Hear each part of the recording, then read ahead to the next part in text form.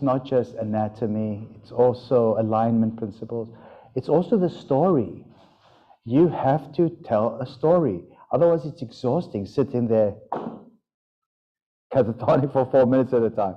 You have got to keep them emotionally engaged. Otherwise, you lose them. It's Stephanie Strange. Yay! Hello, Stephanie Strange. Did you bring your tiger outfit or panther outfit? Stephanie, So you know, and a reminder for everybody as we start, any comments, questions, anything, anytime you want to speak at all, anything at all. No, you do?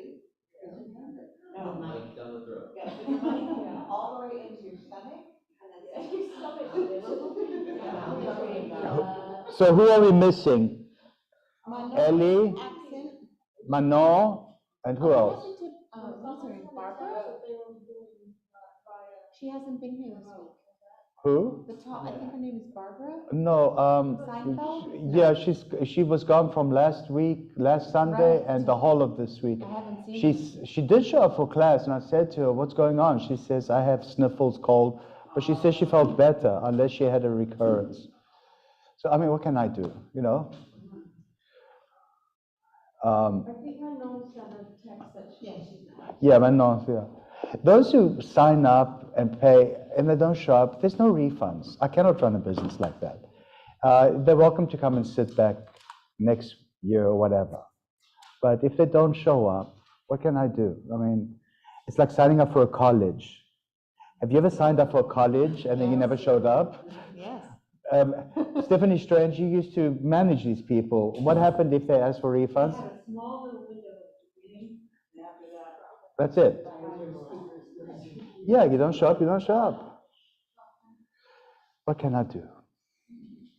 But I can do something generous. I can say to them they can come back next year gratis and take it again. You know, that's the best I can do. Yeah, you get a store credit. You can't make it for whatever reason, get a store credit, come back next year. That's assuming I'm still alive. So, Check. I mean, what if I die? And then, right? It's Chitaputri and Roy.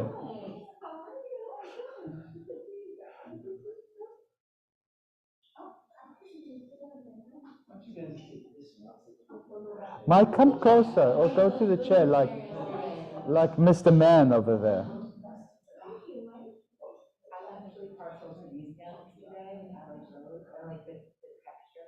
I don't like those at all. I like the purple ones yesterday. I like the salmon. The pink ones. They look so cozy. Those were good pants. If you notice, the pillow is the same color and design as Michelle Resnikash's dress. Oh. You guys notice these things? And it's that same dusty pink, like dirty wine or whatever you call it, dirty rose, dusty rose, what do you call it? Yeah. I actually connecting the dots this morning when you were doing story time, you were talking about, and then you could take a picture and put it on Facebook and people can see how spiritual you are. And then your real friends will make a joke, right? No, your real friends won't say anything. So one of my real friends and my profile picture, which I just did, it has a asana in it, and it's God. Oh, I saw you, the Pujasana. Yes, and one of my best guy friends wrote, "Nothing like pooping in the ocean." I'm keeping it. And I died. I thought it was so funny. I think it's funny. I think it's funny. Don't poop in the ocean, please. Only fish are allowed. All right.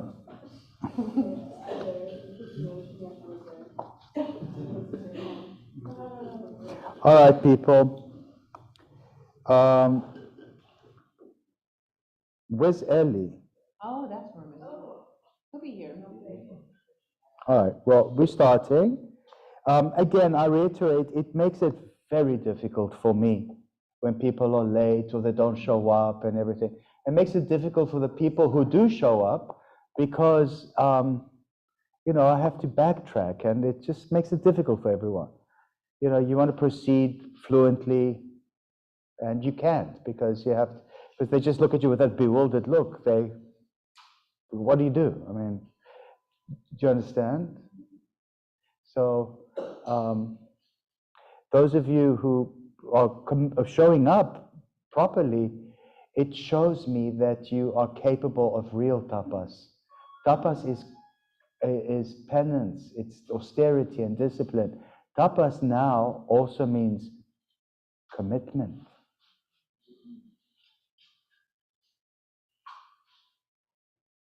Have you ever done something you didn't feel like doing, but you were committed to doing it?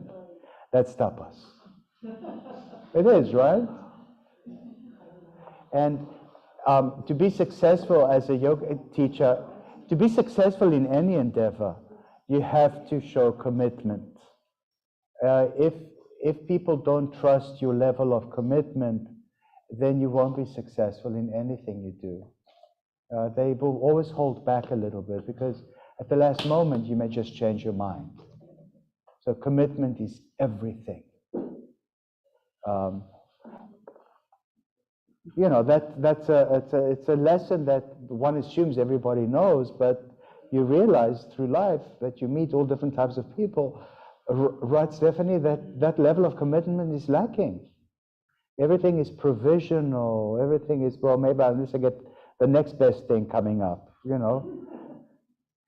Rajita Potri?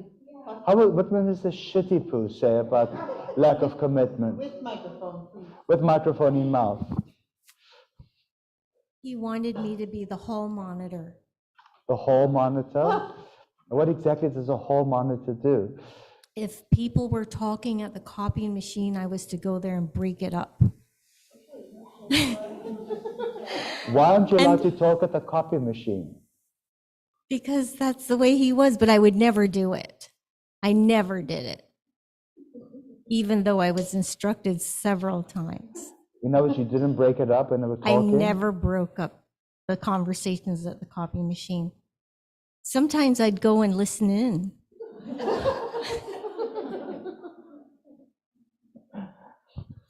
You will notice that Mr. Shetipu will feature more and more in this training.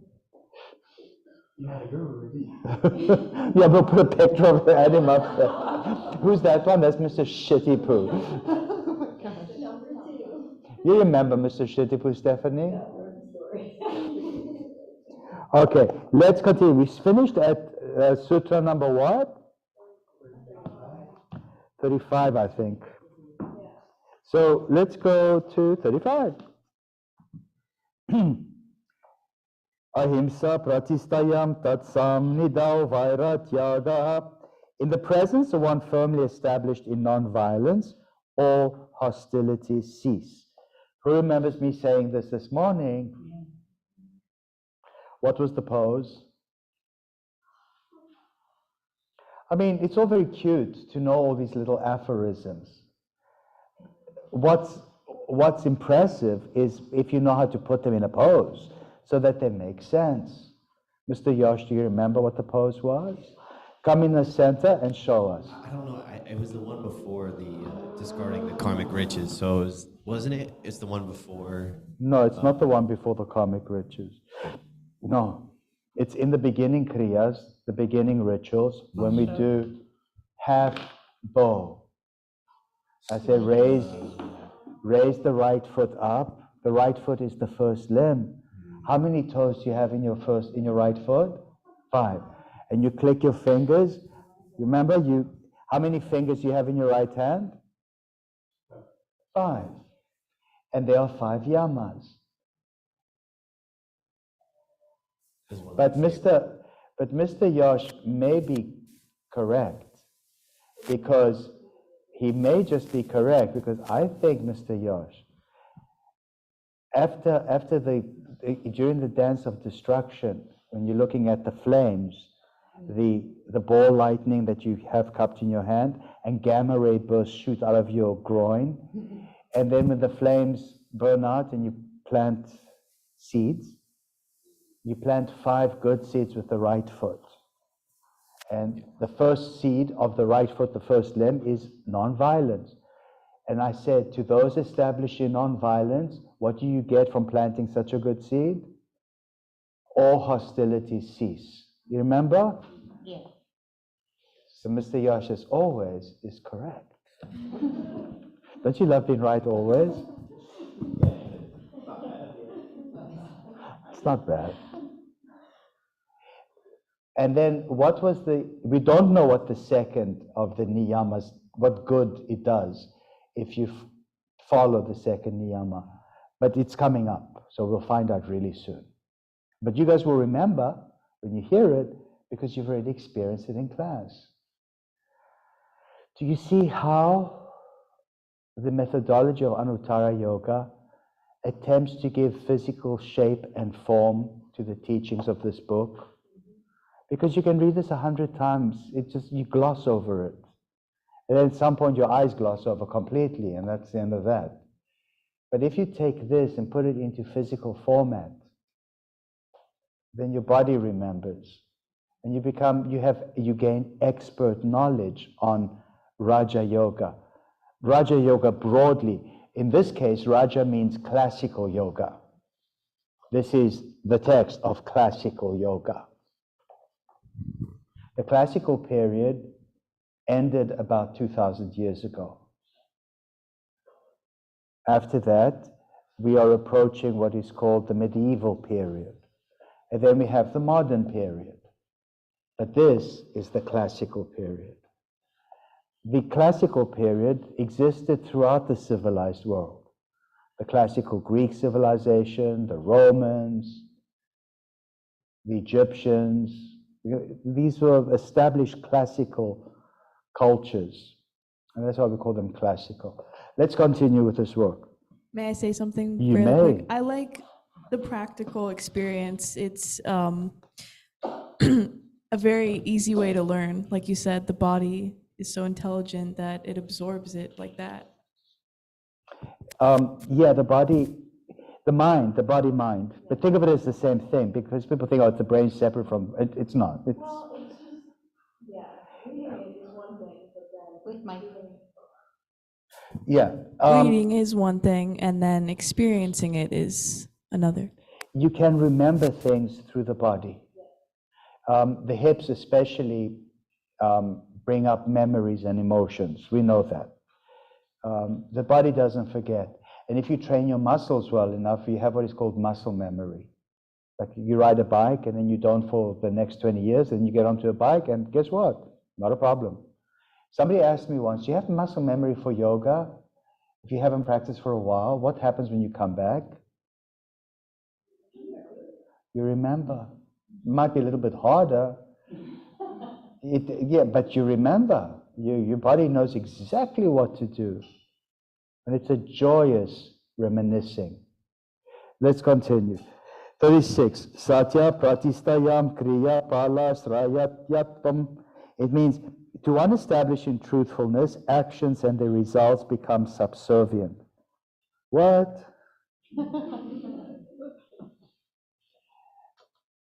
Lana, read the purport of this so that this it begins to make sense, please. Put the microphone deep down into your gullet. There you go. Yeah, the Very close to your mouth, for real. By the establishment of truthfulness, yogis get the power to attain for themselves and others the fruits of work without doing the work. In other words, things come to them. You get the fruits of work without doing the work. It's like hiring someone for nothing and then getting all the... So what exactly is this? Carry on. We have to understand this. In other words, things come to them automatically. All nature loves an honest person. Then you need not run after things, for they will run after you. And if you are always truthful, if no lie comes from your mouth, a time will come when all you say will come true. Even if you say something by mistake, it will happen, because by the practice of satya, the words become so powerful and clean that honesty observes you. It wants I like this, yes. That's all you need to say. Now it makes sense, right? I said that in class.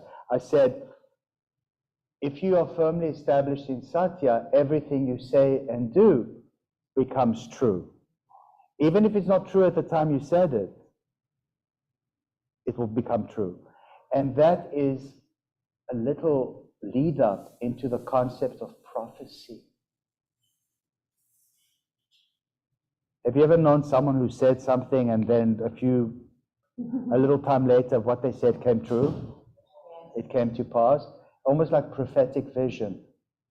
It's because they were so well established in the concept of truthfulness that what they foresaw could not have been a lie or misleading. They are so established in truthfulness, in Satya, that whatever they see or foretell or foresee comes true. That, I think, is how we can try to wrap our minds around the concept of prophecy. You see, the higher self exists in the quantum field of consciousness.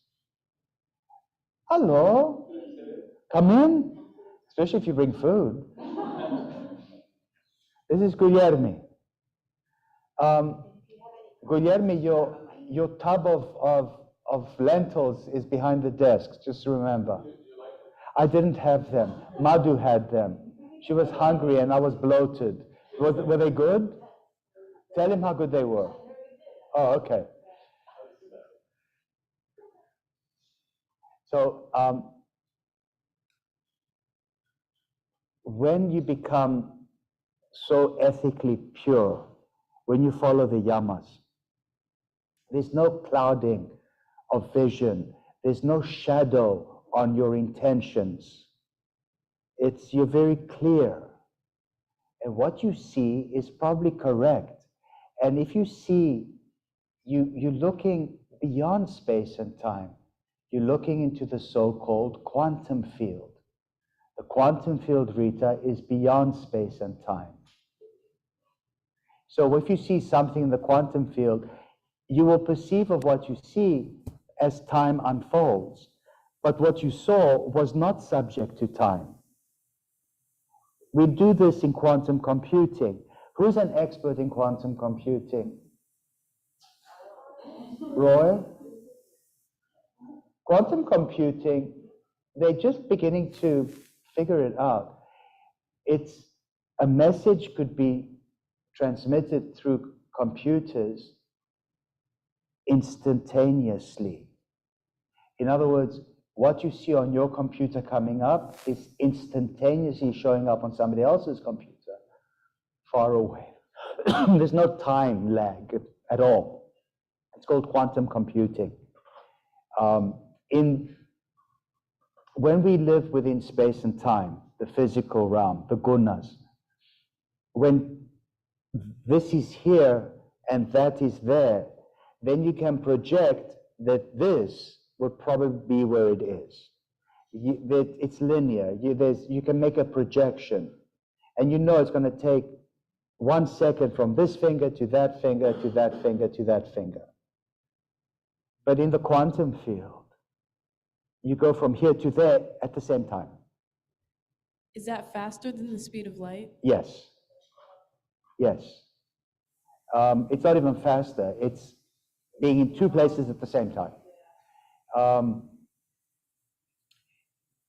When you look at things, when you look at an atom, the energy particles in an atom, they are not linear. In other words, you don't see one popping up and then the next and the next. They pop up in any which old way direction. And sometimes the particle pops up in 2 places at the same time. It's just for a fraction of a microsecond. That is quantum. And that is what you attain in the 3rd chapter, the Vibhuti-pada, where you can be in 2 places at the same time. Who's my favorite priest who used to do Mass in 2 places at the same time? Who?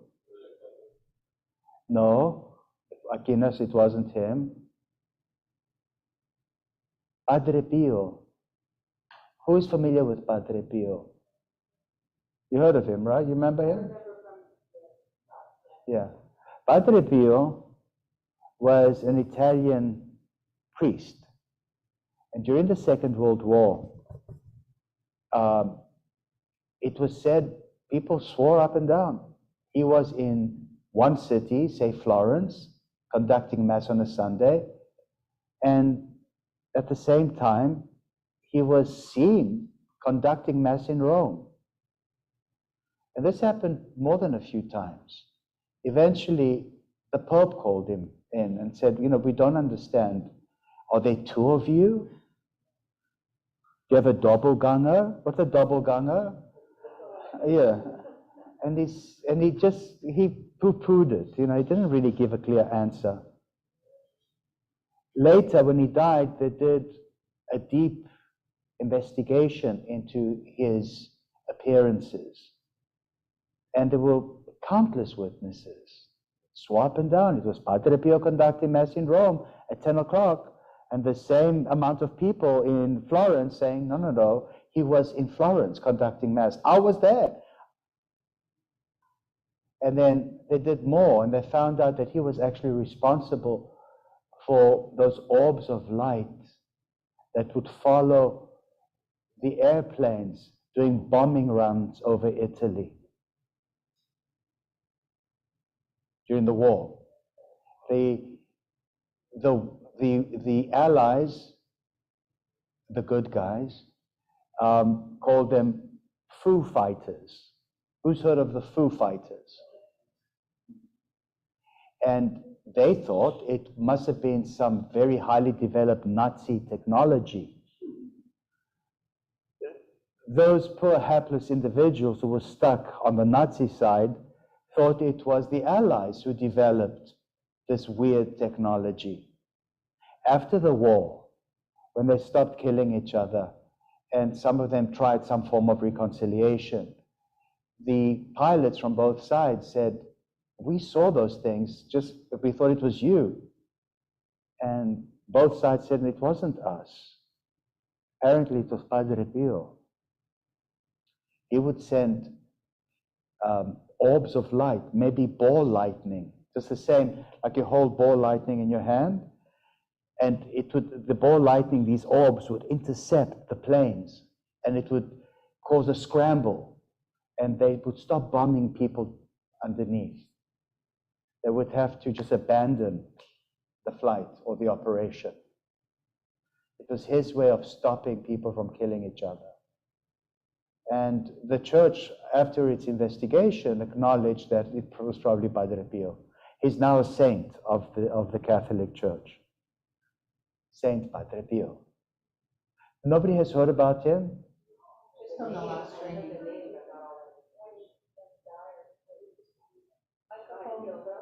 Wayne Dyer talks about him? Yeah, and the orbs. I like Wayne Dyer. He sent his daughter to do Anuttara teacher training. She wanted to become a yoga teacher, and he said, go to Anuttara. Unfortunately, his daughter died recently in some mishap in Costa Rica. She drowned.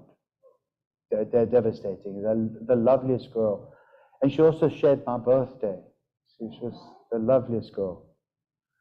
And she was very good friends with Michelle Anello, of all people.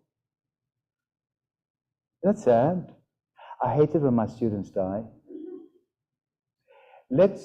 Who wants to, unfortunately, there's some technical issue with the computer.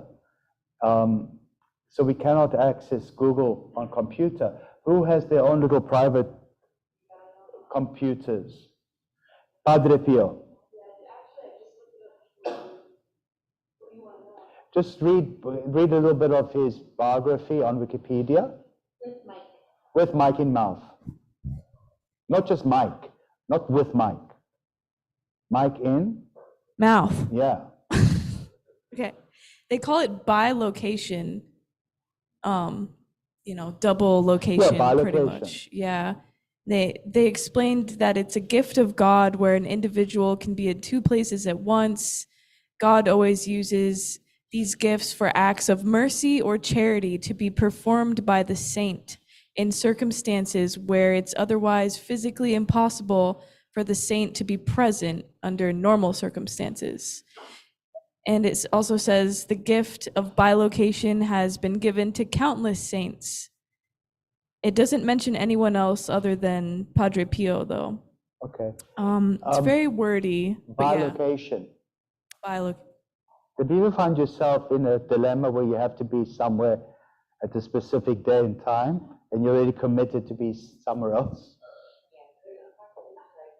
Then you do bilocation. It's so simple. You pray to God, and it gives you access to the quantum field, and you can be in two places at the same time. Exactly as quantum reality suggests. These people, you know, when you focus on what Patanjali calls the permanent as opposed to the impermanent, when you start to focus on the real as opposed to the unreal, what he's really saying is find focus in the quantum field. And anything is possible because it's miraculous. They call it very spooky. Mystical, spooky, and everything. But it's hard-nosed science now. It's not. Who wants to Google quantum reality and see what words come up for us? I've actually you like been all this having. stuff, Roy?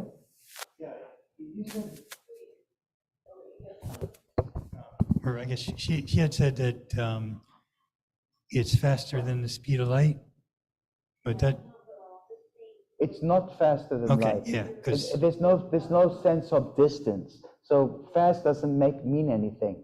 It's literally being in two places at the same time. okay, yeah. 'Cause, Maybe this is what those so-called unidentified flying objects are. Because when they move, they contravene every law of physics.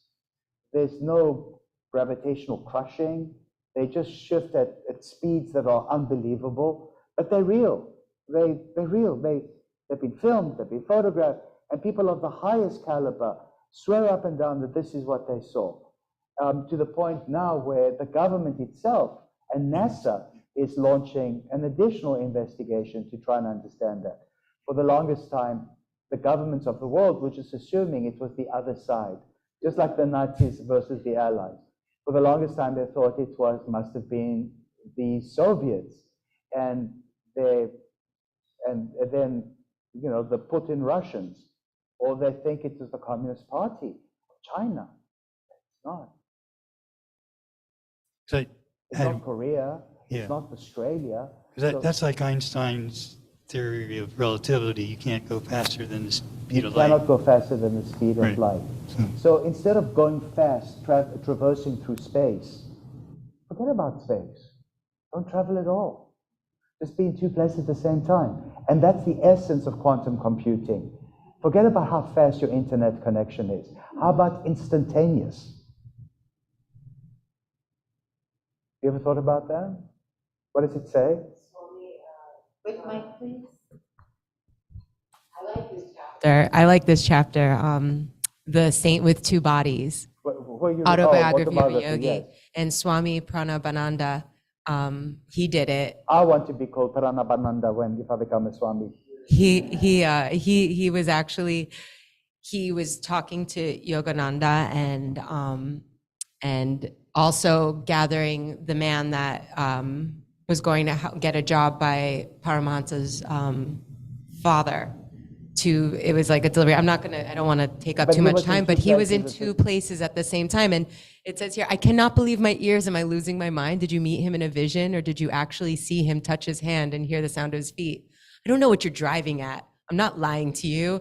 Can't you understand? Only through the Swami could I have known you were waiting in this place for me. And that's how they met. And because he set it up, Swami Pranabananda.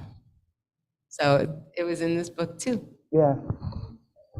Well, a close cognate of Swami Pranabananda would be Padre Pio of Italy. A saintly man. He was attacked sometimes by the Allies, saying, how could you send the Foo Fighters to stop the Nazi planes? He says, both of you were killing people. What did you want me to do? That's it. Who else wants to, quantum reality, who found something? With my, Not satisfied. It's word salad to me. Oh, word salad, okay, yeah. Okay, get the word salad. It's interesting though. I looked up just the word quantum to see the definition. It does have a lot of words and fluffs, but there is one. Sorry, I'm sorry to interject. When somebody doesn't quite understand something, they use a word salad. But when you understand something, the words are very short and sweet. If you ask a scientist to explain electromagnetic energy, they explain it no problem. Ask a scientist to explain gravity. Word salad. Can I? Or how about quantum? So this actually, it says, what is quantum in physics and computing? It says a quantum is the smallest discrete unit of a phenomenon. For an example, a quantum of light is a photon, and a quantum of electricity is an electron. Quantum comes from Latin, meaning an amount or how much. So if something is quantifiable, then it can be measured. Okay? So if something is quantifiable, it means it must actually exist. It's a thing. It's an observed thing. And how can a thing show up in two places at the same time? That is the quantum reality. And this is something that we're desperately trying to harness technologically so that we can progress, so that we can travel to the stars, not through space and time, but at the speed of thought, at the quantum level. Very much like those things that fly in the sky. What is Guilherme doing? Oh, and playing with his feet.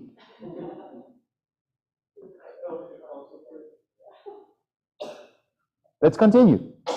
Is this fun? So, this whole conversation happens about quantum because for those established in Satya, truth, everything they say or do comes true. It's because they glimpsed into the quantum field. And somehow I guess it says that God gives you access to it. And For charity, specifically. Yeah, so a for- selfless act. for selfless act, for charity. Exactly, selflessness. What if you were to do the 5 yamas and the 5 niyamas, Eli, for selfish purposes? What would be a selfish purpose to do 5 yamas and 5 niyamas, Chittaputri? With mic in mouth? Well, say you do charitable work, but you broadcast it on Facebook, and I really hate this. Oh, I gave this man a hamburger and it made me so much better. It was a bigger gift for myself. Than for him. Yeah, trying to Do you look send, good, do you send but the they're green vomit emoji? Because there is such an emoji. oh, Yeah, the green vomit emoji. oh, yeah. No, I don't respond, but I think that's like a good example of that. Like pretending Jesus you're said it doing best. good, but you want credit for Yeah, it. you want credit. So you're not doing selfless action at all. You are doing transactional action. Your payment will be the recognition and the desired adoration. That's what you want. Yes. But in that situation, the person is still getting fed. So they're getting fed. So really the only thing you're doing is hurting your own soul. Yeah, you just accumulated more karma. You accumulate more baggage. And the person who ate the hamburger accumulated cholesterol and God knows what else. Yeah, unless it was a veggie burger. But, it depends what if So everybody got something from it. And they all got baggage. That's what they got. That's what they got, baggage. So So that's Mr. Yosh. When you take your toes and you plant them into the ground, you plant good seeds not to gain a bountiful harvest, but you do it as an act of dharma, because it's the proper way of being as a spiritual person. Dharma means duty or the way or the path. If you did it as an act of karma, action for some kind of reaction, like a payment or recognition, then all you're doing is accumulating more baggage. So you really weren't giving anything. You were simply contracting to get something in return. That's all. Yes? Transactional? It's transactional.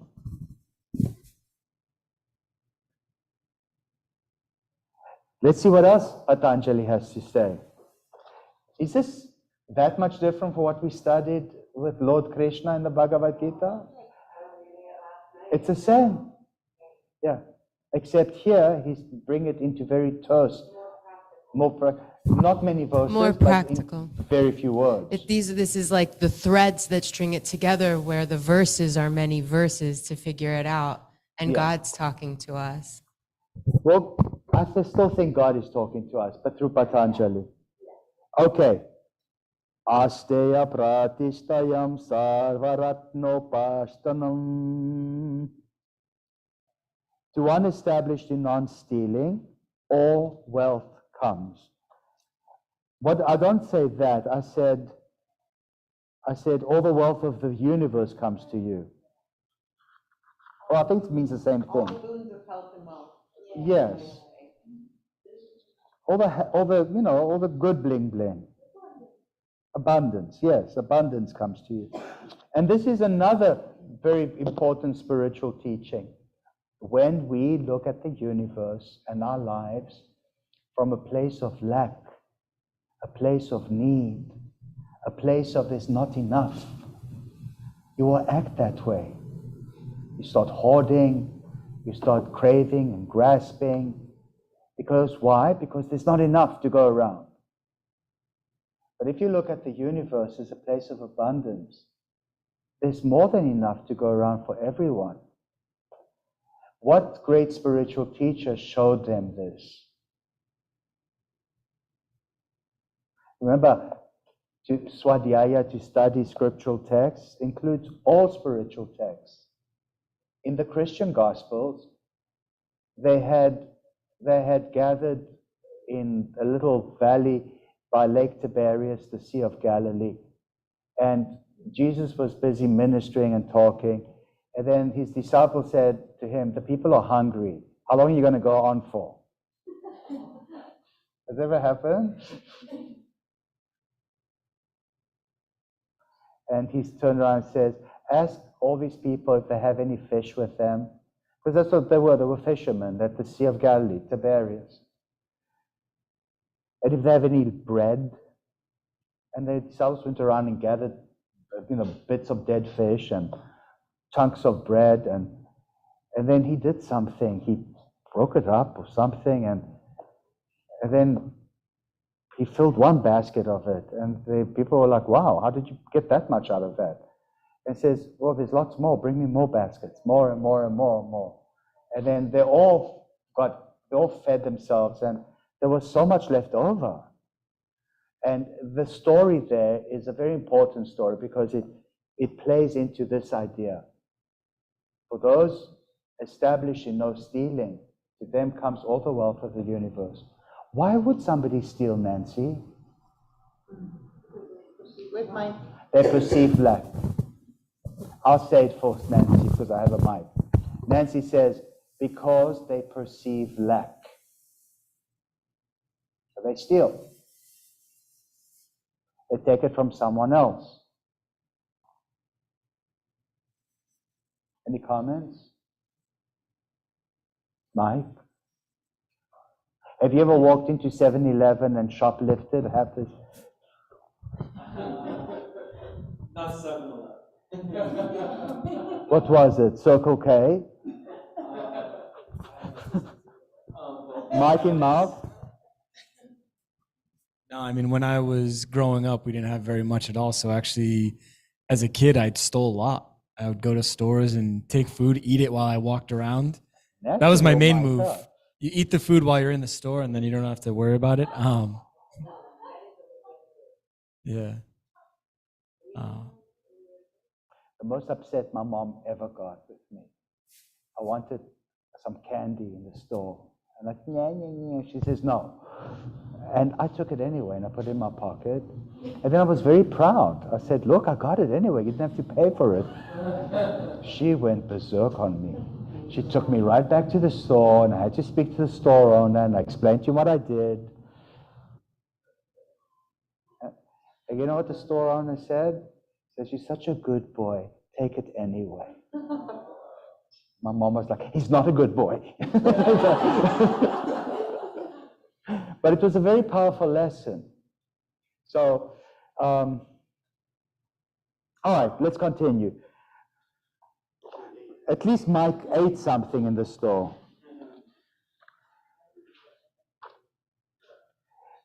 38. Brahmacharya pratistayam virya labhaha. By one established in continence, vigor is attained. Virya. Brahmacharya. Here he translates it as continence. What does incontinent mean? Pee yourself. You have no control of body functions, including sexual body functions. You just have no control. You're slutty, you're unchaste, you're immodest, you are, promiscuous. We have various words for such a person. And such a person is not necessarily a bad person. It's somebody who is emotionally damaged, perhaps. That's what continence means.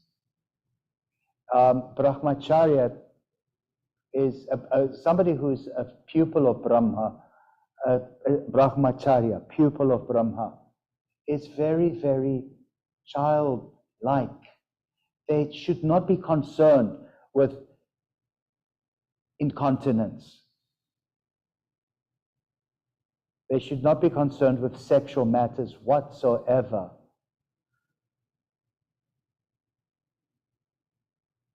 And Brahmacharya means no sex, means celibacy. Unless you're married, in which case it means? No cheating, no adultery. No adultery. It's a very good way for society to encourage people to pair off into spouse couples. You wanna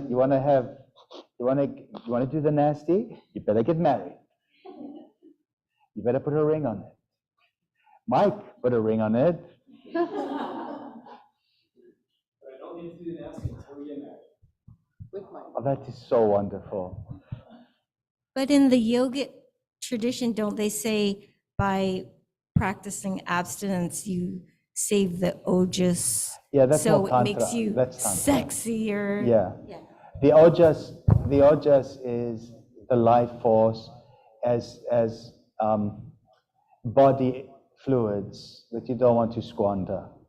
But that's tantric. The tantrikas would always, the only way they could explain all these things is through sex, because the tantrikas were the least educated of the yogis. The classical yogis are people who probably from the Brahmana castes or the merchant castes, they could afford education, and they had other ways of describing and explaining these ideas. The tantrikas did not. Everything was literal. If the right side of the body is male and the left side is female, guess where their mind went? So that is what would happen. I thought I remember hearing something. Tantra is kind of the umbrella of yoga, like Tantra, Hatha, Vinyasa. Is that correct or no? The Tantra means a loom or a weave. It was usually people of the weaver caste that would do tantric things. The weaver castes would sit all day with a loom. Have you ever woven something on a loom? Mm-hmm. You have strings going this way, then you have to bring the strings this way, and then strings this way, fabric, space and time fabric. And then you had a big old stick, you go bring it down, and then the strings push together, and slowly you build the fabric up. That's the weaver caste. The Tantra is a loom. And these were the people who suffered enormous pain in their body. I mean, sitting there all day doing all this. And they were not very educated, and they certainly weren't wealthy. They just sat and worked all day, weaving carpets and fabrics in front of a Tantra, in front of a loom. And the only time they had joy and freedom was in Tantric yoga. And Tantric yoga, the closest cognate to this Tantric yoga is? Boom Boom Vinyasa. Very sexy. And it is sexy. How many times have you heard me say in Vinyasa, I want you to be sexy?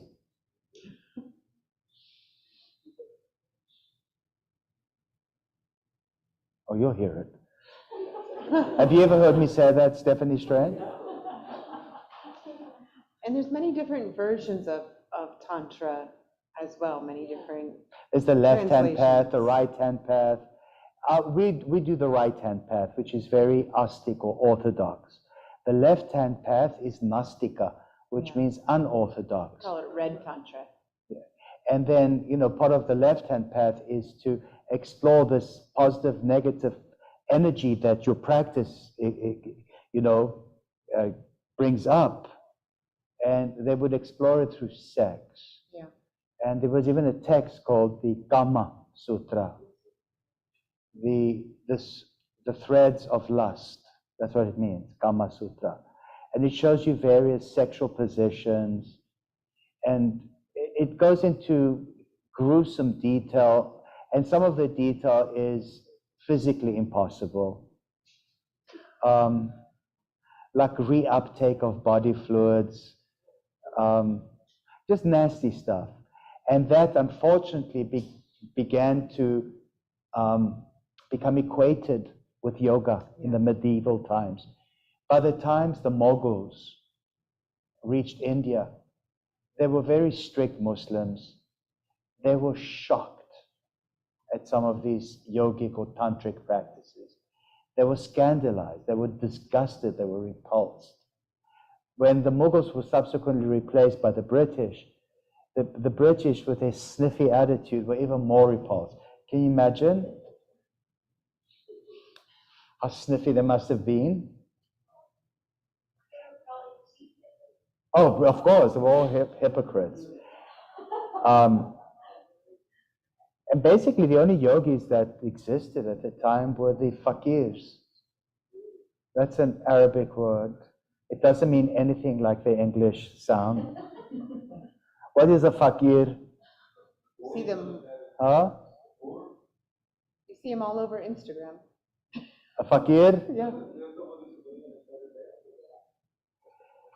A fakir is an extreme left-hand tantrika. The ones who let their arm wither and fall off, or they sit on a bed of nails. They do performances in the streets, and then people throw money at them.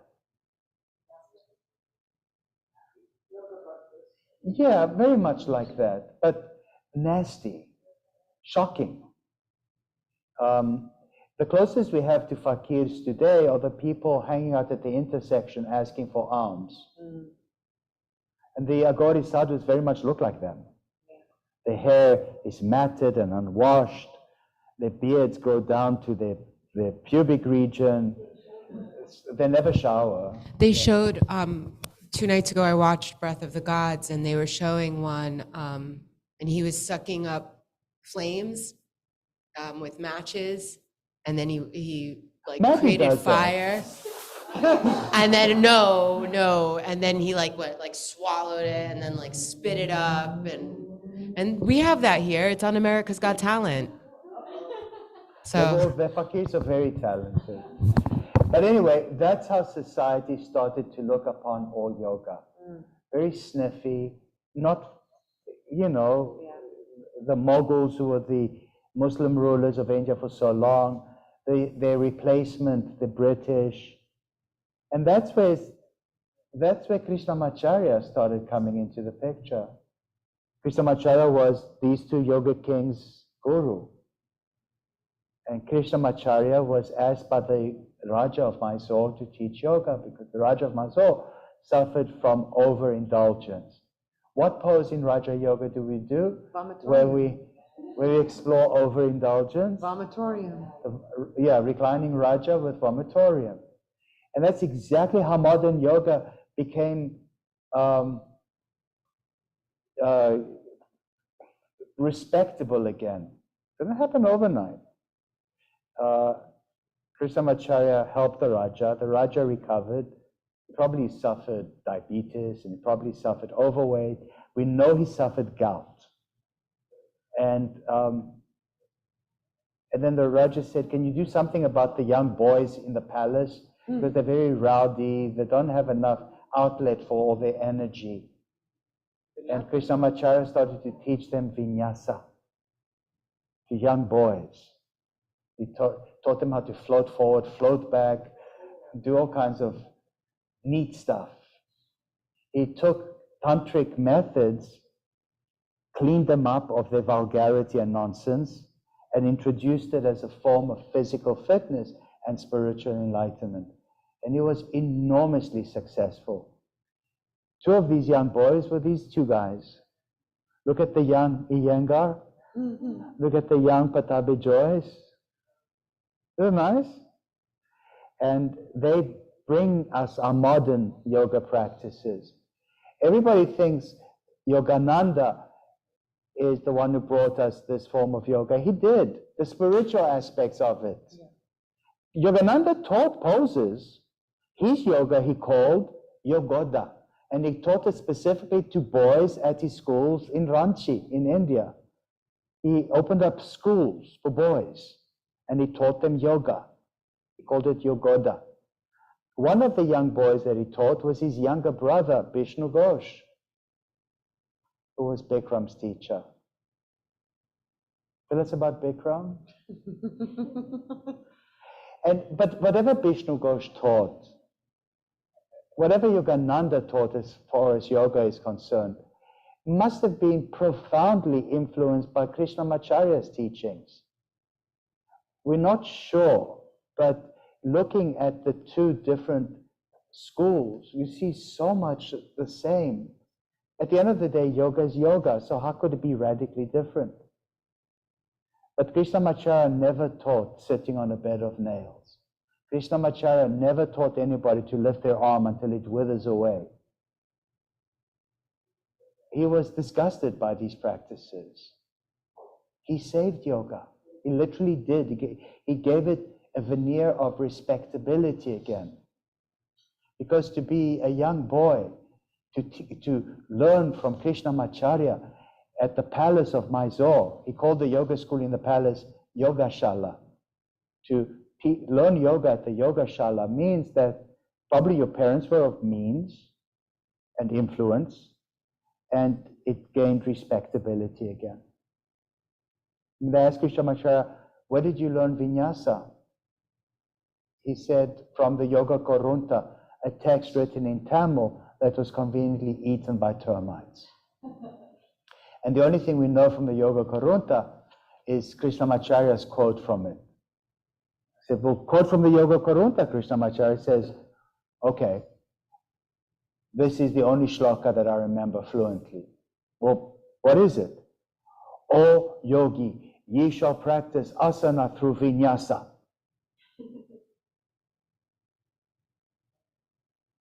when we practice Anuttara Raja Yoga, that is also, strictly speaking, through vinyasa, special placement.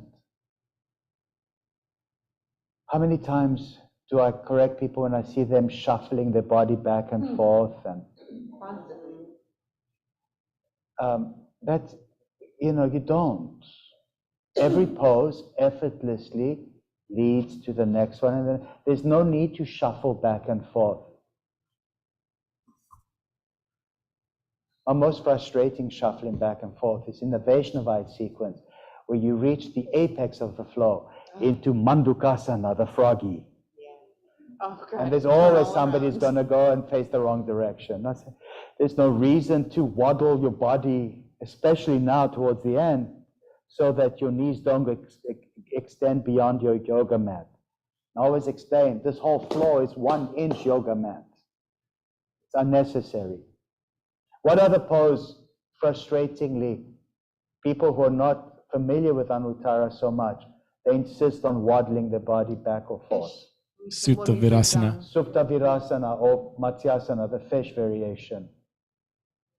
You always see it, wiggle, wiggle.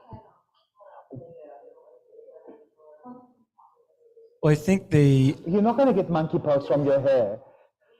I think like similar to the mudras, that's a great one that I like because you explain why. You don't give up your ground as this warrior. You stand your ground. You stand your ground. So I think people are like, oh, what does this guy care? I'm just trying not to get the floor sweaty. But we know that you're going to put your head on the back of it. It's okay. That's the point, not to give up ground. It's not because it's some. It's also because you don't want to disturb the flow, the vinyasa, the special place. It's sloppy to move around like that. A huge chunk of the practice is to let go of these distractions. That's all it really is. You distract yourself. Oh, I need to move here. No, you don't. You don't need to move at all. You don't need to, You don't need to wipe the sweat off your face. You don't need to scratch your head. You don't need to pick your nose. You don't need to. You see them sometimes, and they do things like this. Let us sit in dhyana sthiti, and this is what I see. Or like this. Oh, I know. Oh, that's my worst. Have you seen them? That this week, I've seen quite a bit of that. Yeah, a lot of that. They do all kinds of crazy, and I said, find stillness. And my voice is very soft and soothing and encouraging, and the music is going. Boom, boom, boom, baby, baby, baby. And then I'm like, find stillness, find stillness, find stillness. Eventually they do, Rita. Eventually they do, and everything changes. The challenge is to keep them coming back until they find stillness. Because this is so traditional and classical. It's weird to them. Why shouldn't I wipe the sweat off my face? Why shouldn't I crack my neck so I can run off to the chiropractor? It's hard. I try so hard to convey to them. Teaching Raja is easy because they're gravitationally trapped. They can go nowhere. But in a vinyasa, it's very hard because the music is loud and there's so much information I need to convey. And we're moving clearly. I do a good job. But it's part of it. You can, that's the practice in itself. You notice these things, you call it out, and eventually some of it will stick. People in Fort Lauderdale who don't know Anuttara, it's a shock to them.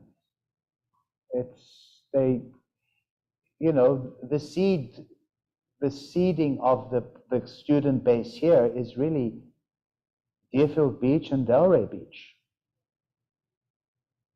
But they're coming, the Fort Lauderdale people are coming. You came. There's a lot of New Yorkers coming down, and they don't like what the yoga community has to offer, but this is what they're looking for, but they don't know it's here yet. Because we're new. You're new. So they don't know, but they're knowing now. The ones that I come encounter with, because a lot of New Yorkers, a lot of Northerners, a lot of people from California are moving here. There's a lot of people that are moving here right now. Are you telling them about this place? Groupon with help. Yeah. Did you do Groupon? No. Chitta Potre and Roy came on a Groupon. Me too. Stephanie Strange came on a Groupon. And you, and Martine, and The thing is, you don't have to make it accessible for every class. So I would probably eliminate vinyasa. no, for group one is very difficult. Yeah. We'd have to, you remember, for enormous struggle with them. We would say to them, please say on the Groupon, say new customers only. Oh, gosh. Because existing customers would come, and I'm like, guys, I'm trying to keep the business alive, and you're coming in here with a Groupon. It's for new customers only. And they would promise they would do it, and then they would advertise Anuttara, and then would conveniently forget new customers only. And then to be the same old faces coming back in. I got a Groupon for $50, 60 months. And then, and I would be like, how am I supposed to pay the rent now? If you're selling all my memberships for $50 for 6 months, it became very difficult, but it brought in a lot of people. How much was the 2-week one? $25 or $30? It was cheap, but you had one and it was so suspicious that I wouldn't do it. Which one did it? It was like 6 months for like $100 or something ridiculous. And I was like, how could yoga be so cheap? This must be a terrible place. Grab the mic, Steph. So that's why I did the 2-week one. It was $39. Yeah. I'll never forget. $39? $39 for 2 weeks. Unlimited. No, it's $50 Well, for this 2 was a weeks. decade ago. Countering for inflation. Yeah. Do you, And you had Ariel included with that. I know, but it was those that almost killed us because, they forgot to say new customers only. So what we would do at the desk is you would tell people, go get a refund from Groupon, please. Seriously. What can I put it towards? No, Groupon makes all the money. We don't. Go get a refund from them. We will not accept it. You're not a new customer. And then, it caused a lot of rancor. But anyway, such is life when you run yoga as a business, which sometimes who inspires me, yoga as a business? Well, not just Yogananda, but Swami Sri Yukta Swagiri. He was a hard-nosed businessman. There is a way to do it. Could you imagine somebody like Sri Yukta Swagiri being an unethical businessman? No. Just look at him. Looks like a lawyer. He was like a lawyer. He was a good Upholding man. the law, truly. And then Lahiri Mahashaya, he just looks like a scoundrel. Doesn't he?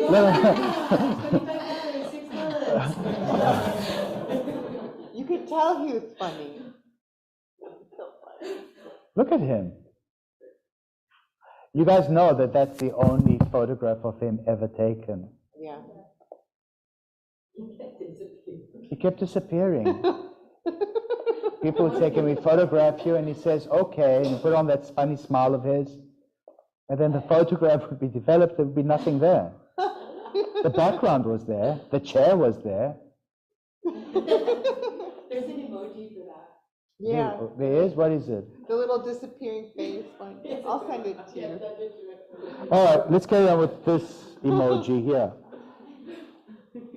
So, Brahmacharya means,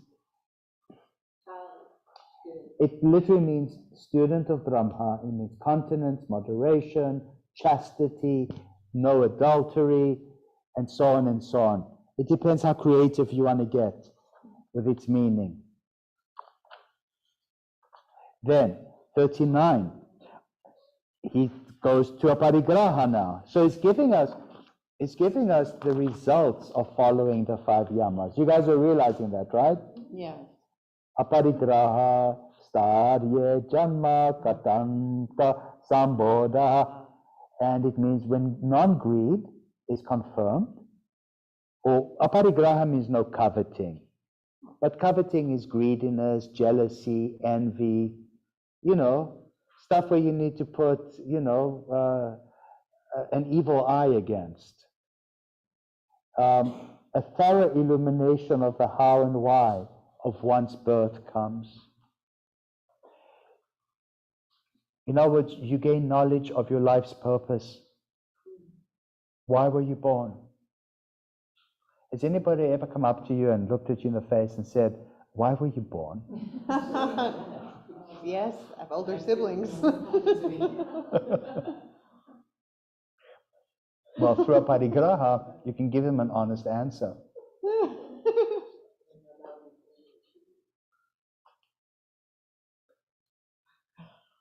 It takes a lifetime sometimes for most of us to find our life's purpose. The reason why we were born. Most of us look and search, and we're not sure why we were born. What is our life's purpose? For most of us, our life's purpose is to pair up with someone else and breed. It's what living organisms do. It's the prime motivator for one's life's purpose. But humans have the incredible ability to find a purpose, not in opposition to that, but beyond that as well. What is your life's purpose?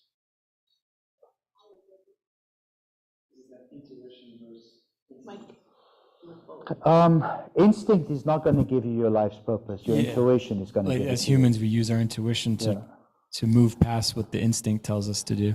Oh, that's the disappearing emoji? Yes. Oh, now I know what it means. It means I'm out of here. Okay. Or like go away. What does it really mean? Go away or vanish away? It's just like stern face ghost kind of. When you ghost someone, the last time you're ever going to speak to them? It's as close to a non-reply reply type scenario. Like you don't really have any. It's like in the indifference emoji. Whoa. Oh, yeah. That's a harsh one. I'll send it to you all. I don't mean it. I'm sending it in the chat. Yeah, there you go.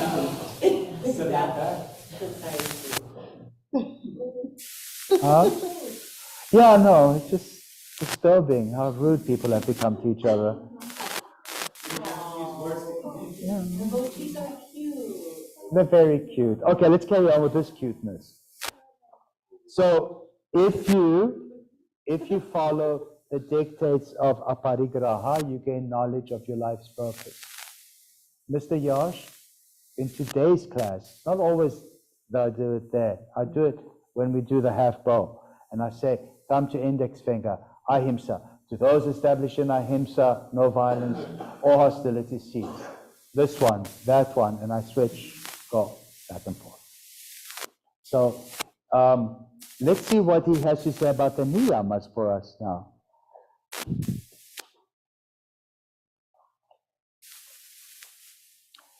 Saucha svanga jugupsa parara samsarga.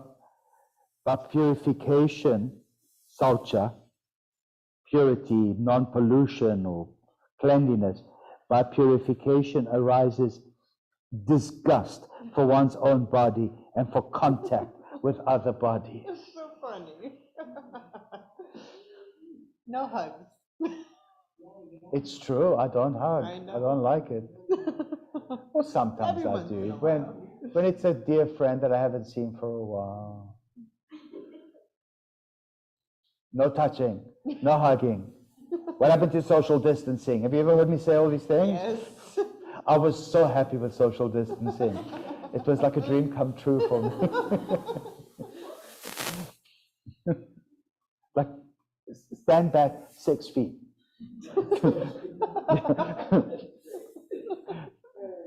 Especially when you're standing in line at Publix and there's somebody coughing and sniveling behind you.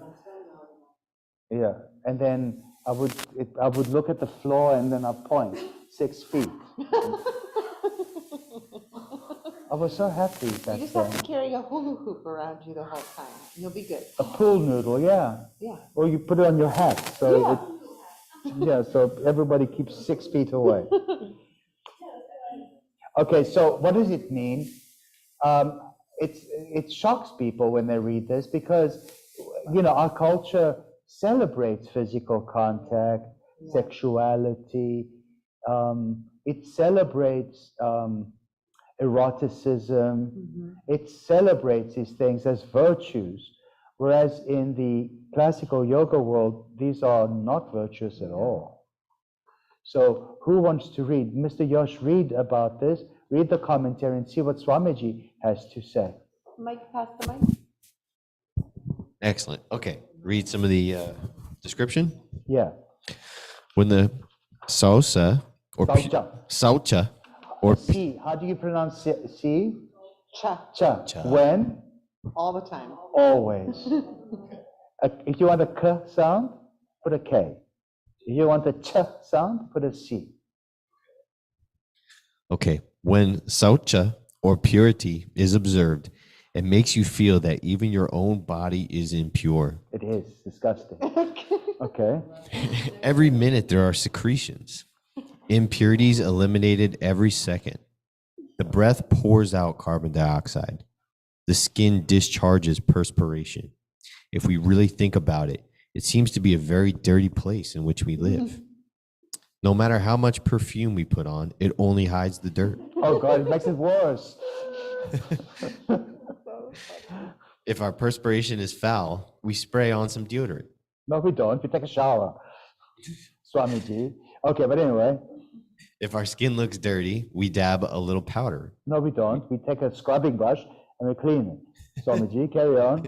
Every time we cover the dirt, it comes back. We realize this. We develop an indifference toward the body. Not that we neglect it, but we no longer adore it.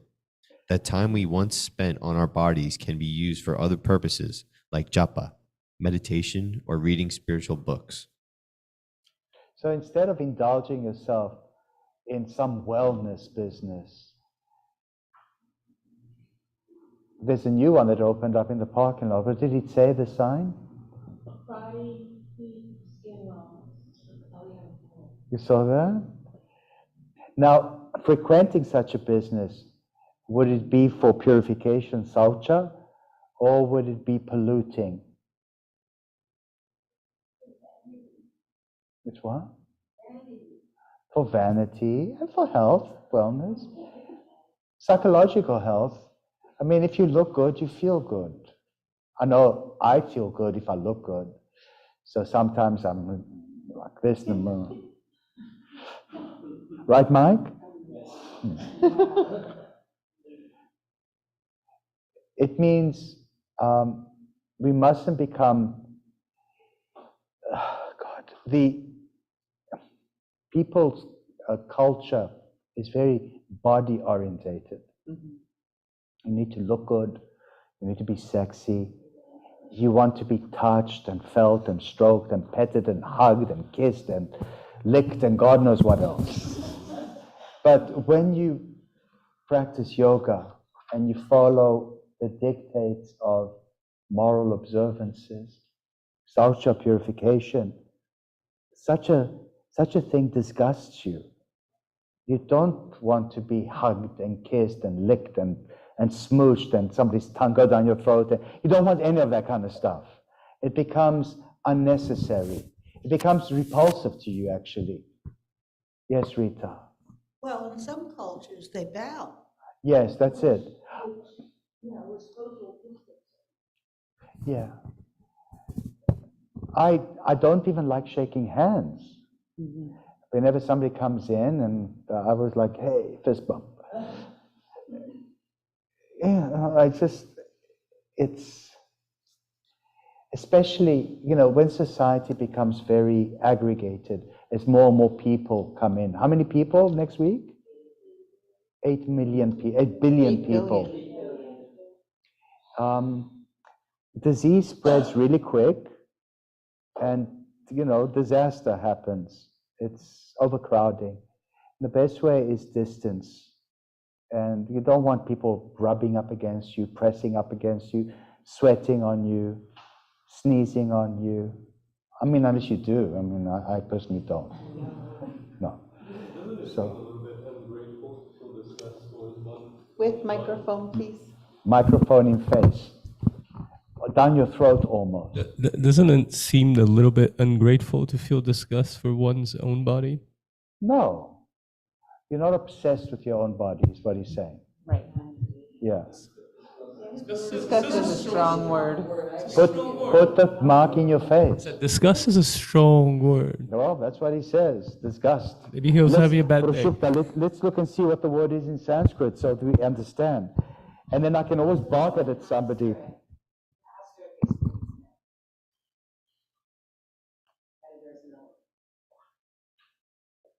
Where? Yeah, do you want me to read it? Oh, editor's note. This sutra should be understood in the light of a particular stage of discrimination on the part of the spiritual aspirant, where for the sake of the higher goal, one develops a natural disinterest in the body and in intercourse with other bodies. However, it should be remembered this disgust is not the same as aversion, and that, as all the sages and scriptures have said, it is only in the human birth that a soul can attain spiritual realization.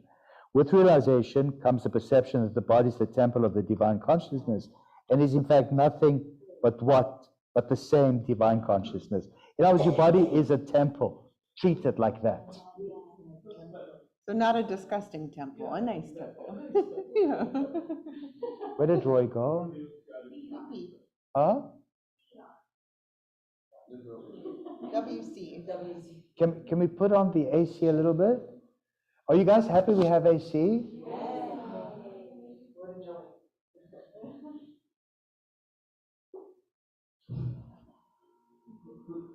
It's a massive AC unit. It freezes the room within seconds. All right, let's continue with this disgust.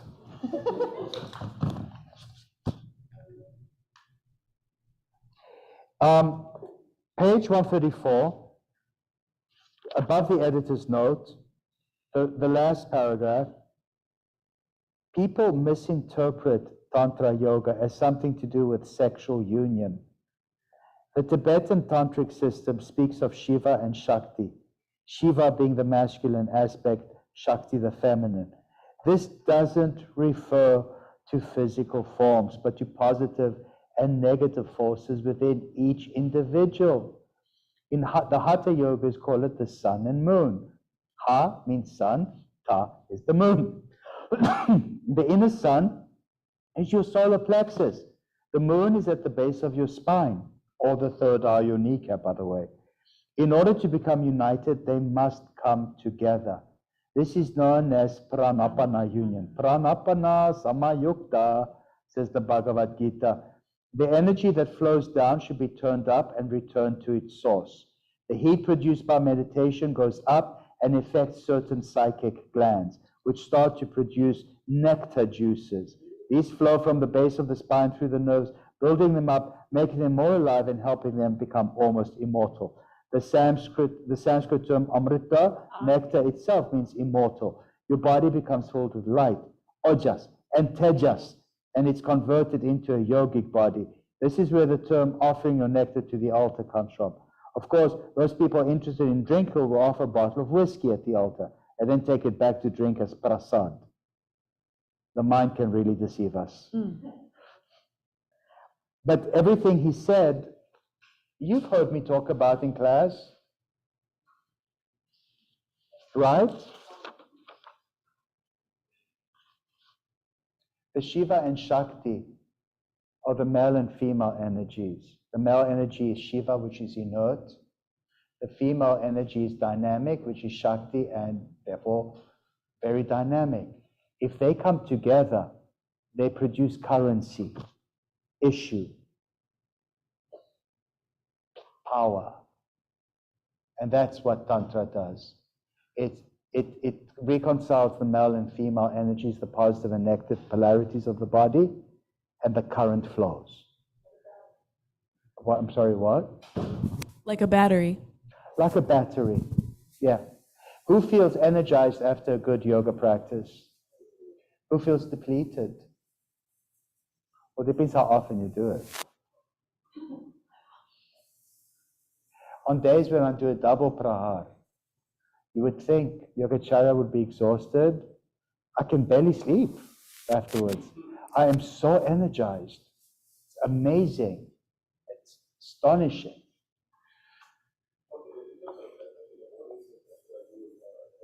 Put the mic in your mouth, deep down your throat.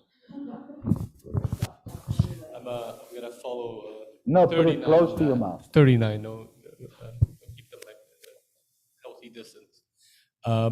No, say sometimes when I practice in the morning and then I come back for a double in the evening, my body just feels like it's just ready to float. It floats. Yeah. Yeah. It's almost like it's less effort. It's less effort. It is. It's amazing. Okay, so let's go to number 41. Sattva Shuddhi Saumanayasya Kriyendriya Jayatma Darshana Yogyatvanica. Isn't that a nice one?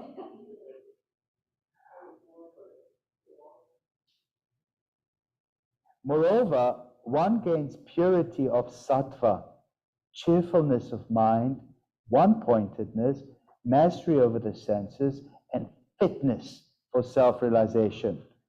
This happens when you do saucha, purity, cleanliness. You gain purity of sattva, you gain cheerfulness of mind. What is one-pointedness? Focus, yeah, ekagraha drishti. Mastery over the senses and fitness for self-realization. If you fail to purify, if you are impure, if you are polluted, how will you achieve self-realization? Not at all. In India, the idea of pollution is very, very prevalent. If an untouchable crosses your path and their shadow falls across your feet, you have to do purification rituals. You have to fast, you have to pray, you have to dunk yourself in the holy Ganges. There's this whole slew of things one has to do. If you eat something inappropriate, like a dead animal or something, then you have a very aggressive purification ritual that you have to go through so that you're purified. What is Rita doing? Oh, you like the sun? Oh, you're in the shade. Okay. Rita's like me, she's humble. Look at me, I'm squatting on the floor. But Lana's even more humble. She's slithering on the floor. All right, let's continue.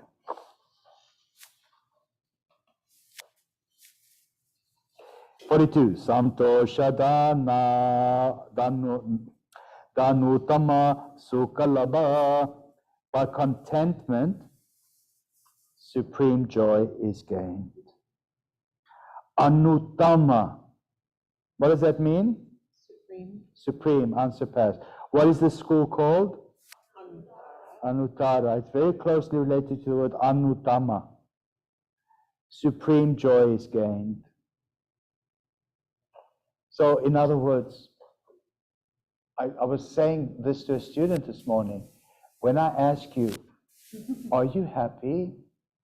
What am I really asking, Chitapotri? With Mike. Are you moral? Are you morally responsible? Because if you are morally responsible, you will be following the concept of santosha, contentedness. And if you do follow santosha, contentedness, the supreme joy is gained. And that's when, if somebody asks you, are you happy? your answer is an unequivocal yes. Yes. You're actually happy. Why? Because you practice Anuttara yoga. You achieve Anuttama. And because you did Santosha. So you are morally obligated to make yourself content. If you are chronically a malcontent, is that a good moral thing to be? Yeah. Do you know people who are chronically malcontent? It's exhausting. They exhaust their families, they exhaust their community, they exhaust society, they exhaust the world, they exhaust their country, they are malcontent, they're chronically malcontent.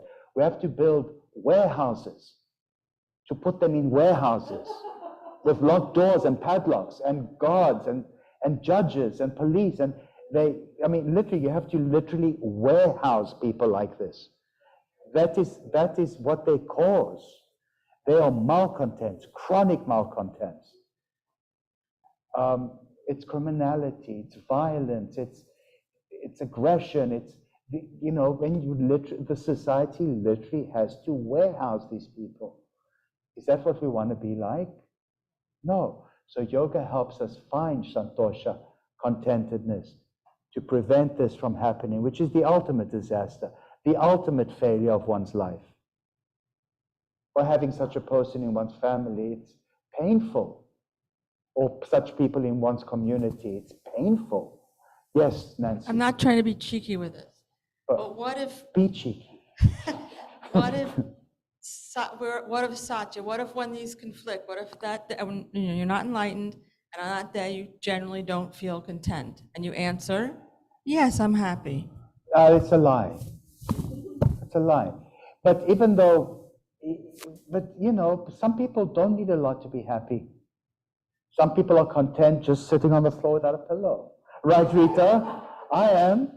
I don't need a throne or a pedestal or a sofa. I'm happy on the ground. I'm very happy on the ground. So it depends on the person. You find contentedness by doing what you love. You find contentedness by being a good person. You will never be content if you attack other people, or if you have to look past your shoulder every 5 minutes because payback is coming. So that's what it means. It doesn't need much explanation at all. To me, it's just common sense. Even to you, Mr. Yash? All right. So to be happy is a moral obligation on our part. 43. Kayendriya Siddhira Shodikshayat Tapasa. By austerity, tapas. Here, finally, he's calling it austerity. He's not calling it pain and suffering and torture and misery and. Yeah, thank you. Okay, by austerity, impurities of body and senses are destroyed and occult powers are gained. What pose do we do, Madhu, where I ask you to feel the tapas burning, the burning heat? Belly twist. And then you receive with the right, you dispense with the other hand, and then you turn and you receive grace. And then I say to you, whatever grace means to you, you will only understand the concept of grace once your third eye opens, your okus, you achieve the occult powers. We think of the occult as sinister and witchery, but it doesn't necessarily mean that. It comes from the Latin ocus, which means eye. How do you say eye in Portuguese? Ojos? Eu. Okay. In Latin, it's ocus, therefore occult. In Sanskrit, aksha. So very closely related.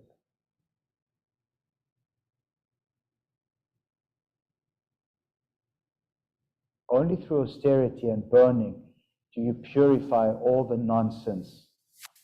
And then you gain your occult powers. He's saying that now because, Rita, the very next chapter is all about the occult powers.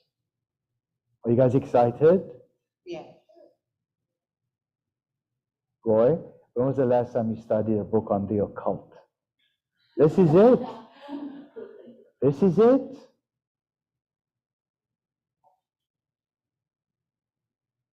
The light is shining directly in my face.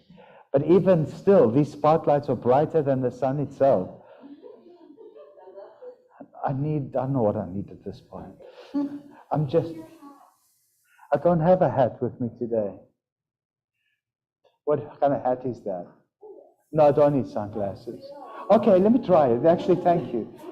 I think I would look like John Lennon in those kind of sunglasses. They're very cool. Yeah, maybe. Anything to be cool.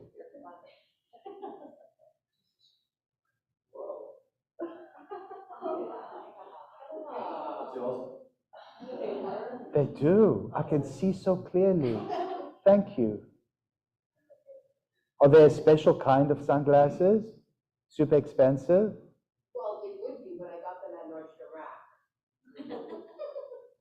What is Nordstrom Rack? That's the discount. Yeah. They're Montclair. Is that the one on the Federal? Yeah, I've seen it. They have great men's stuff. Does this make me look effeminate? No. Oh, Those are okay. unisex. Okay. Those are unisex. I like unisex things. I'm neither here nor there. Okay. I can actually read the letters.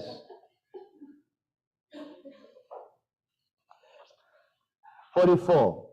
Svadhyaya dishta devata samprayoga. By study of spiritual books comes communion with one's chosen deity.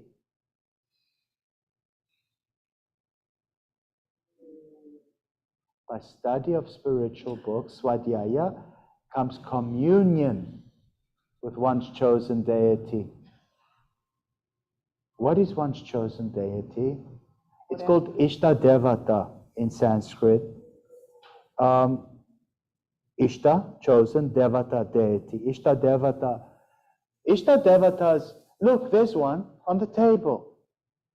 Who brought that Ishta Devata here? Vani Zandraj.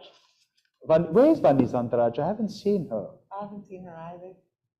I'll check on her. Yeah. I think she may be politically upset. It's a good look. Because I said, yeah. No, her dad is in town and she's super busy. Okay, that's what's going on? Yeah. Okay.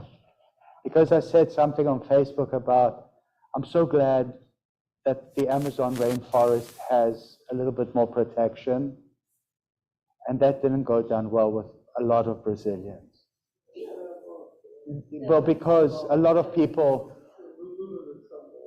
yeah, of course he is, but probably worse.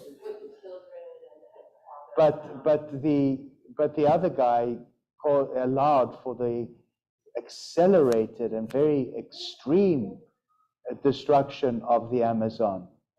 And I didn't want to take sides in a political struggle for another country. It's not my business. But the Amazon is my business. It's my planet. It's my planet. Huh? It's the lungs of, that's what I said. So some of my Brazilian friends say, Philip, I couldn't believe you would promote. I'm like, I didn't say anything. I'm not promoting anyone. With microphone, Huh? it's hard to hear everything. I know. They're growing corn and soybean. And the one administration was actually not preventing this from happening. The one that is coming now, even though he is obviously a scoundrel, he was in jail for corruption, for heaven's sake. But at least he did some steps to prevent this accelerated destruction of the Amazon. That's all I meant. That's all. Don't crucify me, my dearest Brazilian friends. But They are the nicest people I've ever met in my life. They're nice people on the planet. With microphone if you're going to speak. Huh? His children own the largest chain of slaughterhouses in the world. Lula's children. Just FYI. Lovely. Just so, thanks for just telling me that.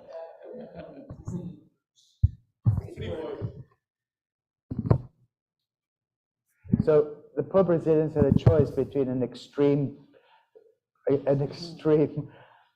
scoundrel on the one side versus an extreme scoundrel on the other. That's politics for you.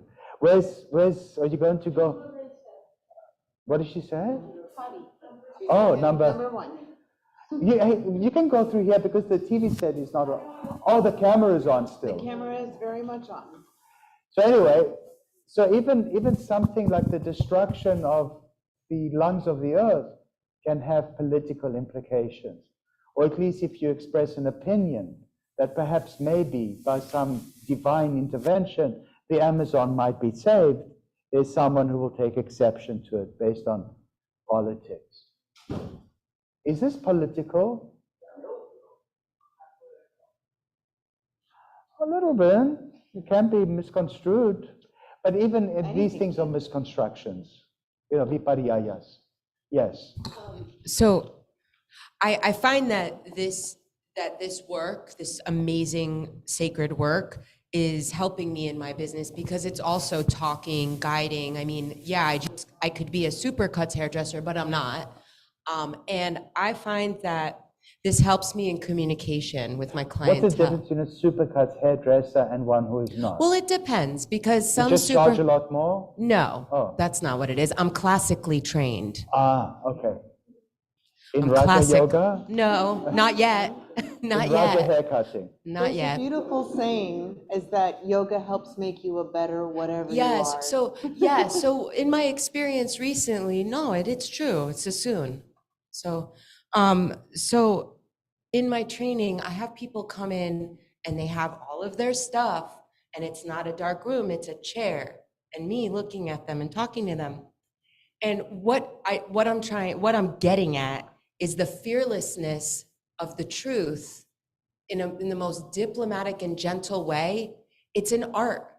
It's an art to communicate how one can be a better them without imposing it, withholding the light on a one-on-one setting when they don't really, I just think it's remarkable that you have enough courage to actually take a scissors and cut somebody's. I would be terrified. But I have to say, this beautiful work, and they kind of go hand in hand. When I listen to everybody sharing about their classes, and when I listen to how you have to teach, it helps me. And in addition, it inspires me to, get to do both. Or, at the end of the day, this is beautiful. It is beautiful, and I think you hit the nail on the head, because at the end of the day, everything is yoga. Mm-hmm. Do you guys realize that? At the end of the day, even dirty, filthy politics is yoga. It really is. Mm-hmm. Is, the art of encouraging people to see something in a different way, perhaps, or to reconcile seemingly opposing points of view, seemingly opposing. I'm so disgusted that Lula Sons have the world's biggest abattoirs. That really sickens me.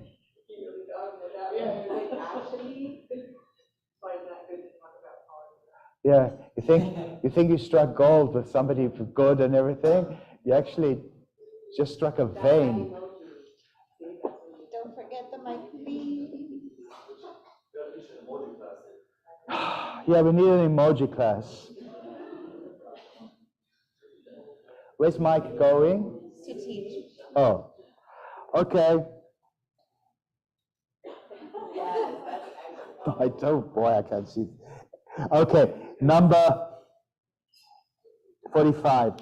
Samadhi dir Ishvara Pranidahanat. By total surrender to God, Samadhi is attained.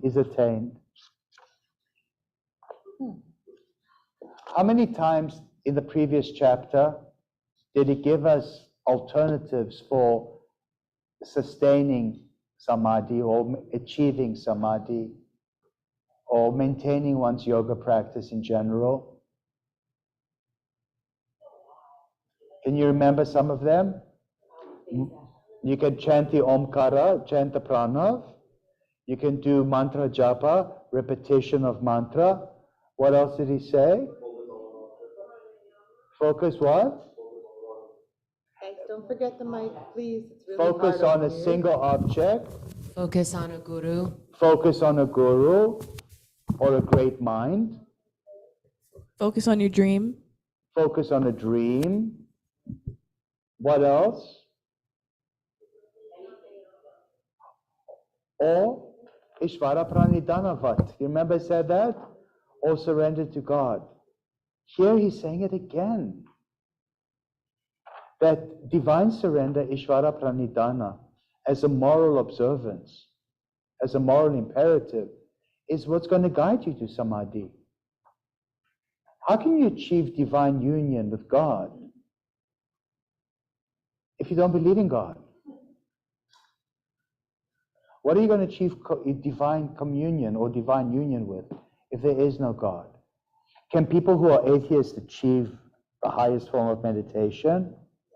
Yes. Right, they just don't exactly. Why is it funny? With my microphone. When you grow up, you can grow bigger slaughterhouses, maybe. I'm so sick, and just the thought of it. I have visions of it in my head, actually. Yeah, please.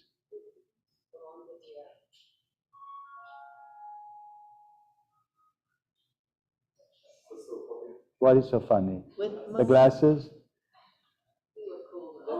What do I look like?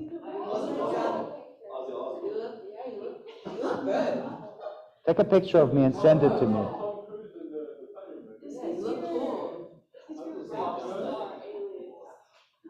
Yeah, you said you wanted to be a gangster rapper. This is your first step. MC Yoga Shadows. Oh, so cool. Okay. Huh? Okay, I like Top Gun. I like Mavericks as well. What is a Maverick? Someone who is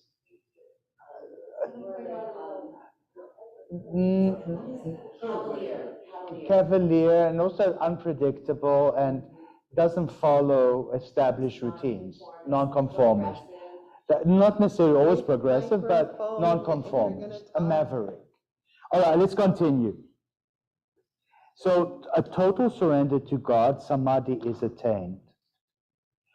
In the recovery community, we would say something like, let go, Let God. let God. Let go, let God. It's the 12th step. It's the 12-step program. Third But step of the 12th. we are all in recovery. Each and every one of us is in recovery from attachments, addictions, pain and suffering. All of us have to, that's part of the human condition. We have to recover from that which causes us distress. And here he says, surrender to God as the best way to achieve samadhi.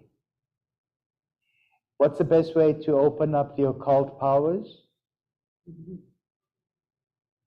What did he say?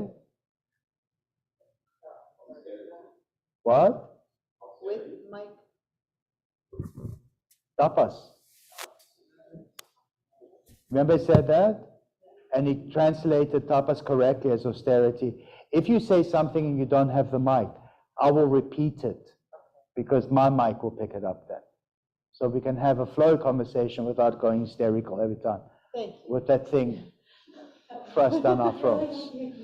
There are people All that right, are so I will listening just this time. repeat what your question is. So No, but she's, It also gives me enough time to figure out an answer. When we do the long form of Gayatri mantra, we do Om, and I've been doing a lot of it lately.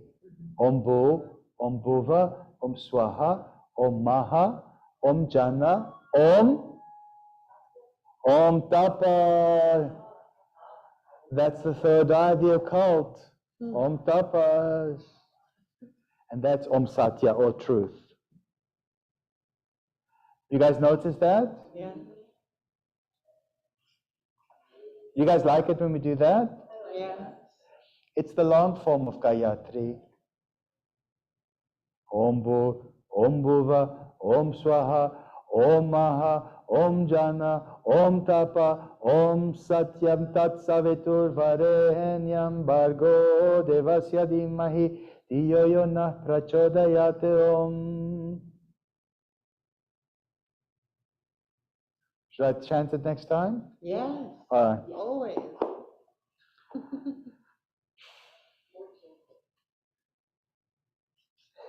Stira Sukham Asana. Stira Sukham Asana. Asana is steady, comfortable posture. Or, direct translation, Nancy, steady, comfortable, the pose. How many times have you heard me, Ellie, say in class, Patanjali doesn't say much about yoga poses. All he says is, the pose must be steady and comfortable. So if you're stretching or overexerting in a yoga pose, was that steady comfort? No. No, it's pain and suffering. And also probable injury, Stephanie Strange. Yeah. So how do you know you're doing a pose correctly? Can breathe. It's steady and comfortable. That's the test. Many, many times, I say this in class all the time. I say, sometimes my students ask me, Yogacharya, is this a yoga pose? Is this a yoga pose? And they do various contortions. And I say to them, is it steady and comfortable? If it is, then it is a yoga pose. If it's unsteady and uncomfortable, don't kid yourself. It's not a yoga pose. Which is your most steady, comfortable pose? Which one? Shavasana. And yet it's challenging for beginners because they fidget. They just cannot sit still. I remember when I first did yoga, that nasty cold room at the Barbizon Hotel. I was sweating, and the room was, I could feel the AC, freezing the sweat on my skin. And my knuckles were on the ground, and it was that fake wooden floor. You know that fake vinyl wooden floors? That the slightest sweat, you go sliding, and yeah. So I could feel, it's sick, right? You've experienced it. My bones in my knuckles were hurting. I just felt very uncomfortable. I could hardly wait to get out of there. And then I remember she, I can't remember what it was, said, we hold this pose the longest. And I'm like, great. And it just wouldn't end. It was like 10 minutes of Shavasana. And afterwards, everybody was saying, oh, that's the best Shavasana. I was like, it was the 10 minutes of a waste of my life that I will never, ever get back again. It was horrible. Much, much later, Nancy, I started to appreciate what Shavasana really was about. It took a while. I just didn't get the point. I remember in the Bikram classes with which I started, the teacher would put you in Shavasana, and then he or she would just flee the room.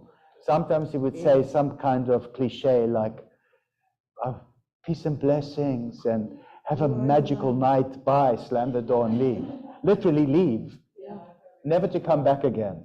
Very bizarre. And then once you started to enjoy Shavasana, sure enough, half the people in the room would start rolling their mats with sound.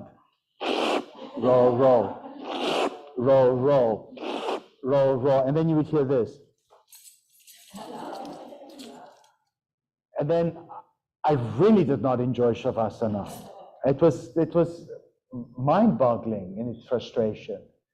So that's when I decided, you know what? I'm going to stay with my students in Shavasana, and I will guide them out of Shavasana to stop the mat rollers, to stop the keychain janglers. And a lot of my students became a lot happier, right? Just like that. Chittapati, what did you think from when you went from the Bikram schools to the Anuttara, where Shavasana was a big deal? Even if it was very short, it was a big deal. Tell us your thoughts. She says it was so much better. It was so much better because it was really annoying when, just like you said, and the mat, it's not just the rolling, it's like, I don't slapping know. it on the ground, yeah. Yeah. And the chill talking and the chit chat. And then they step over you and the sweat drips Drips on you. your face, Yeah. on your lips, even worse, yeah. No, I've had that too. Literally step over.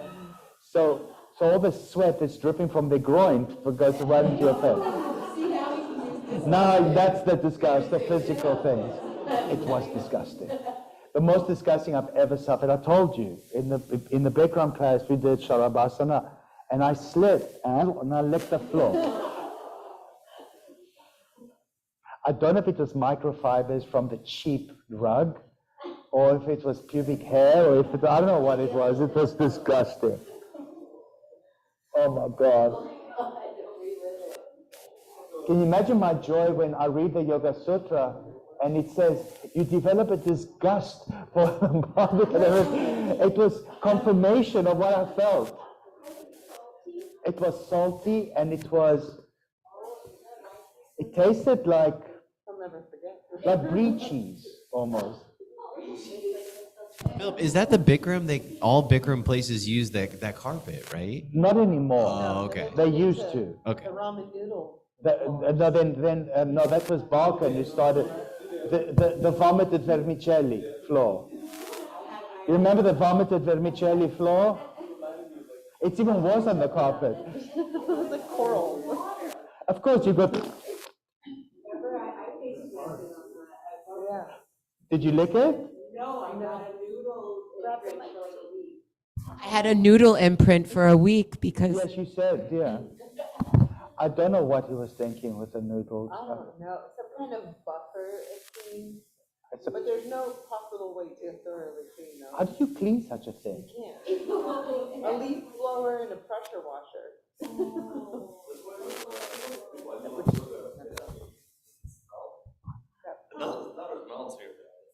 No, we clean this incessantly. If it does smell, you just tell us, okay? Don't keep quiet about it. Say, Philip, it stinks. Then we'll do something. That floor is cleaned more often than. More often than you can ever know. imagine. Yeah. We clean this floor religiously. Yes. And also at Anuttara, I always insist that people bring beach towels, traction mats. And a lot of people have never experienced that. It was okay to just sweat on the floor and you leave. And somebody plonks the mat on top of your sweat and they in turn leave. And it's an accumulation of body fluids. But because I practice Saucha, I developed a disgust for the body and its body fluids. So now they have to bring the beach towels, traction mats. If they knew and they don't, it's okay. We let it slide. Don't worry, we have a mop. We're not going to mop your sweat all over the floor. We're going to sop up your sweat, and then we're going to mop up the wetness so it's clean. And then hopefully they figure it out. It took Kapota about 2 months to figure it out. He would buy new towels every time. Yeah, I would say, Kapota, you left a big old pond there. He says, oh, don't worry, Yogacharya, let me buy a new towel. And the next day would show up. Did you bring towels? Oh, I forgot. Don't worry, Yogacharya, I'll buy a new towel.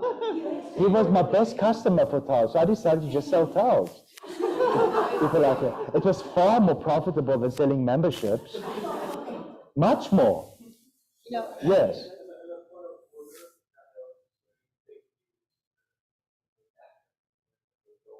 Well, I can't hear a thing because you don't have a mic in your mouth.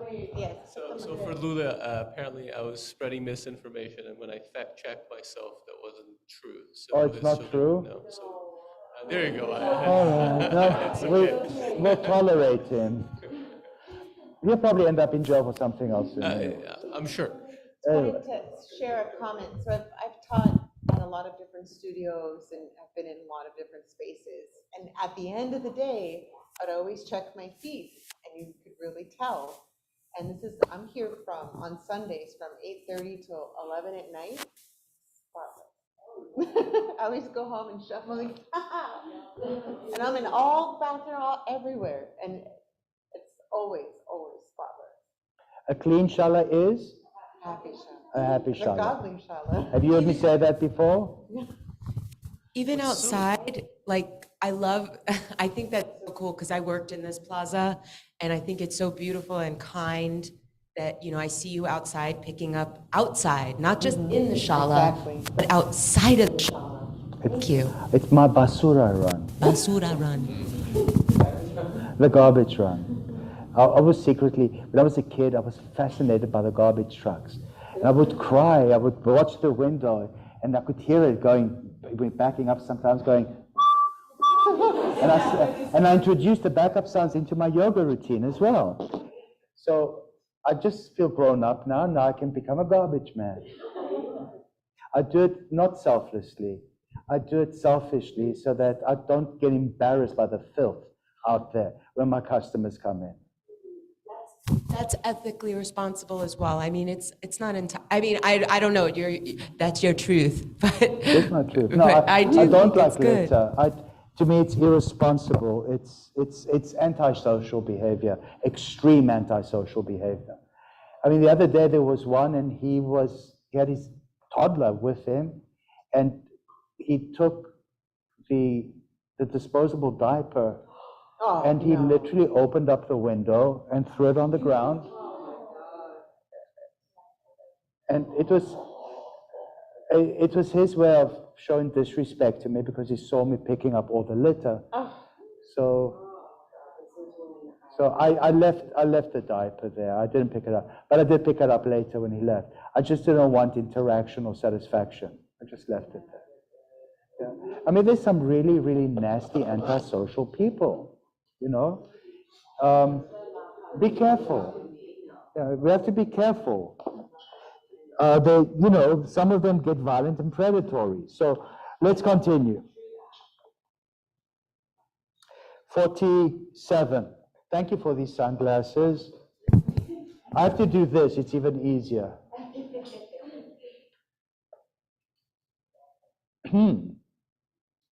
Prayama. I cannot even see that. It's even worse. So I'm going to double the sunglasses. Hold on. Okay. Yeah, that works. Prayatna shaitilya nanta samapatibhyam. Have you ever heard me use the word samapati? Yeah. What does it mean? To focus on, meditate on. It means to run along parallel tracks. Same path, like railroad tracks. Here, prayatna, shaitilyananta, samapatibhyam. Let's break down the word. Prayatna, persevering effort, continued effort. It also means natural tendency for restlessness. Shaitilya, relaxing. So instead of me saying, welcome to Relaxation 101. Have you heard my song play there? Yes, very funny this week. Yeah. Relax. You don't have to stretch. You don't have to engage. All you have to do is relax. And if I see them fidgeting, then I will start saying, Shaitilya, which means relaxation. Samapati means meditation on, coalescence, and Byam means from both. Namo Namaha Sri Guru Padukabhyam. I bow down to the holy sandals of the Guru. Both. Now it's both sandals of the Guru. Is that a beautiful mantra? Yeah. What pose do we do for that? Tien, embrace.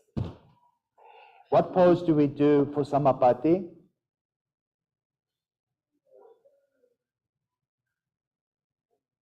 What pose do we do for Samapati? Chitaputri, you show them. Your favorite pose. By far your favorite pose. The seat of Isis. Oh my God. Show them Samapati. Oh my God. My least favorite. I know. Which Madhu, you do it. You are going to stand here in the middle with your feet hip width apart. face towards the And then you're going to step the right foot back. But further back. But don't roll the foot into 45 degrees. Should be parallel lines. You see the coalescing, the parallel lines, the Samapati? Yeah. Stand tall on your toes. No, this one. And do your seat of Isis Utkatasana sequence. Yeah, that one. Bend your knees. No, don't let the knee, oh, you're too close to the ground. There you go, there. Make it extra hard. And then come up and so on. Yeah, that's a different story. No. Thank you so much. Yay. Have you done this in the class? Yeah, it's been a while. Chitaputri hates it. She just, why do you feel such dvesha? Oh, dvesha for the knees? It hurts your knees? Who else feels pain in this pose? Where do you feel the pain? Sometimes it's tough on my knees. Like I feel it's a little early on. Right. I think a lot of people kneel down too far, and I think that's the problem. Do you feel pain in your knees, Stephanie Strange? Who else has done this? You've done it with me before. I don't, and I normally feel pain in some poses, but not that one. Okay. Actually, that one helps me strengthen. Yeah, but that's the whole point. Yeah, It's to strengthen. It relieves it, but I'm supposed to go down. Not too low. Some individuals think that they go lower and lower, they get more and more. They don't. They're going to get injured. You have to maintain muscle strength so you don't collapse into your knees. I actually noticed it was a lot with my knees. She actually noticed it was a lot harder for her when. And up until I used to have pain in the fixed firm, but then slowly but surely the pain subsided, and now that was a breeze. Yeah. Yeah, so I think the fixed firm would help. By fixed firm, you mean The- Bhadrasana. Yes, Bhadrasana. Yeah. Yeah. Yeah, it fixes and firms up your knees. That's why Bikram calls it fixed firm. And he's right, it does. It fixes and firms up your knees. It also allows you to be fixed, so you don't prevaricate. It stabilizes. It stabilizes. It also stabilizes your mind because you cannot fidget in that pose. Have you noticed? I had a lot of sponda in the beginning when I first started practicing that pose. As vibration, as trembling? Yeah. Okay, It subsided though after a while. good. I think a year it took of consistent. Show us. Don't go into its full expression. Just go into it slightly. Because you have to be seriously warmed up to do it. Okay. This is Bhadrasana, fixed firm. Actually, Bikram calls it Vajrasana. What does he call it? Vajrasana. But we call it Bhadrasana. It means the friendly pose. Bhadra means gracious friend. It's the best friend for your knees. I was told. No problem. Okay, do it now, but do it in a way where if you feel pain, quickly go. No, not this. The seat of Isis, your favorite.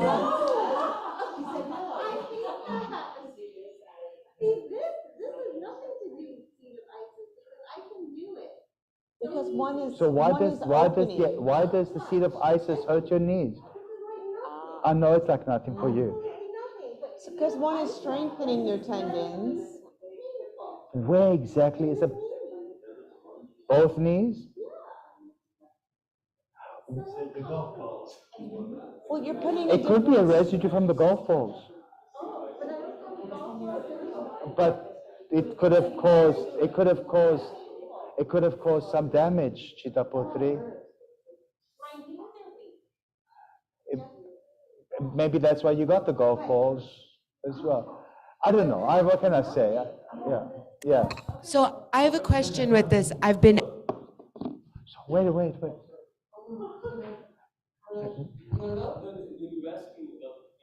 With the mic.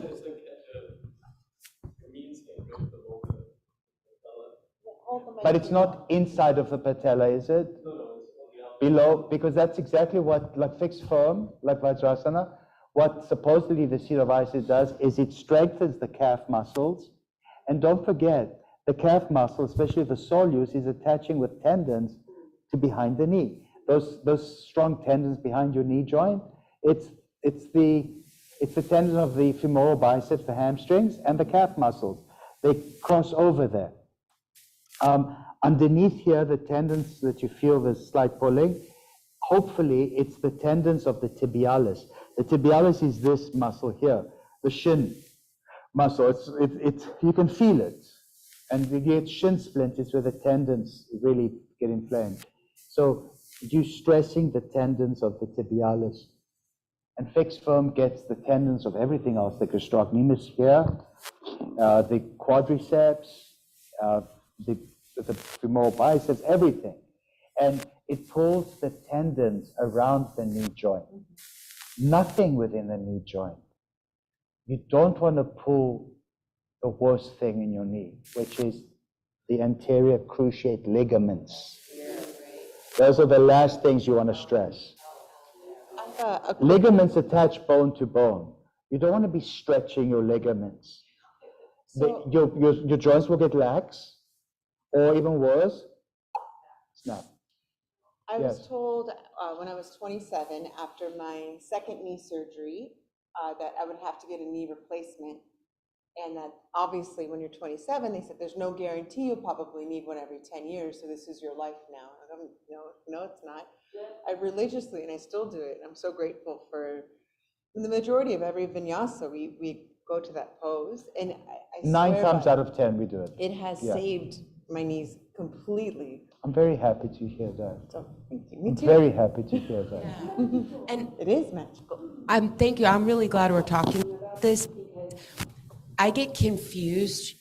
I also hear you, like you were saying, the woman that was legally blind. I hear you and I listen. And so she was the best student. Yeah, I listened. She did everything perfectly. She would listen. But she never complained that the music was too loud. She never complained about anything. So this doesn't really hurt. But when I start moving, you say keep your knees together. Yes. But then I look at you and your knees are like this. Because I'm. But I'm comfortable for me to be like this. Well, I don't know. Ideally, if your knees are like that, you're pulling the tendons in your groin. Okay. And you may also destabilize the ACLs. So you want my knees should be together. If they are not together, it's because nobody has corrected me for so long. I can see it. I'm flat on my back. Yeah, I'm watching you, and I'm well, like, I cannot watch me.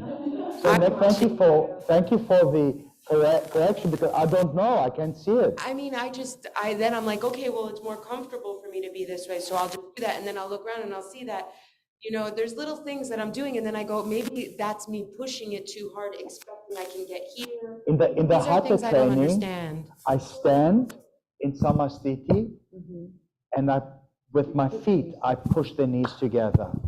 I literally stand above them, and with my feet, I press the knees together. Or I do something else which they love. Do you want to do something which you're going to love?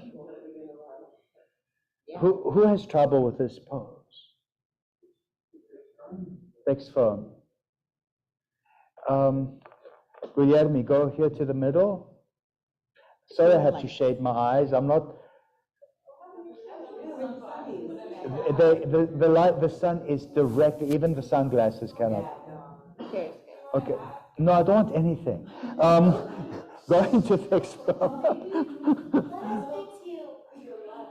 It's not the lights. It's the actual sun. It's the sun. It's our parent star. So separate your knees and make it difficult and start trembling and shaking. And okay. So what I do, this is Hatha training.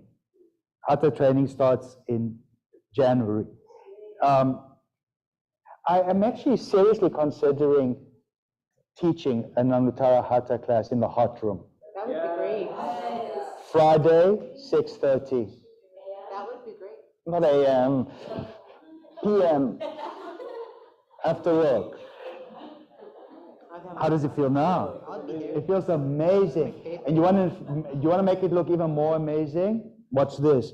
Where the tendons attach to around the knee joint, I put all my body weight. Tell us how it feels. Don't stare at the people at this. So you can have some more. Just look. It feels amazing. Guys, this is amazing.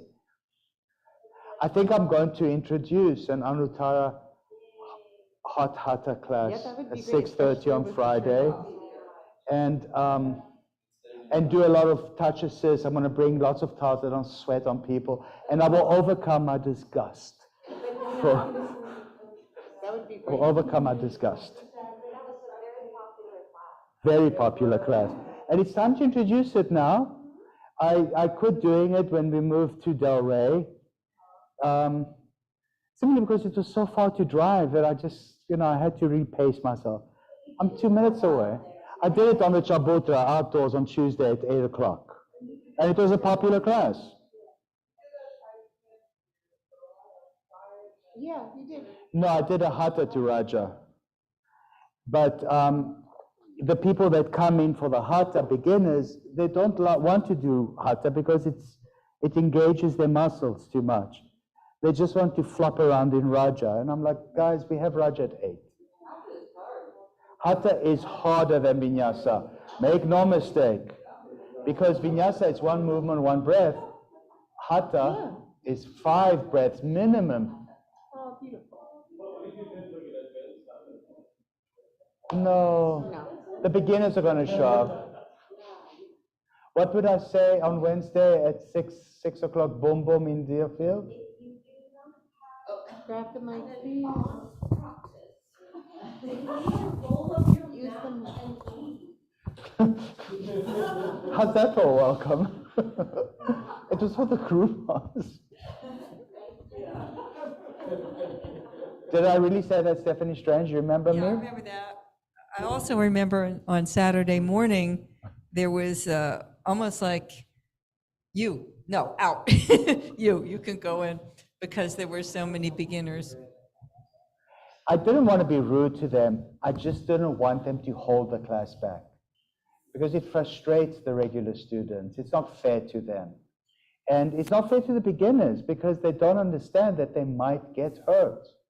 And it's not fair to me because the beginner walks into an advanced class and then they get hurt and I lose my reputation. I hurt people. And it's not fair to the beginner because if they get hurt or if they don't like it, they don't like yoga. They say, oh, I tried it, I didn't like it. It was crazy, I don't like yoga. And they missed out on one of the most profound life-altering experiences simply because they went to the wrong class. So I have to be very, very forthright with beginners. Guys, seriously, are you really? I mean, here, I've become a lot more nice. Have you noticed? Yeah. And the but I've become a pants, lot more liberal, a lot more loose about it. but the pants roll up thing was scarier. That was scary. It I was quit like, rolling my why pants is he up doing that? for range of motion. I used to wear big baggy shorts, and then I would roll them up into the crack of my, and then I would walk around like this. Do you remember? Yeah. Should I do that? Like a diaper. Should I do that again? Okay. But you know, Lululemon has created a much better range of running shorts where one isn't obligated to do that anymore. You know, because a lot more men have practiced yoga since then, and they actually came up with a product to help men practice yoga. Because I do not want to come in with tight spandex yoga pants. Yeah, you're so welcome. Every now and again, you'll have some serious spiritual dude showing up with pants like that. In the gym sometimes. You know what I do? I just put on these sunglasses.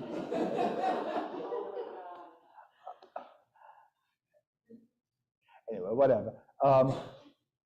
So I was thinking of doing a hatha class.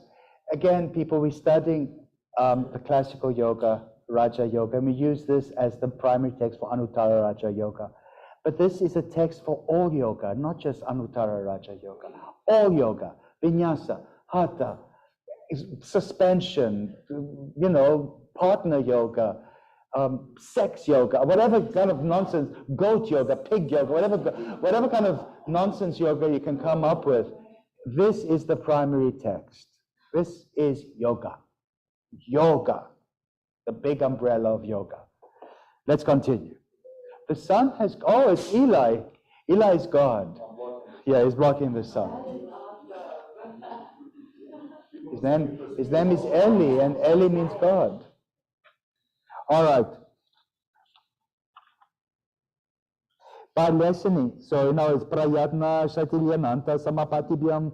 By lessening the natural tendency for restlessness and by meditating on the infinite, posture is mastered. What would be an indication of natural tendency for restlessness? Wiping the sweat, playing with your hair, fidgeting with your hands. What else? Checking your emails. Drinking water, like it's Drinking a water in the middle of party. a pose, yeah. What else would be? Breathing loudly and disturbed. Checking your phone. I said that, checking your phone. Wiping the sweat. Scratching your head. Why do they do that? I mean, it's painful just even looking at them. Why do people do that? Who has a habit of doing that?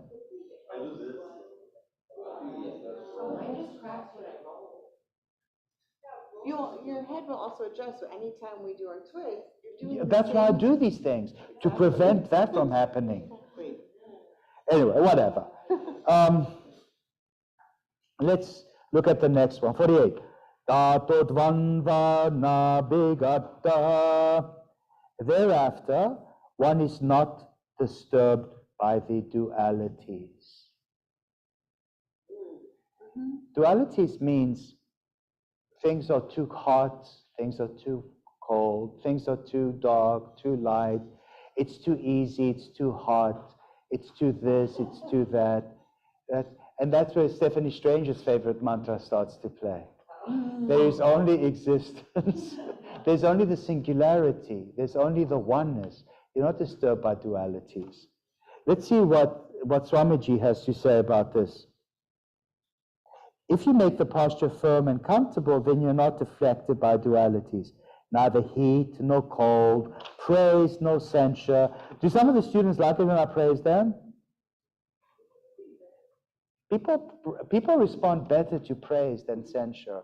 If I do censure a student, and I do that a lot often, especially when they're not listening, then to ameliorate the psychic damage that my stern voice has caused, I will call out that student later and say, that looks very good. And then I made nice. Of course you do.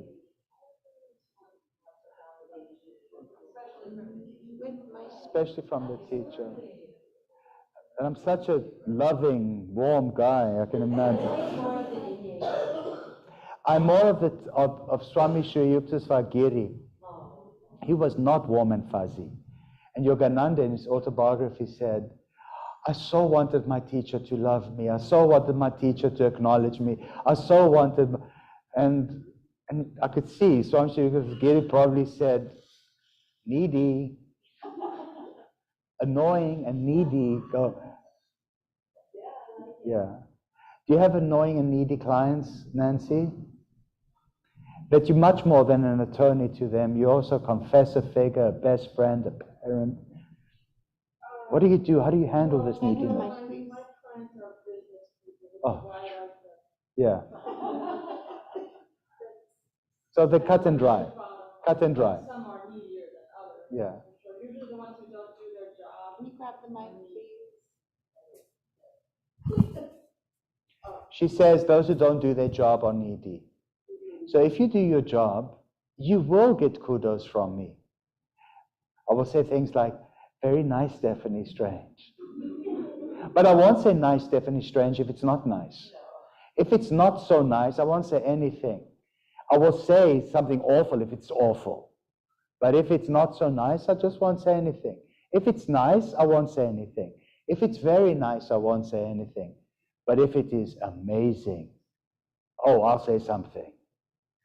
Stephanie does the best Vashistasana variations. Yeah. But they require a lot of core strength. Oh, you found it. She's very tall, graceful, elegant. And when she does Vashistasana, which means, you know, Vashista had this elegance about him. And it shines when she does Vashistasana. Her pelvis doesn't sag. She doesn't thrust her pelvis up like a rotting banana. She's like straight. Her legs are straight. Her spine straight. Her arms straight. It's all one beautiful straight sweep of perfection. It is, and it's always beautiful to watch. And you always, if I see you, unless somebody else is, crowds you, then it always remind myself to say, very nice, Stephanie Strange. Not just to give her the kudos, but also for others to see Stephanie Strange. By watching Stephanie Strange, maybe you too can become Stephanie Strange. Is that why you're wearing the leopard pants?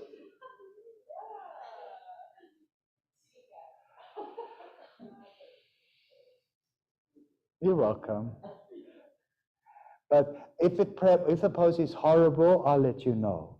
If the pose is astonishing, I'll let you know.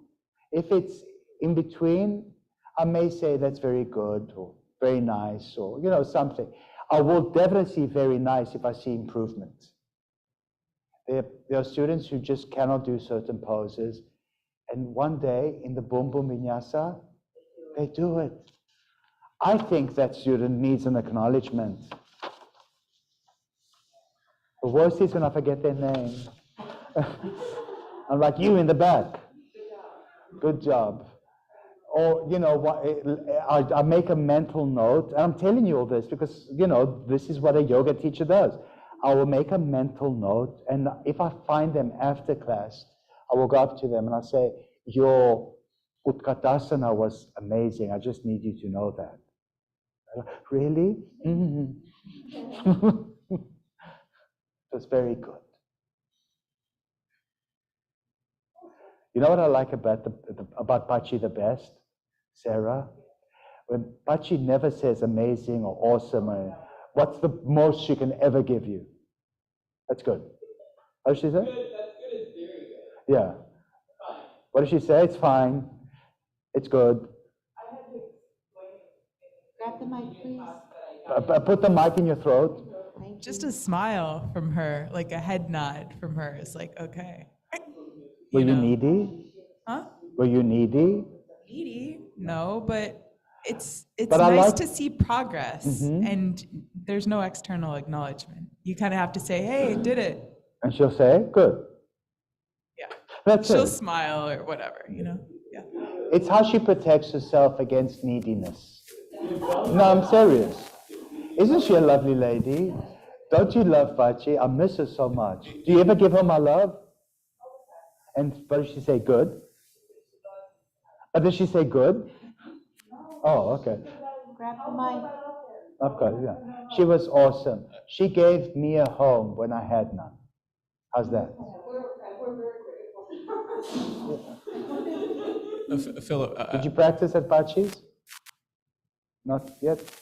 You're trying to say something, but get the thing down your throat. oh, no, I was just there going to it say is. that acknowledgement is, it could be a double-edged sword, right? You receive it one day, and then the next day you're like, wait, Yeah, I mean, if you get, like, if you get, if you get post, positive, like, am I not that good today? no, Does if it you suck? get, if you get positive reinforcement, you might also get negative reinforcement if you're not doing your job. It's just that simple. All right, let's continue with this.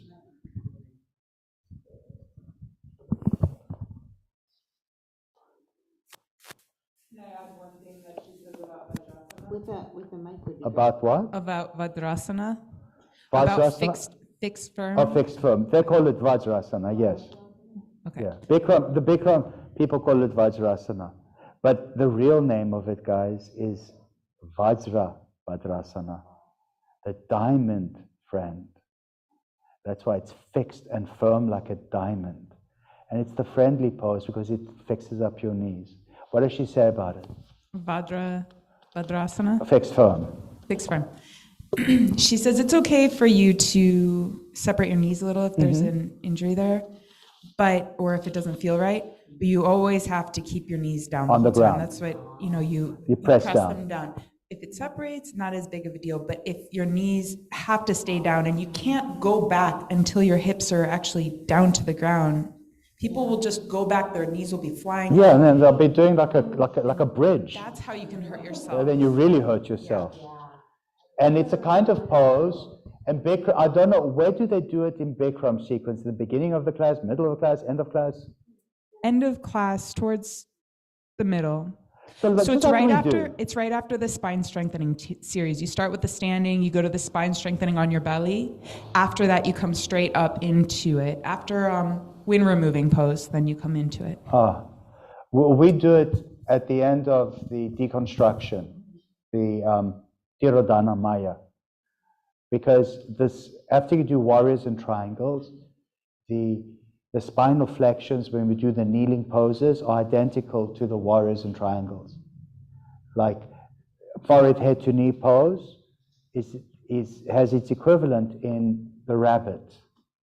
Tula Dandasana has its equivalent in half tortoise. Do you see? So we do it after that because you don't have to worry about balance, you don't have to worry about the pelvis. You just have to worry about getting deep into the spine. And you're tired and very flexible and super flexible. And then we also, the pose, we start with Vira, where you kneel down with your toes tucked and your fingers on your thighs like a hero. And then we end with Bhadra. That's how you deconstruct Vira, Bhadra. And the Bhadra is the fixed form. You know what the highest part of your body is in Bhadrasana? your heart. Your heart. Because Bhadra is the gracious friend. And that's the story we tell, and that's why we do it like they do. But I just cannot imagine Bikram telling anybody the story. He would tell the story of how much money he has and how awesome he is, right? He doesn't. He tells stories when he teaches. Yeah, Bikram, actual Bikram. Yeah, it's a script. But Bikram does tell stories about himself, about how awesome he is. That's his favorite story. That unless you do Bikram, all the other yoga is not yoga. It's just Rubbish. shit. Yeah, only Bikram is the real yoga. And now he lives in Mexico because there was a civil judgment against him for rape. Do we need to say any more? No. Time will expose you, or time will promote you. And he ended up not being such a nice person, which is too bad because a lot of very nice people took his method and introduced it to others, like my teacher Jimmy Barkin, like Pachi, like the people of Hot Yoga of Del Rey, good people. and their guiding light ended up being splattered with mud. They all do. They all do. It happens when you're a poor little kid from a third world country and you find celebrity status in Hollywood. It will corrupt you. So again, Guilherme, it was fake news that the Suns have a slaughterhouse. I wonder where the fake news came from. Never mind. All right.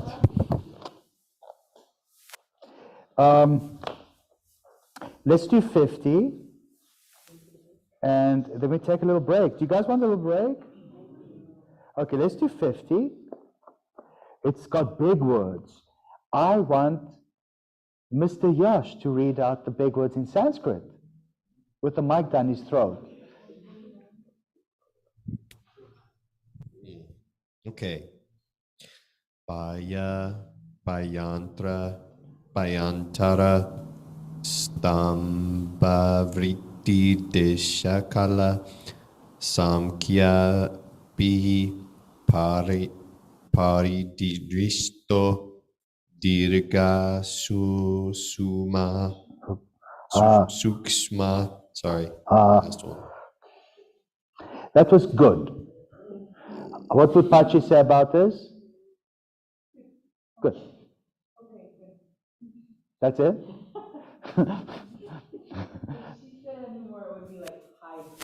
Okay. That was okay, good.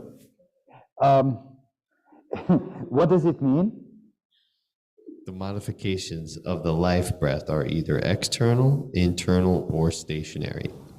They are to be regulated by space, time, and number, and are either long or short.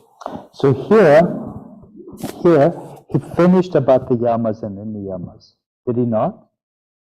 Then he's telling us that the posture should be steady and comfortable. Did he not say that? Then he's saying that once having attained the posture nicely, the movements of the inhalation exhalation should be controlled. This is pranayama. We missed that because that was number 49. And before that, he said, when you attain comfort, steady comfort in the pose, you should not be disturbed by the dualities, which means don't worry if it's comfortable or uncomfortable, too long or too short. As long as it's steady, comfortable, don't worry about the dualities. Don't wait for Pachi to say it's amazing because you'll be waiting in fixed form for the rest of your life. All right. 49. 49 was, we have to read 49. I'm sorry, I was jumping the gun. 49, let me read it. Tasmin sati svasa prashvasa yorgati vicheda pranayama. The fixed posture being acquired, the movements of inhalation and exhalation should be controlled. This is pranayama. So you get into the pose. And then once you're in the pose, start to regulate your breath. Because sometimes people go into the pose and they do this. Have you ever seen it, Michelle? Here's me in a pose. Or say I'm doing this. But it's so difficult. Instead of breathing, I do this. Yeah. And then, have you seen them do that? Yeah. And I'm like, what's wrong with you? Why are you breathing Are like you this? okay? You heard me say that? Okay, once in the pose, the breathing is regulated. It's pranayama, breath control. But in this case, pranayama here means pranayam, means life force extension, doesn't mean breath control. And I'll explain the difference. It's like this. And it's not like this.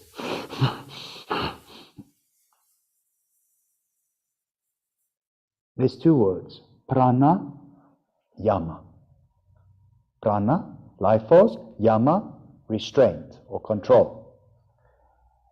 There's two words, prana ayama. Sounds the same. Prana ayama means life force extension.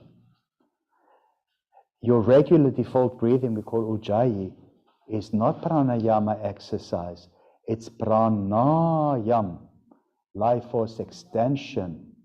Spelled the same, it looks the same, but it's not pronounced the same. Do you know the origins of where it started with this noisy ujjayi pranayama? Yes, Patabi Joyce was on a stage somewhere in Los Angeles, and all the surfer dudes, the Ashtangis, and the surfer dudettes, because they all came to see Guruji, so they all went. And one of them asked, Guruji, how should we breathe ujjayi? And he was in front of a mic. And he put the mic to his mouth, like he's supposed to. And when he breathed, it sounded loud. Yeah. Like, and in the vacuous literalism, they thought, well, that's how you do ujjayi. And they actually go around teaching so-called Ashtanga, and they ask you, they force you to breathe like this, in which case your body freezes, because it's the flight or fight response.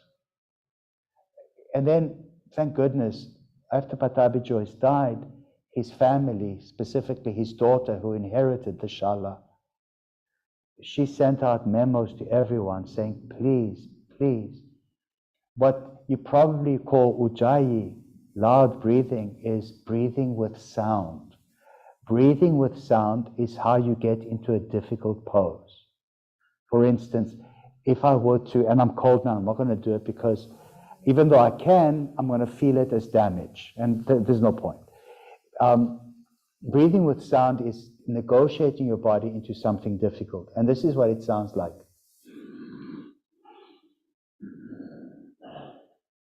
And you get into it. And once you're into it, it's effortless. It's ujjayi. You can talk, you can do whatever you want. It's effortless.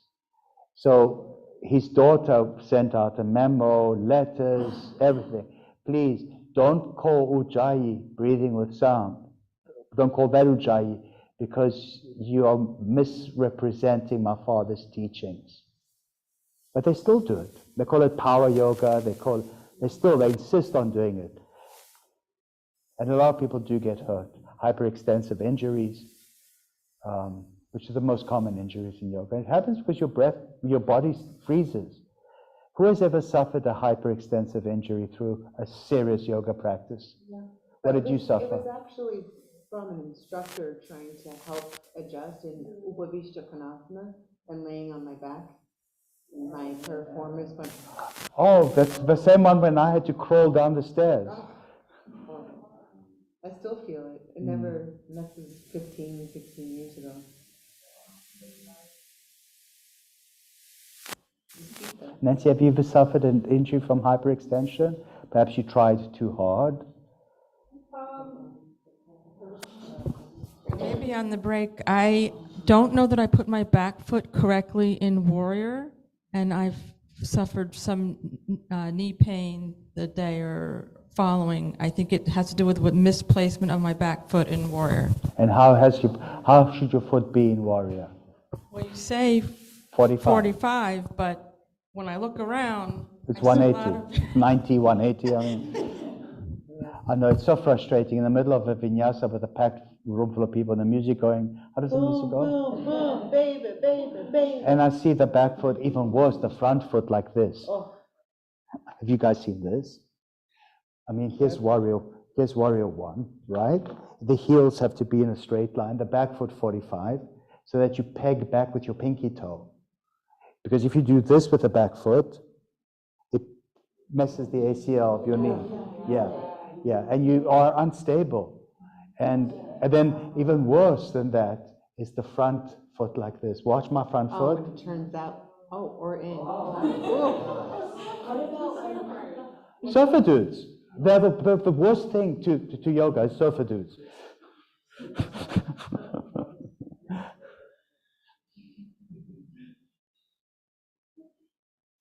What are you talking about? What? This is where the ACL is, right? No, No, that's the medium of the knee. The ACL is here. the inside is the meniscus, the outside is. Here's the bottom of the femur. Here is the tibialis, and then the fibula, the two bones of the lower leg, and they attach with tendons to each other. In the middle That's is the ACL, anterior cruciate ligament. This is the gracilis. Right in the middle, and to protect this very delicate joint, evolution designed a patella, a kneecap. What about when you're in warrior, lift the front foot up, lift the toes and the bottom of the foot up? Why would they do that? I've seen some people lift that up and then like sink in deeper.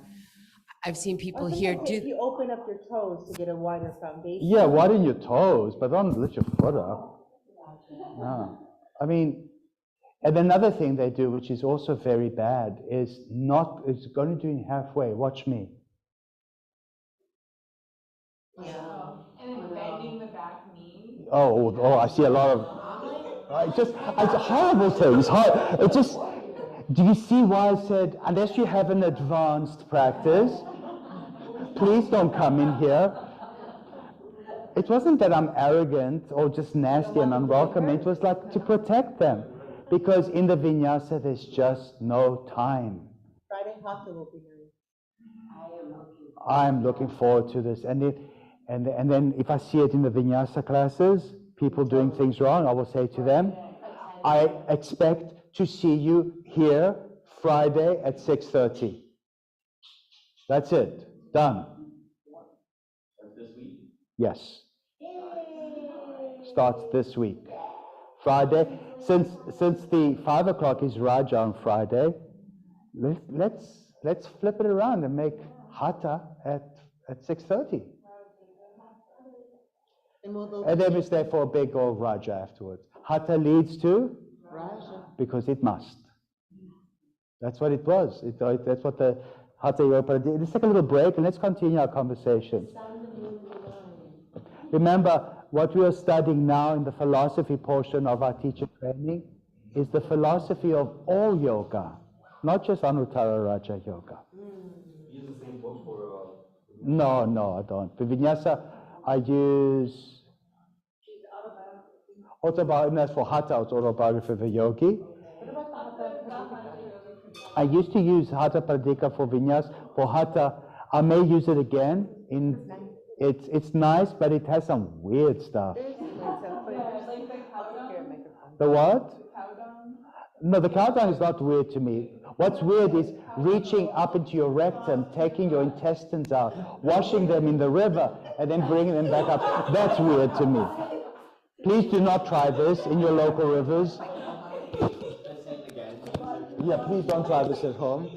Yeah.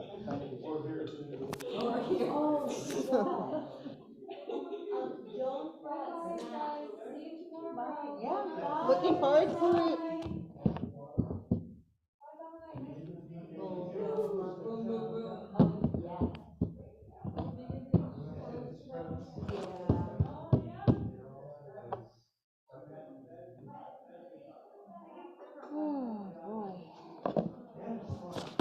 This is like such a ginormous bag of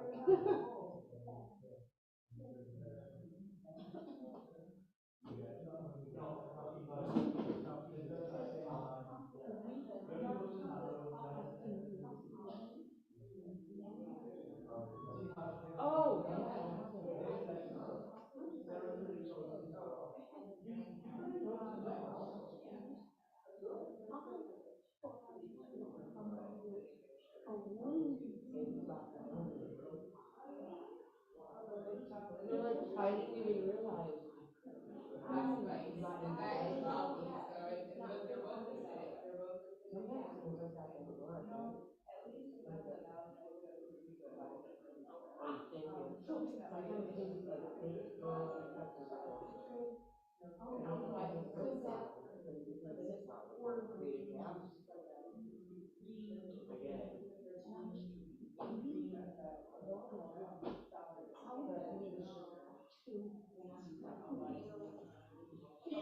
I'm like, are you okay? You know what I mean?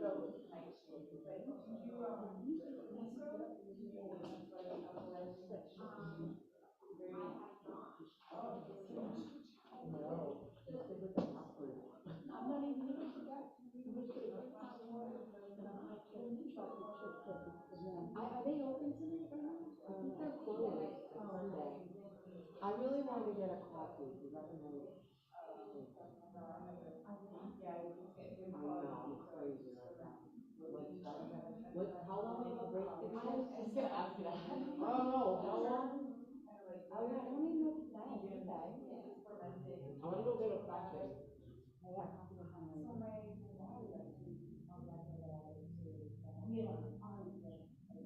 Well, now you know. Don't write to that for you.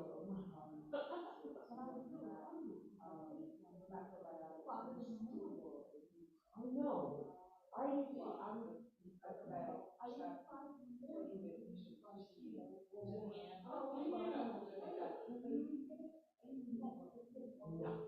I'll remind you.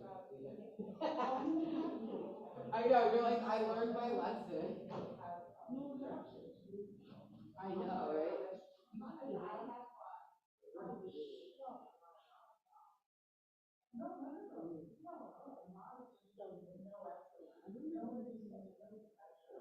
No, well, I could drive you. Oh, you know what? The Starbucks is super close.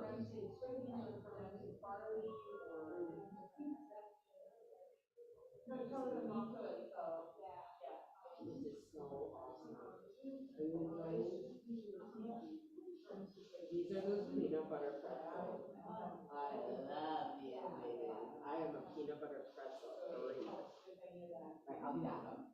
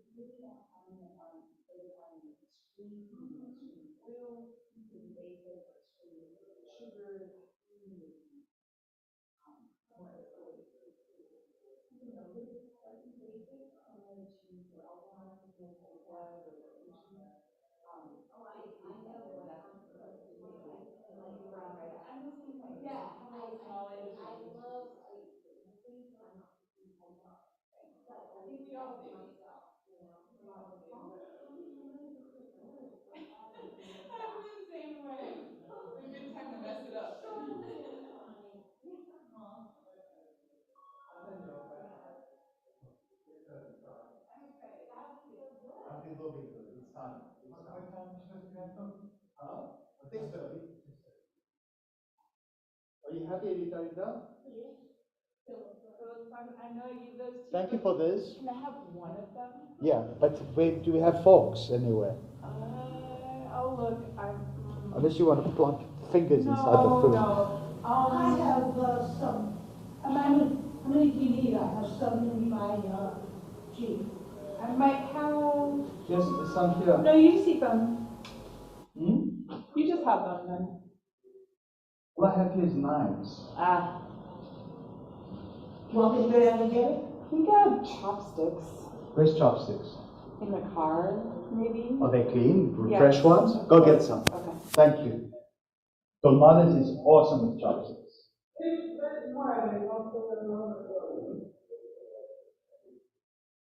You don't need the, No. okay. Thank you.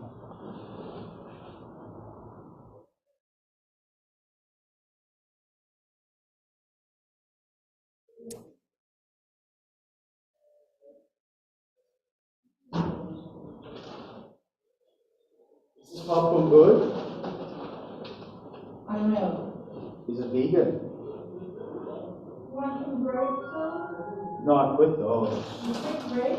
Yeah. Why? Sweet and salty kettle corn, simple ingredients, nothing fake. Okay, vegan, right? Grapes. Huh? Want to put grapes? Citrus? I don't like it. Thank you. Oh, blueberries, too. No, like it. You want some? I eat my carrots. What is kinds of stuff. Just don't feed your dog first to raise it. Yeah, it's very bad for them. Anyone ever raised it? Oh my God. I had to take it to the vet, they had to induce vomiting. Why It is that? was the most expensive snack she ever had. Why is that? It's highly toxic to dogs. What exactly is toxicity related? I don't remember the ingredient, but they cannot, they should pay like just for raising. Yeah.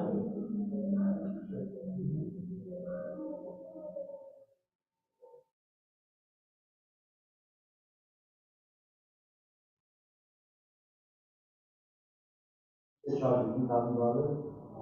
No, that's the indolent eye ulcer that I have now, which is why I haven't been able to come here all day, because she had it's an indolent, they call it an indolent eye ulcer, where it will not heal on its own. So I went to a doggy ophthalmologist, and they performed a diamond burr keratotomy on the eye of the cornea to try, I guess, to stimulate it to heal, and they put a contact lens, and she has to have 5 drops every 5 hours. 85% success rate. I take her back tomorrow. Hopefully, she's in the 85%. Is she cooperating or she putting it No, she's not cooperating. She's so, they're so sweet. What's her name? Well, it probably hurts, you know. Yeah, what's her name? Molly. Molly. Oh, Molly is one of the students that came in today for Boom Boom. Really? The same Molly last week wrote the most scathing review about my Anuttara. And then she came back. That's bizarre. It's bizarre, Rita. I mean, she comes up, she says hello, and you can count at the, I'm standing at the desk, and I say, hello, Molly. Goes up front, 2 people next to me. That's the whole thing throughout the. And then she actually shows back up. Skating review. Where, like on Yelp or? On the body review. Oh my God. Oh, she didn't even do it anonymously. Put a name. No name, and that, you know, the most horrible message I've ever taken. I just don't understand, just like being, it's just nasty stuff. I mean, typical of what, and the person who's ever been to Anuttara would think. I mean, you usually find that just that. But what was astonishing is her coming back. It wasn't that awful. Obviously not. Is she blind? She what? She bipolar or something? To go such a Who knows? I don't know. pendulum swing. I mean, you know, if you find all kinds of people, a lot of them with psychological issues. You know? Because yoga is supposed to help you. It's all right, she came back. That's amazing. Why have to intentionally harm a business? So you didn't enjoy it? I So know. just go There back. was another one.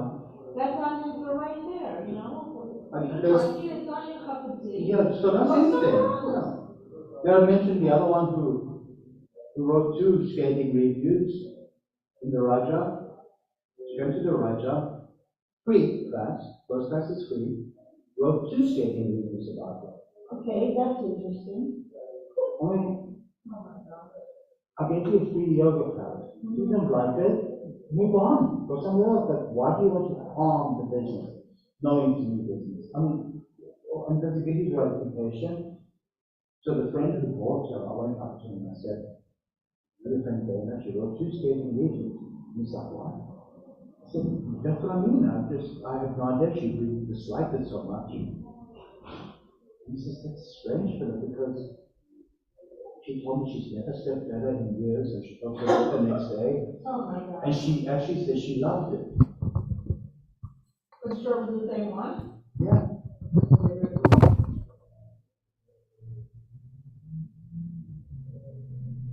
Michelle also got a nasty review about the sound back from one book. Was it hot? What was the story? She didn't come to a sound bath to sweat. What was the sweat bath? It wasn't that hot. I mean, it's a warm room, and I write it very clearly in the description. Nobody reads it. Well, that's the thing. I take all this time and write all the details, any questions you could possibly have.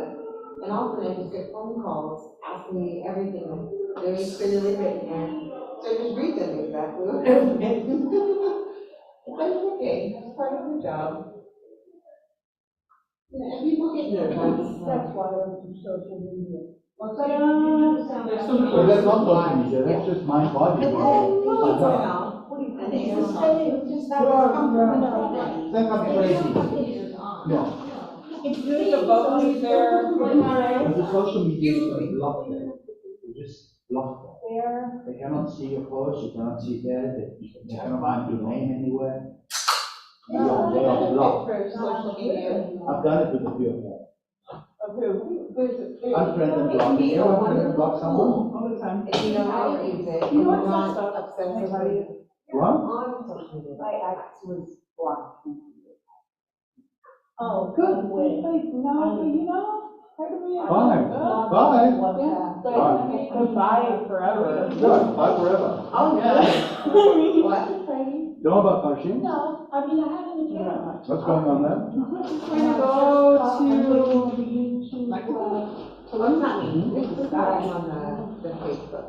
How's Matt doing there? I don't know, he actually was saw on Friday for his classes in Montana Southern, and I'm asking, are you okay? Is everything okay? And he's like, no response. I'm like, I told him and I subbed for him, but it's just kind of weird, you know? And everyone was like, is he okay? I'm like, oh, yeah. But I'm like, I don't know. I knew there was No, it's just weird. It might not have been cool. Some little notes See in here? the microphones, it's not fun hearing the encouragement to use them, but the quality of what's been, it's really good. Really bad? If they're not using the microphone, it's very hard to listen to, it's all muffled. Yeah. No, so if somebody's gonna have a whole dialogue, it might get important. And then a little comment. Okay, we've got plates. Yes. Oh, yeah, thank you. You want a big one? No, yes. I love that popcorn. It's salty and sweet. That's And it's vegan, right? Of course. My hands are Yeah, salty put it in before it. Who let these things up I there? don't know. Garbage.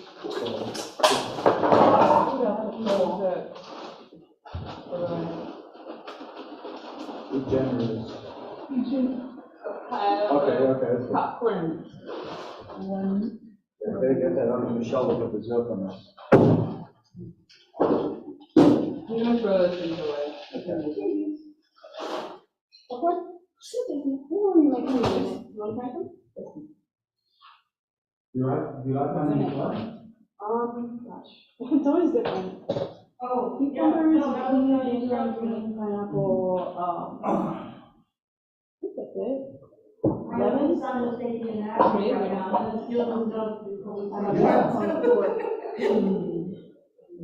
We're gonna get heavy here. I have one. We're gonna finish this book. I don't want to awaken the Well, taste. you talk about either what it says or about the night. The taste is good, but like the nutritional. Oh, the act, yeah. Like I don't do well with excess. Ever since I My was kids little. get upset. Use that to guide the fast. Not mine. Or you can just stay cut and dry with velocity and acid. That's manageable for most people. I do love a good telephone though. And that was the most creative. It's one of my main things I ever go to Renaissance Festival. You have to talk about sound as well. And I'll wait for a brand new fresh basket.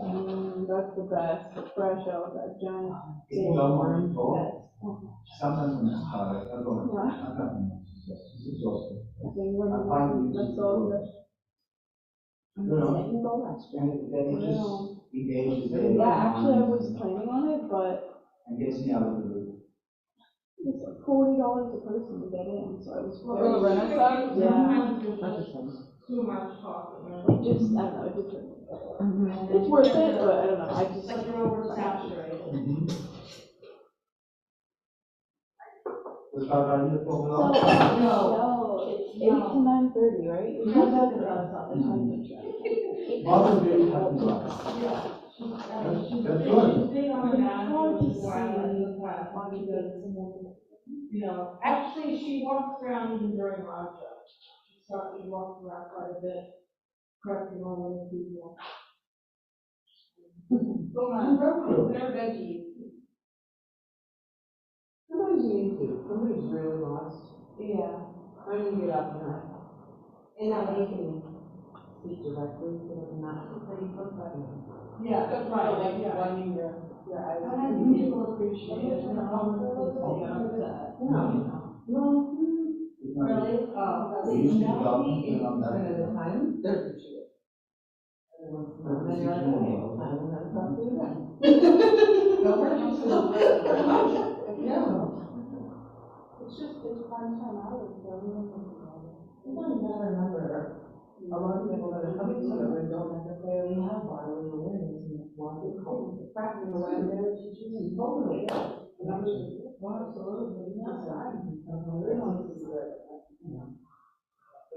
I mean, that's like the practice. Like it's like an hour class. It's a completely different. Like everybody, The rest it's of just the completely different. It's a So really crazy.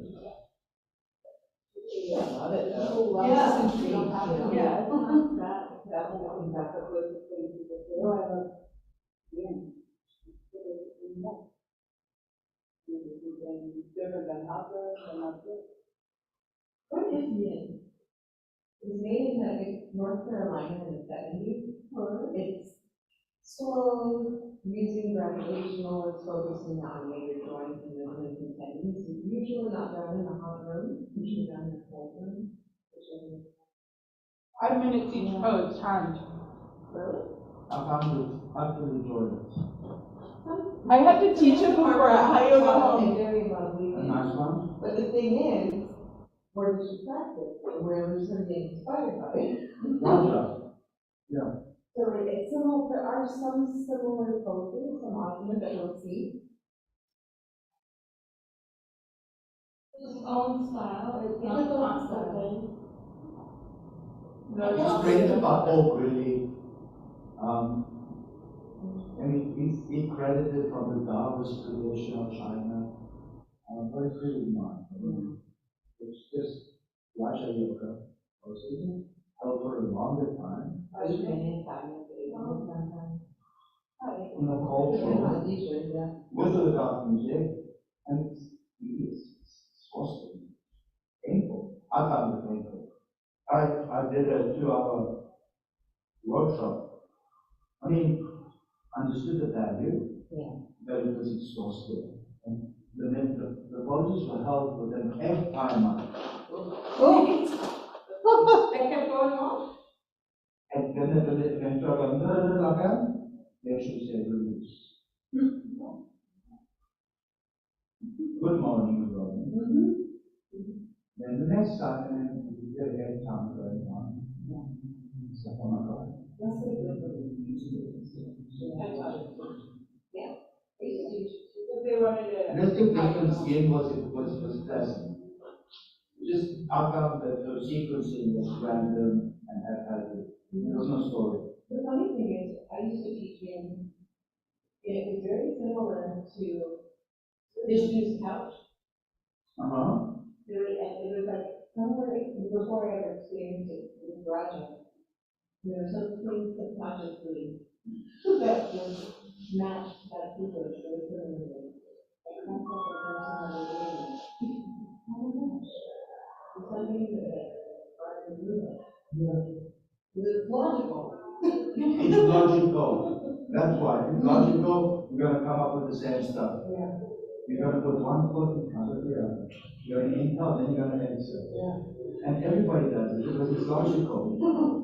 There is somebody though that teaches what she calls this Raja. And then she started right with Taliban. Right? First, go down, welcome to. No, Priya. No, really? No, that's not. And asked her, like, what kind of really Raja do that? I've never seen her here. But she was an expert from us. Catherine?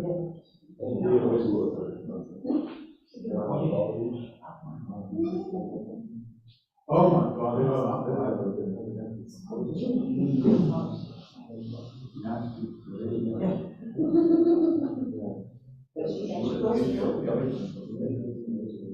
You get coffee? No, I got soda. Yeah, I went down to the pizza place, I got a cherry Coke. Classic. I like a cherry Coke, not gonna lie.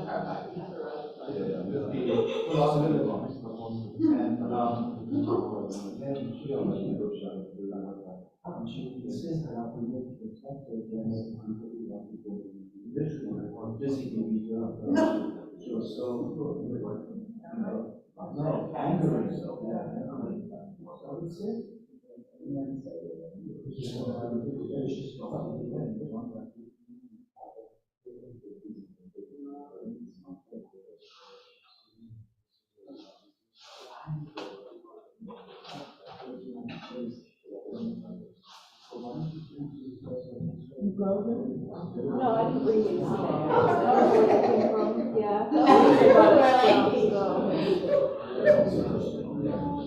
have an avocado.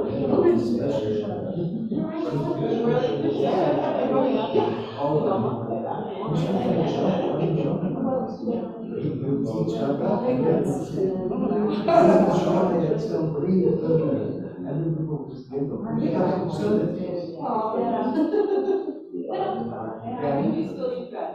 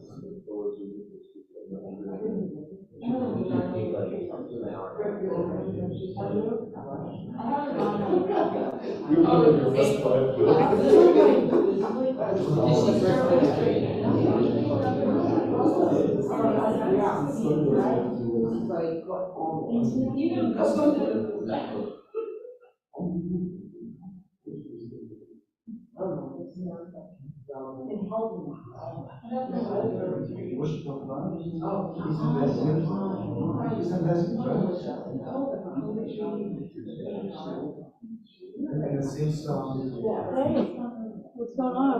I'm on break right now.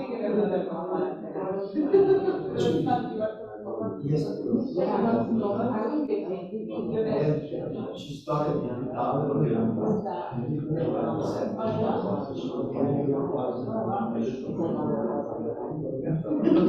I went there.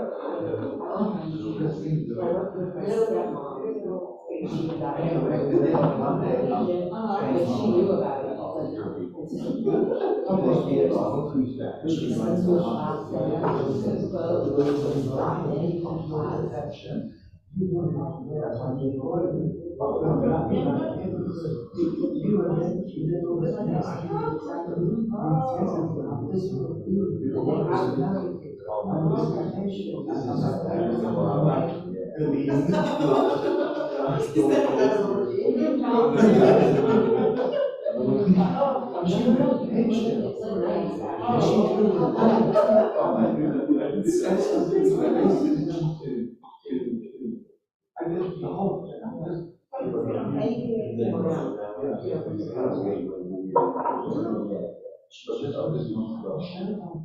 Rita, Rita. Rita, Rita. Do you want to try this one? That's the last one, how of habit. So it's a, it's for you. Yeah. It's vegan.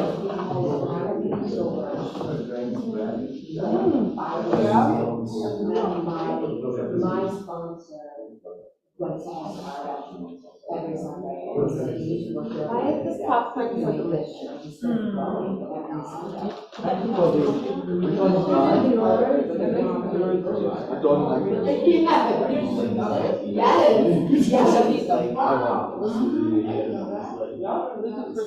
They're pretty cool. This is snackies. So you start going. It's not any news that at all, it's just silent meditation. I love that popcorn, whoever bought it. Called Joan O'Brien, Casey's mom. I don't know. She's a cute little thing. She's so funny. She's like, I opened it, I didn't on her, I didn't believe it about this. And I did not reach out. I brought this one, if anyone wants this one. Thank you. And I was standing across, and I was looking for a place to sit. And she's a yoga instructor, and she was saying about her, she's like, yeah, there's this guy, they did something at the school, he's really good, they're gonna go through this other people, I think it's gonna be good for you. And I was just like, you know what, I'm doing it, and maybe it's it, and it's like that. You want to do it? You have a power? My legs are ashy. Oh, you're fine. I think she knows You're you okay. like. After she's you're okay. After everyone leaves, I mop up and clean. You're good. You don't have to mop up my scale. Why not? Well, mop them up. You're good. Because there's gonna be crumbs and all sorts of things in this floor when we're done. Yeah, but you can see where when my ashy legs Aw. shedding. But she was the one that pushed me to do that. Just from Philip, this is, thank you so much. Thank you so much. Yeah. Thank you so much. And tell her that if she ever shows up, I will keep the fans on and freeze them to death. Yeah, Michelle knows her. Yeah. Oh, she's a sweetheart. Hannah. She's an anagram. An anagram? Tell her to go under the. Yeah, it is. No, she Her name spelled the she same. comes in here and practices every once in a while. Yeah, she comes sometimes. She'll come in this room. Like she comes. Yeah, unneeded. My birthday is around 82/28. Maybe 82. What was the anagram? Oh, no. Are you 40? I'm 39. You 39? Ready? Come on. It's actually my favorite. So like all the pressure is off. What's so nice about it was really, I had the virus for my 39th birthday.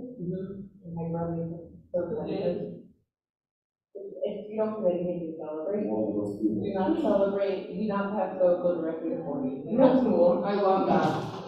But it's perfect, it's very nice. No, you cannot be a rabbi unless you're at least 40 years old. It'll be my year. Yeah, It's that's true. You know, I don't know what it was about the birthday, but when I swear I woke up and I felt like different. And I didn't feel that way any other birthday, when I'm on our birthday, I was there, I didn't really care about birthdays that much. I didn't care about the celebration, but I felt lighter. That's how it's when I turned 30. Oh my God, it's about 20. 20s are the hardest. Oh, horrible. No, for me, 30s were the hardest. 30s? 20s. I barely made it out of my 20s. Late 20s, early 30s. so that was a couple of words in the protocol. Yeah. I'm gonna go ahead and say that. I'm really sorry they get in traffic. Oh my God.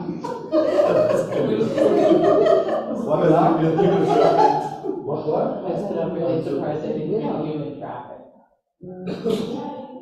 I know, why do you hear that a typo? I just not going to repeat. You got the mic? Thank you. Oh. No human trafficking. Okay, Sarah, you're gonna take over in a little bit? Whenever you're ready. Okay.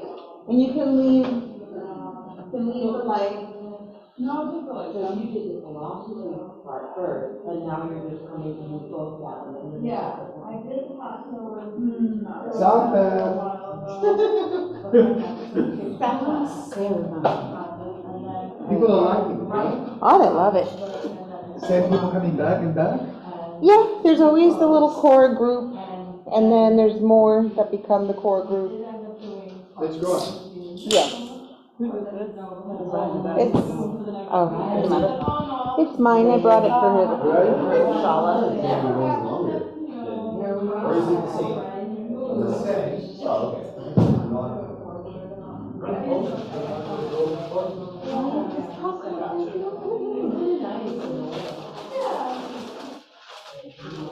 I did make some banana bread, but With a rotten banana? Would anyone like to split this gargantuan banana? Oh, okay. That's a big banana. Negative.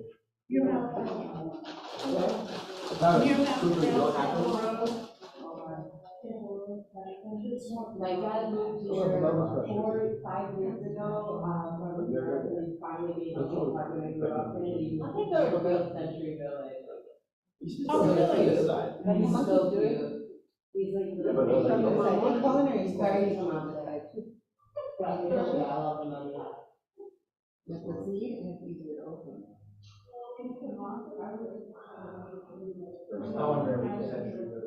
Right? Don't worry, I'll have the latte already. What's the gross? I like that. That was good, right? That's how much you wanted, right? Perfect. It's a first floor. Okay. Really cool, his spot is cool. I don't think, growing up in a Manhattan apartment, I don't feel like anything more than 600 square feet is too much. You know what I mean? Like, it's great. Like, I grew up in a little apartment my whole life. 9 Gate Street. Then,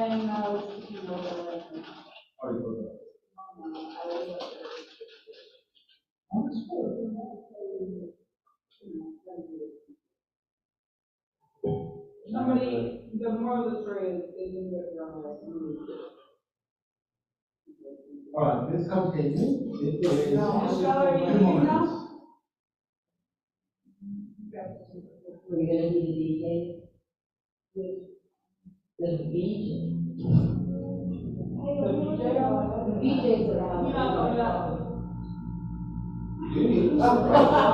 Oh my God. Thank you for the drawing. Philip, Yeah? I really don't understand what surrender to God. I don't understand if it's active or passive. I don't know if it's elaborate further on or. For me, surrender to God. That is good. So I surrender to God. The best way for me to explain it is to start again. More than that is just to let go of God. Let go of the muscles, let go of the struggle, let go of the burden, let go of the engagement, and just help it to ground. Let go of the guru, let go of the driver. The way I'm reading this, it sounds more like that, service. No, not surface, it's more like when you say, even in God's hands. You know, beautiful house of God is even in God's hands. It's have a way of working himself out. Even in God's hands.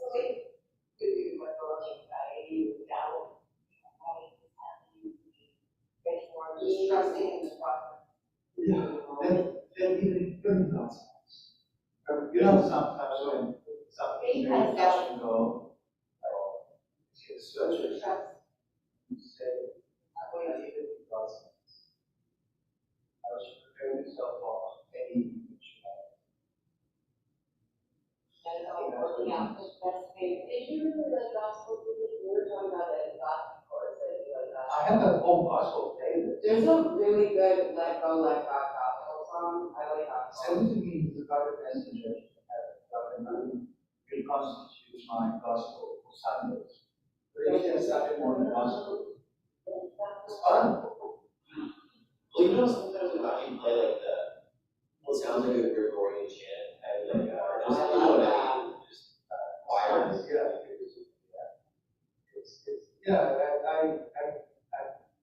he's around the world that decided I hate everything.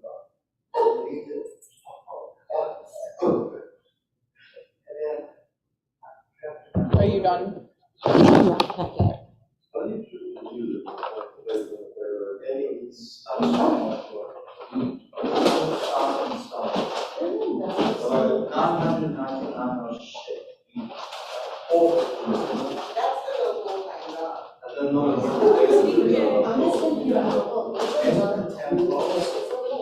You know what happens?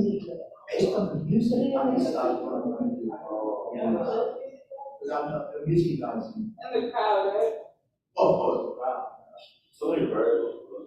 It's not variables. It's shooting variables. You cannot do like a heavy warrior sequence, for instance. The music is dragging take out of this. So you gotta sing. You yourself want to sing. So I had to stop and find another place. Check. Yes. Last week. It was last week. We were in Virabhadrasana. And you're like, what is this? And you stopped and you dropped out of it. That's better. No, last week sometime. I want to share the Viking music, but more into it, but I finished. Sean likes Viking music. Like, Sean must. What is it like? Viking music and sea shanties he'll play sometimes. What is that? A sea shanty? It's like old Viking music that sailors and villagers used to listen to. It's just dramatic. So this is, yeah. We're gonna try this one. What's wrong with the other one? It's just the quality is much better like this. And since Manoa is gonna, so it goes this What way. if, how's Mana gonna access this? She's gonna connect with Nathan and Nathan's gonna send it to her. I need him to pay. Yeah. Because I don't want this to be an either-or option. Because I was this room would be dead. That would all be up there. But that's just a different business. You can widen it if it's too tight. Yeah, it's fine. I know it's a different business, and it takes a lot of work to get it ready. Where is the thing? No. Yeah, this is for a very small head. Well, when you put it back in the box, it has to close. Okay, make it bigger for my big fat head. Or you get a lot. For big fat head? Yeah, me too. Big head? Big head. With all the big brains. I hope it's big brains. You look like a baby leopard. Aww. It's interesting, actually, I was choosing my outfit and I saw it had matching. But then my friend has been texting me about the Mayan astrology every day, and today he says it's the day of the jaguar. There you have it. The jaguar is a huge protector. So I just have. You know the jaguars and pumas are the same? Yeah. It's my dream to go to Bolivia to Puma Punku. Tiwanaku. Who knows what that place? I was there. You heard of that? You went there? Yes, I go to Bolivia usually once a year. That's why my laptop says I love Bolivia. Bolivia. Let me tell you about Puma Punku and Tiwanaku. Oh boy. It's no, it's even smaller now. What did you do? It used to be wider.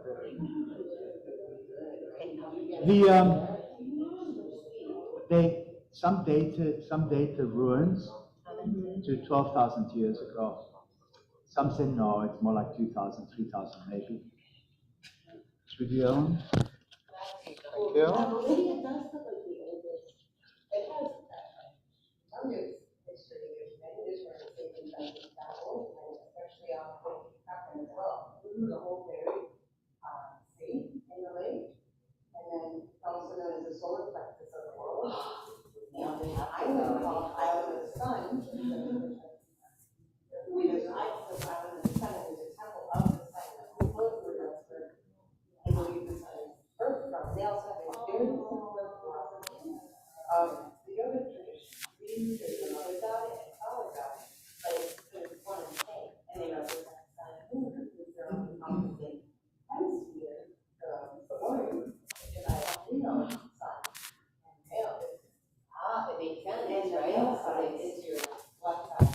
It makes sense. I mean, there's boiling differently, everything. Yeah, the only ancient thing is like ancient age,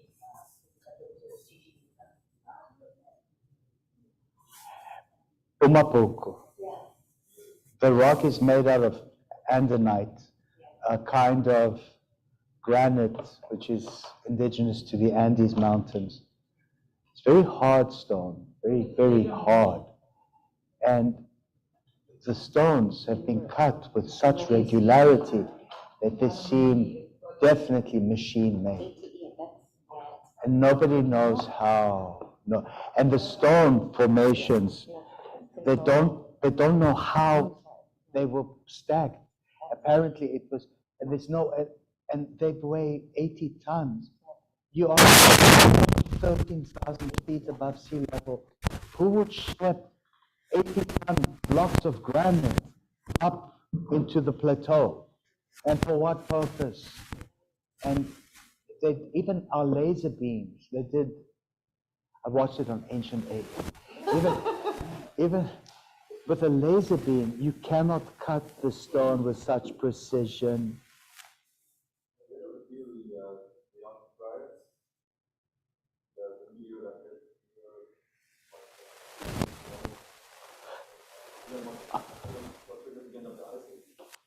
Yes, yes, I have, yes.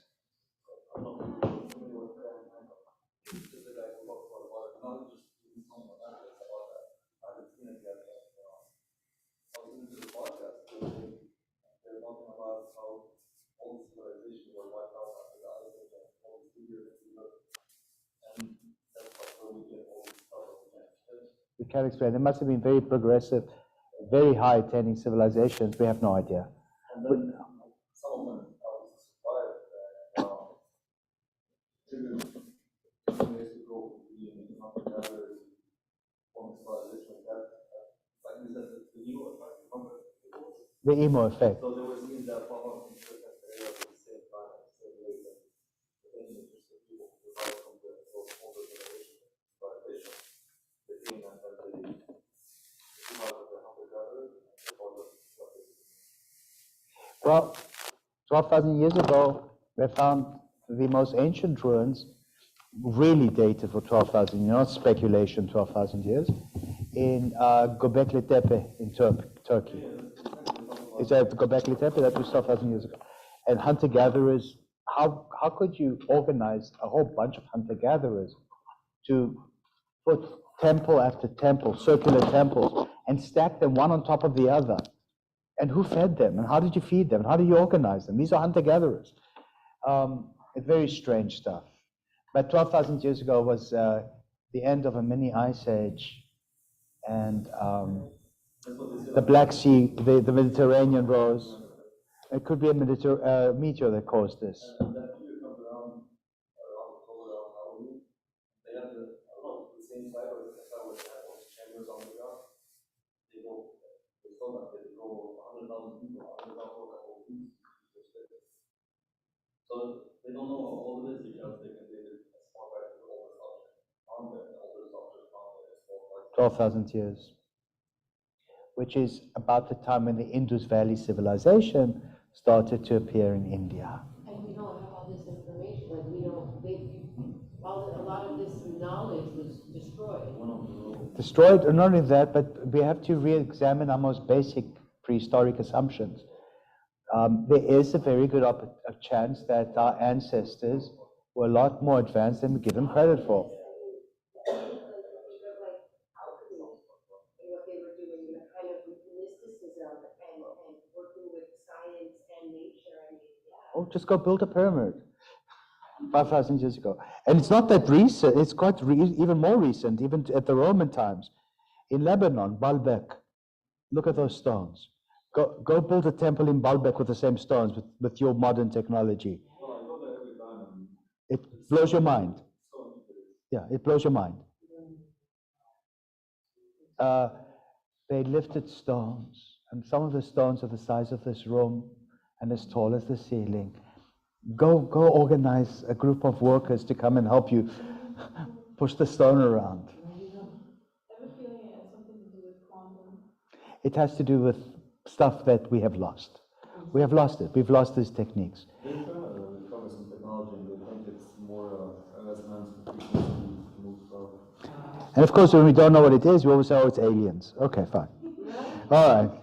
So 49, are we all here? What happened to Sarah?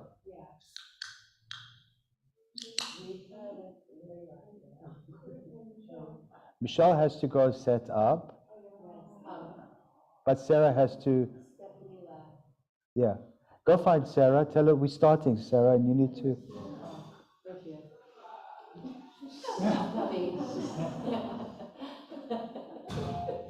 Oh, Sarah. Are you ready, Sarah? I think Michelle's un momento, yes. Okay. Are you recording? When do we start? Whenever you're ready. All right, I'm ready. You just tell me when we're ready. Do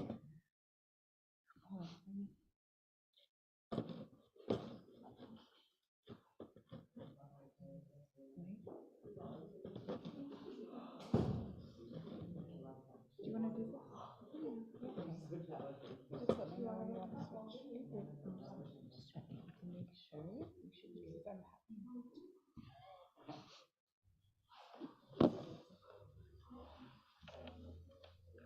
Ready? Yes. Let's go to 49. Don't worry about the water. It'll evaporate. It's water, right? Yeah.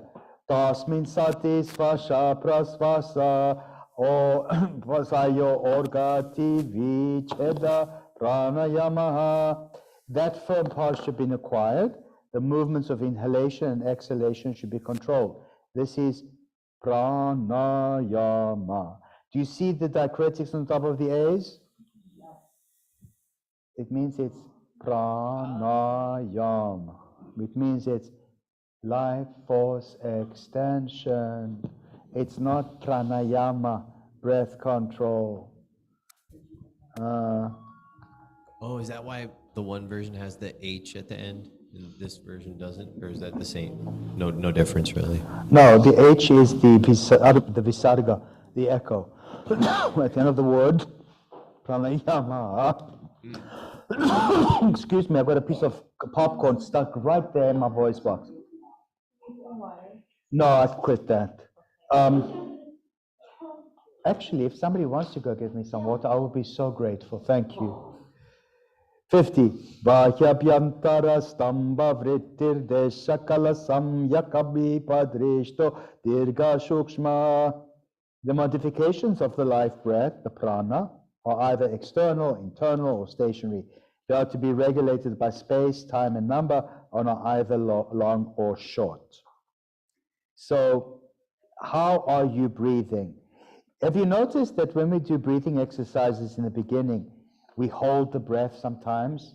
Like inhale, cow, hold. Exhale, cow, hold empty. That's what it means. We're still doing postures, cat and cow. Thank you. Cats and cows are still postures. It's called, Marijasana and Bitilasana. These are very valid yoga poses in and of themselves. Cow pose, cat pose. And we use various breathing regulatory exercises associated with them. Kapalbhati, skull shining, when we sit like this and go. The pose where we sit in is a valid pose, but we're doing a pranayama exercise in the pose. What other pose do we do when we do breathing exercises in a pose? Bastrika, it's actually a pose, a valid pose in and of itself. So sometimes you always want to separate pranayama exercises from the yoga exercises, from the poses, but they are interconnected. But as a rule, the breathing in a yoga pose is steady, comfortable, ujjayi, unless we're doing specific breathing exercises in the pose. But you can't do any exercise at all unless you are in a yoga pose. All right, let's continue. Cheers. I like water. 52. Tatakshiyate prakasha varanam. 51. Why am I missing stuff? This is the fourth kind of pranayama that occurs during concentration or on an internal or external object.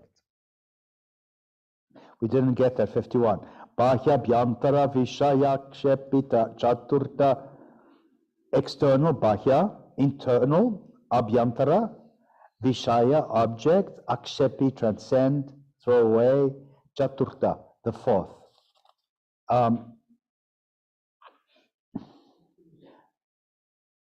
We do not have to concentrate on the retention of breath here because it'll stop automatically just by concentrating the mind on a chosen object or idea. It's called kevala kumbhaka, the easy and intentional retention, which occurs automatically in deep meditation. Some people call this the retention of breath in deep meditation as the breathless state. Remember the breathless state that he describes in autobiography? It's like this, look at me. And I'm like, I don't need to breathe anymore. It's the breathless state. He calls this Chaturta Pranayama, the fourth type of. You wouldn't go breathless in the middle of a boom boom vinyasa because you'll pass out. But who has achieved this breathless state in meditation? In Shavasana as well. It's just that the body is hyperoxic. Through your beautiful Ujjayi breathing, you have all the oxygen you need in your bloodstream. And your body automatically doesn't need to breathe anymore. When the oxygen is depleted and you become hyperoxic, your breath will start regulating again. You're so connected that even your physical functions align with these connections. I think that's the best way to describe this breathless state. The breathless state. It's never happened to me in yoga, in doing yoga practice, physical yoga practice, but when I would do the deep meditation at the chapel and self-realization fellowship, we chant. So the way it starts is you chant, you sing the song, and you chant over and over, and I like Oh God Beautiful. It's really good. You just go over and over and over and over and over and over, probably like, maybe it is 108 times, I'm not sure. Probably. Yeah, and at the end, you're breathing and it's intense, and then you stop. And like, there's a point when they start saying Om at the end, I'm like, am I breathing? Like, what? It's amazing, and it's so little and quiet, like it's nothing. It's the breathless state. All right, let's continue. Yes, put the mic in your mouth. Is it the same when sometimes I try to focus on the breath and I kind of like don't feel anything? I don't even feel like I'm breathing? Yes. Is that the same kind of? Yes. It's again, when we do yoga poses, our breathing, our Ujjayi breathing, is so mindful and deep and regular. Your body, your bloodstream becomes hyperoxic. If you become too hyperoxic, you feel your veins contracting, your hands start to shrivel in like this. It's very painful here. But if you are perfectly oxidated, your body doesn't need to breathe anymore. It's only for a little while. Don't think it's permanent, because then it's called death. All right, let's continue. 52. 52, sorry. Tatakshiyate prakasha varanam. As its result, the veil over the inner light is destroyed.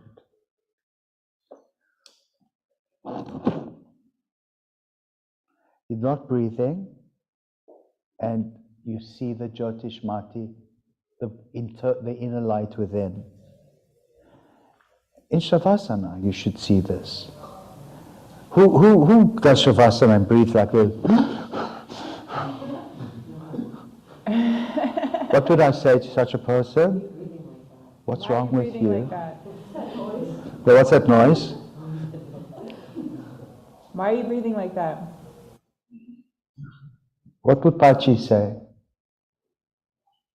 Good?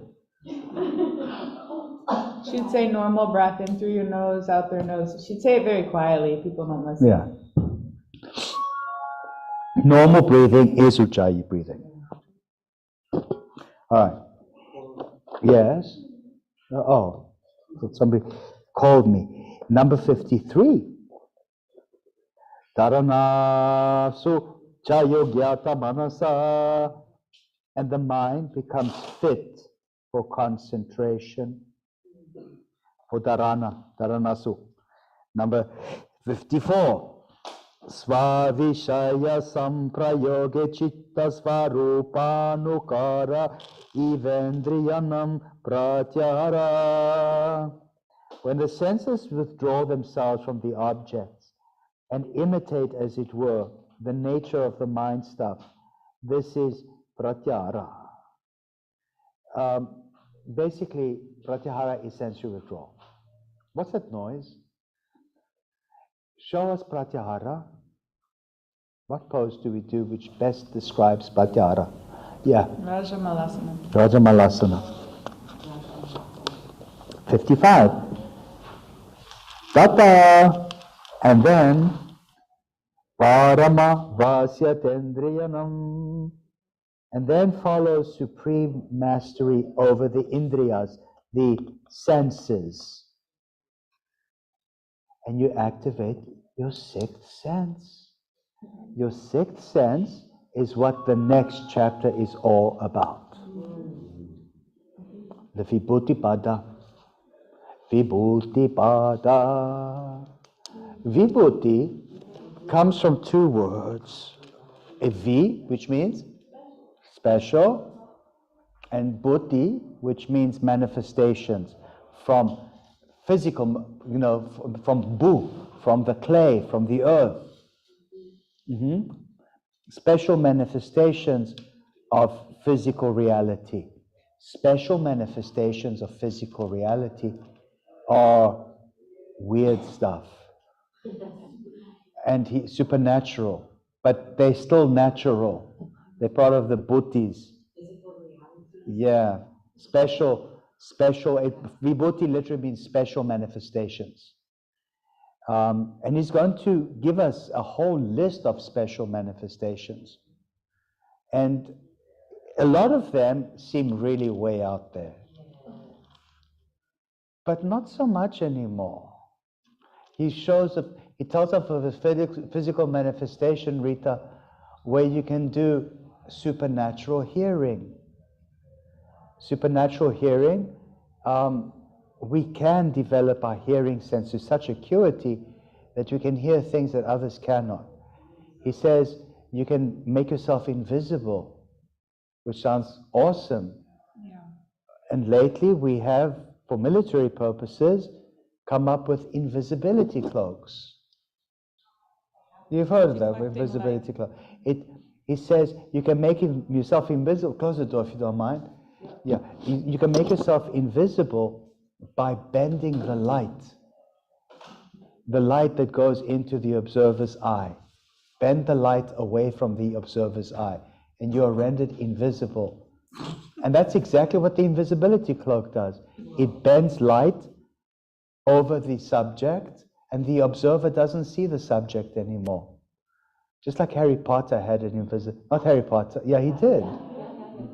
But who was the other guy? The little hairy feet thing. The hobbits. Yeah, didn't they have, yeah, and it makes you invisible. Frodo. And Frodo had an invisibility cloak as well. So all these supernatural things sounded very supernatural when this was written. And yet, here we are, achieving them. That's like an optical illusion, right? It bends the light away from the observer's eyes, he says, which is exactly how you do an invisibility cloak. You bend the light away from the observer's eyes. Isn't that cool? Other things he says is that you can make yourself very small, and you can make yourself very big. Another thing, you can fly through the air. Another thing is that you can be in two places at the same time, by location, which we already described and has been documented. Another thing he mentions is that you gain knowledge of your past lives and your future lives. And because you access the quantum field where there's no space or time. I mean, it's all, we perceive of time as linear. But in reality, time is not linear. Time is cyclical. Who watched the movie, what was it called? Not Interstellar. Benjamin Button. Not Benjamin Button. All have to do with time, though. Not Contact. It was. The Time Traveler's Wife. It was Arrival. Did you watch Arrival? You haven't? So, all around the planet, these watermelon-shaped UFOs come very close to the Earth's surface and they just hover about 20 feet off the ground. They're everywhere. They're in China, they're in Russia, they're in the Midwest somewhere, they're in Japan, they're in Australia, they're everywhere. The world freaks out, completely freaks out. So, who? I don't know who it was. But anyway, they obviously it's living beings, obviously they're extraterrestrial. So they hire our heroine, she's a linguist, and her job is to somehow make contact. If a portal opens up on these buildings, to somehow get herself up in there and make contact with who's ever in there. She's a linguist, and she does go in and make contact. But their language is not verbal, and somehow they break the code of this language, but she slightly mistranslates. She asks them, "Why are you here? What do you want from us?" And they say, "We are interested in your life forms because you display intelligence, but you are on the cusp of great destruction or the great leap forward. And we want to make sure we can help you in any way we can. We come and offer you a gift." But she mistranslates gift as weapon. And of course, all the trigger-happy generals around the world are like, "Let's just nuke the damn things." Always. And one of them does. And or terrorists, so a local terrorist says, "These are God-forsaken demons. They come to destroy our way of life. They are nothing more than communists," or whatever the pejorative term is that they have. I think the latest one is liberals. Anyway, and throws a bomb in one of them. And then she has to go back up there and try and make good again. And they're so kind that they actually do listen to her. But one of the aliens gets killed. And it's the most heartbreaking thing. I'm not going to describe to you what the aliens looks like.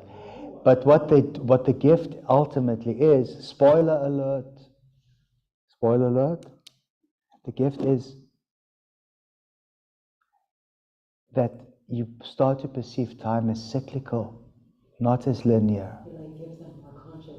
Yeah, not only that, your grief because of people you've lost, you never really lost them.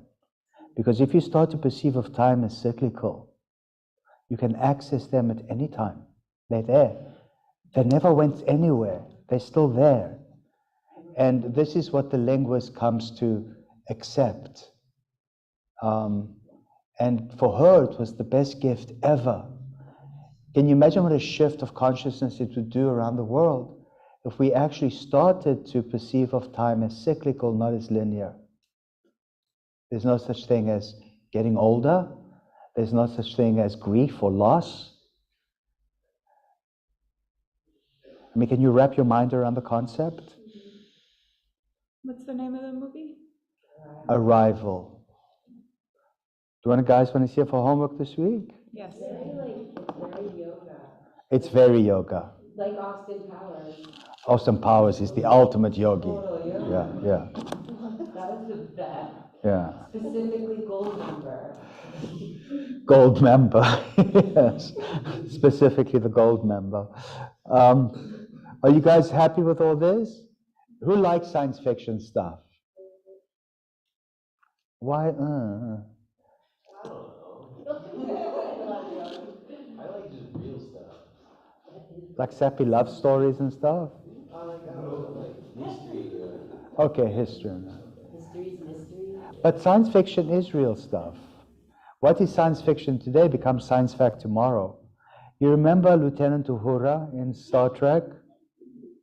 With the tiniest mini dress, and she would put this thing in her ear and she would talk to them. Well, that was the first Bluetooth. It's true. And you remember the things that they would flip the things? That's your cell phone, yeah. Yeah, the flip top.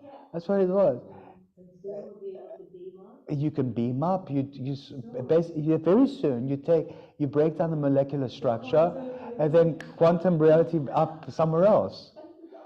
A lot of science fiction becomes science fact. Because we want it, if we want something so bad. Oh, we can figure it out. We're very, very naughty monkeys. So excited. All right. All right. So if you want to watch that movie, watch it. It's interesting.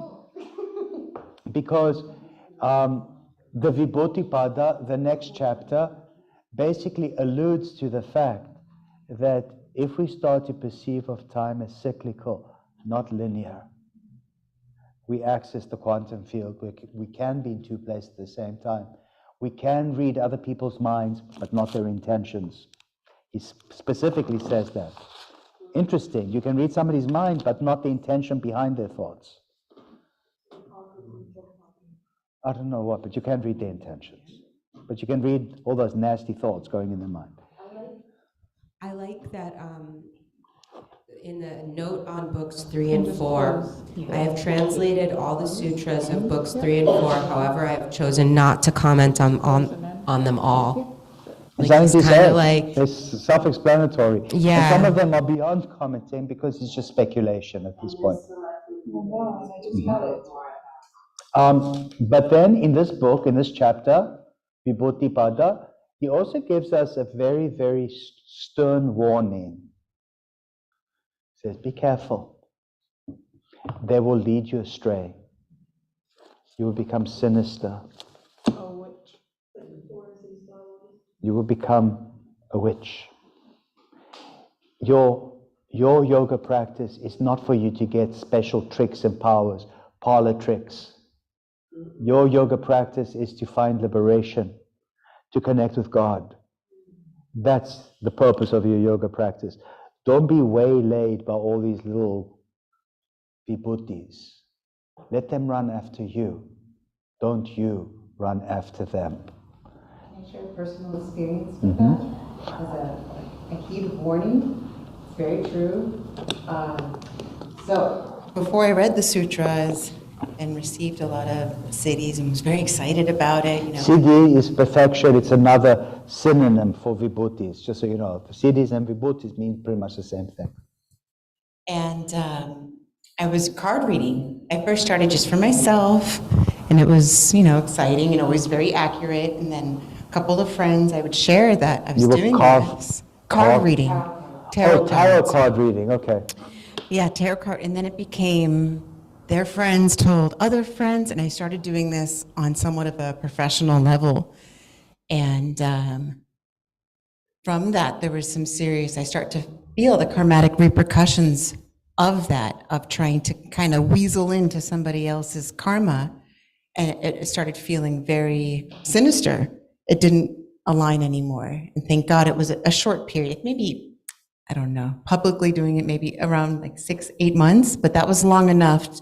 I felt it in my body and my soul.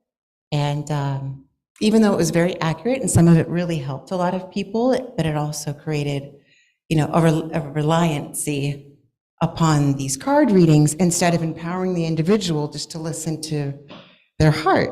And it also definitely inflated a spiritual ego. I was like, oh, I've got all these powers. I can see all this and and everyone thinks it's so great. And then I took a trip to Bolivia and sat with myself and was like, oh, that's not good.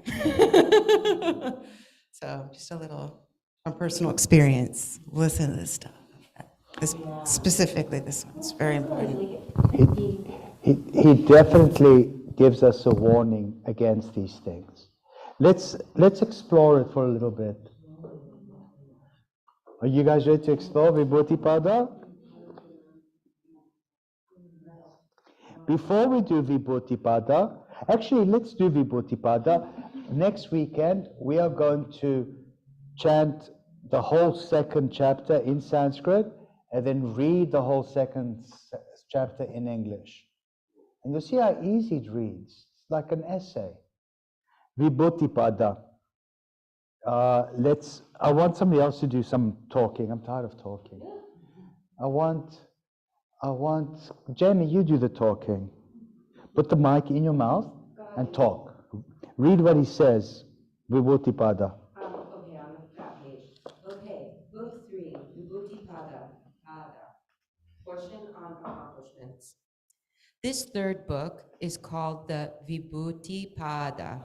The Vibhuti Pada, or the Vibhuti, are all the accomplishments which come by products of your yoga practice. They are also sometimes called siddhis, or supernatural powers. These powers begin to come with the practice of the final 3 limbs of Raja Yoga. Raja Yoga. Raja Yoga. Dharana, concentration, dhyana, meditation, and samadhi, contemplation. That's it. Thank you. And let's get to the first one. Deshabandhas chitasya dharana. Dharana, concentration, is the binding of the mind to one place, object, or idea. Simple enough, right? 2. Tatra pratyayika tannaratta dhyanam. Dhyana is the continuous flow of cognition towards that object. Remember I didn't, let me do it again, because I don't think Rita was here when I did it. Rita, look at this.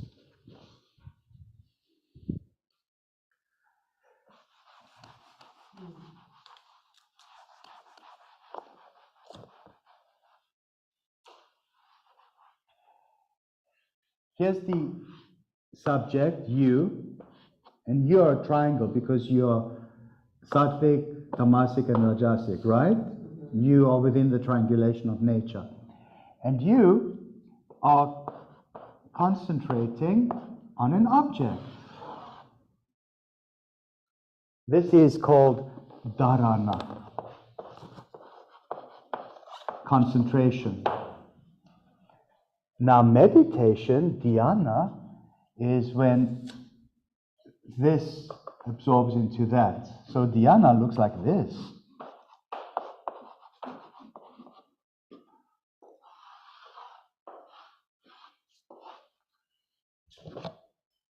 That's meditation. It's so easy when you put in this. And samadhi would look like this.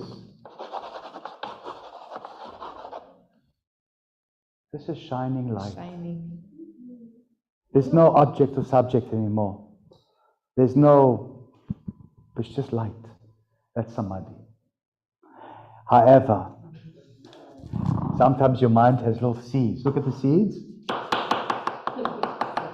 Vitarka, Vichara, Ananda, Asmita, and it throws you out of your samadhi. The blurring light becomes this again. Another way to describe dhyana is, you see how the focus is there? It's like staccato. Another way to describe dhyana would have been like this. A straight line to the object. You see that? It's like pouring oil from a little oil jug. If you pour water, it goes drip, drip, drip. But oil does not drip, drip, drip. It becomes one continuous stream. That's dhyana. Your mind gets all oily. I don't think that's what I meant. Are you guys all right with this? Rita, how do you feel?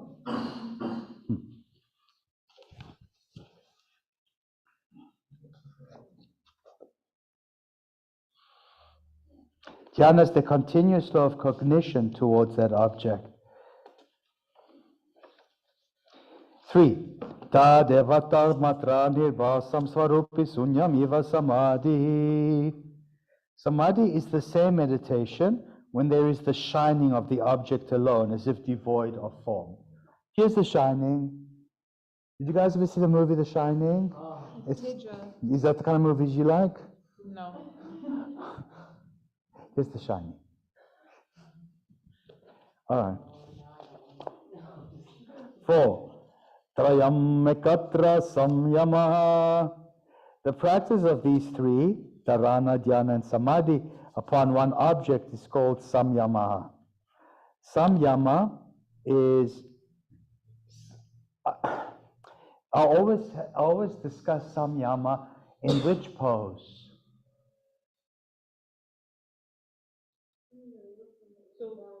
No, that's Nabhi-drishti. Where?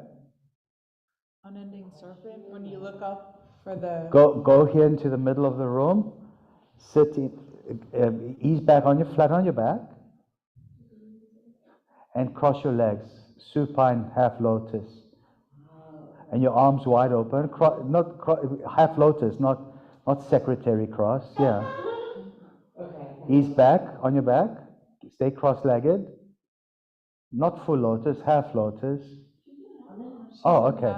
Go back. Open your arms wide, palms open. Palms up. And you think about stuff. That is samyama. Samyama is where you focus, dharana, like a laser beam, and you meditate like a laser beam, and you do samadhi like a laser beam. So it's 3 laser beams coming together.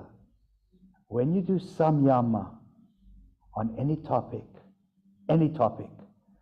you download from the stream of consciousness out there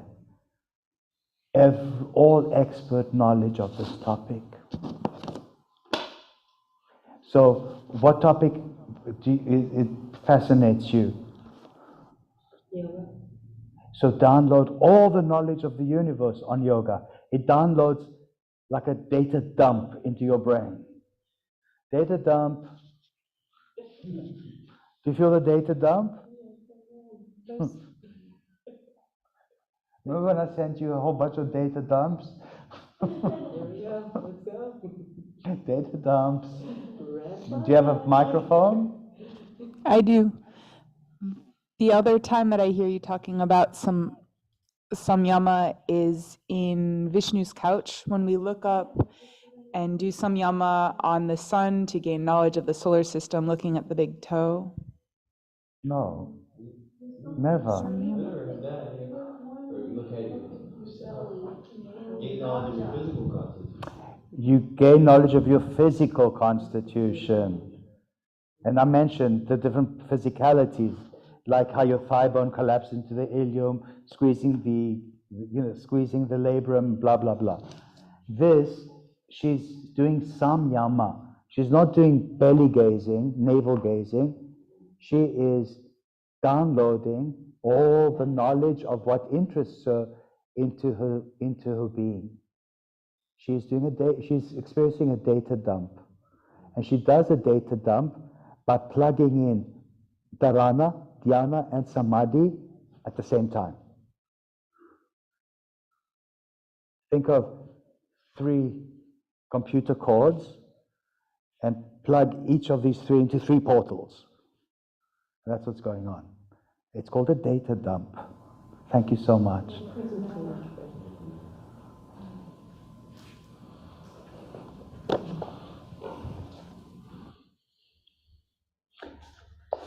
Next. 5. Tajayat prajna loka. By the mastery of samyama comes the light of knowledge.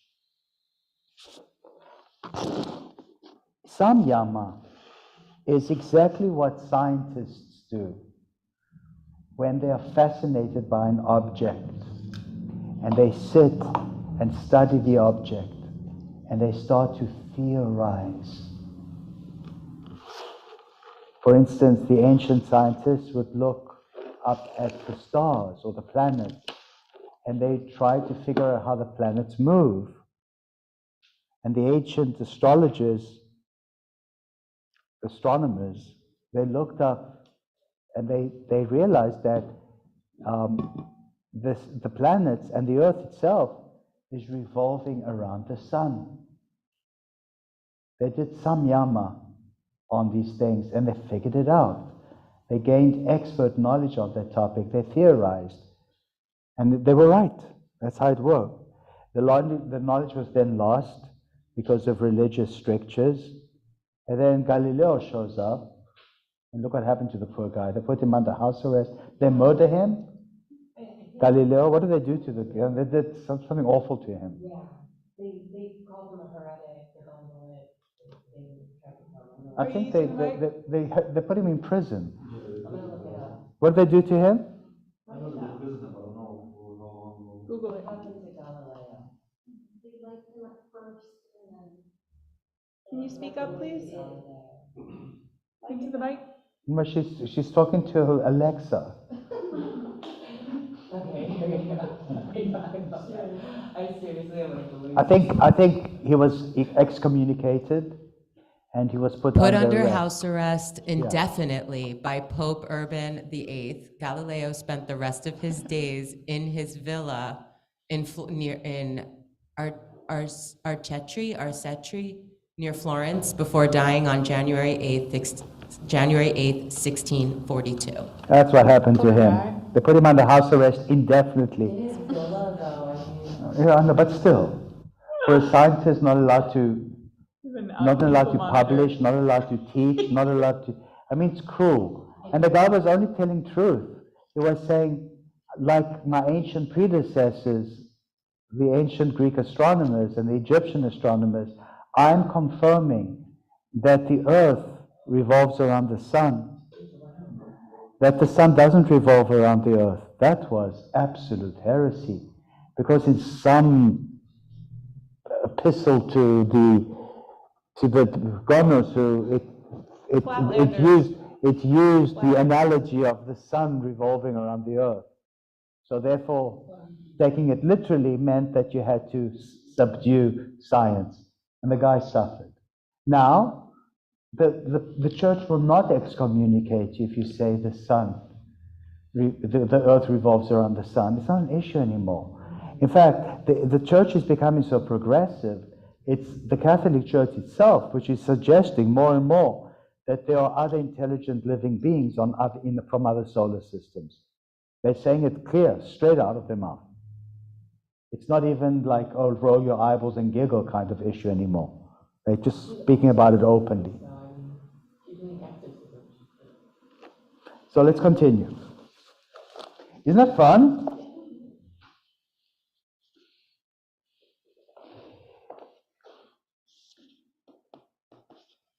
Tasya bhumisu vini yogaha. The practice is to be accomplished in stages. Vini yoga means a progressive practice. Vini yoga also alludes to the idea of vinyasa. Vini, in this case, also means vining. Vining, like vinyasa, you use the down dog as a way to vine poses into a flow. Well, samyama works like that. It's progressive. You learn a little bit, you learn a little bit more, you learn a little bit more, and then all the knowledge comes cascading down into your consciousness. That's how scientists work. They think and they think and they think and they think, and they come up with a theory, they test the theory, they put it through tests, like to gather empirical evidence, proving or disproving the theory. And once they prove the theory through empirical evidence, by doing experimentation, then they submit their findings to peer review. And then if the peer review, other scientists look at this, most of the scientists say, oh, you're talking rubbish. But if the other scientists confirm, then it becomes not science theory anymore, it becomes science fact. And then you can publish. It's a fact. It's a scientific fact. But just because it's a scientific fact today, doesn't mean in the future somebody's not going to come and challenge your facts. When more information comes through, and that's why a lot of people get upset with scientists and stuff. You said that this and this and this, and then 3 months later you're saying the opposite. Well, make up your mind. Is it this or that? Does that sound familiar? It's because more facts are coming to light. Are we supposed to hide the facts so that we get to be right forever? No. Science is always open for review and for challenge. This is what makes it science. Otherwise it becomes dogma. Mike, please. I got it. Can you hear me good? Now, if somebody proves a scientific fact wrong, there's sometimes people that still don't subscribe to that. They're welcome. I'm going to stay with this one. That's good, and they should. They are welcome to challenge those scientific facts. But then if they prove it wrong, I don't know why the words aren't working for me. I think it was all the soda. Then the people who are going to fact check and try to prove this theory, theory wrong, there are still people who will stick with the older theory. Yeah, they're called. What is that about? They're just, they're not interested in facts. They're interested in dogma. That's it. They are dogmatic. I mean, there's people on this planet to this day. I know one of them, believe it or not, who really, really believes that the earth is flat. Oh no. Who do you know? I'm serious. Not only that, the same person who is otherwise very intelligent and charismatic believes that the moon is a hollow satellite created by aliens.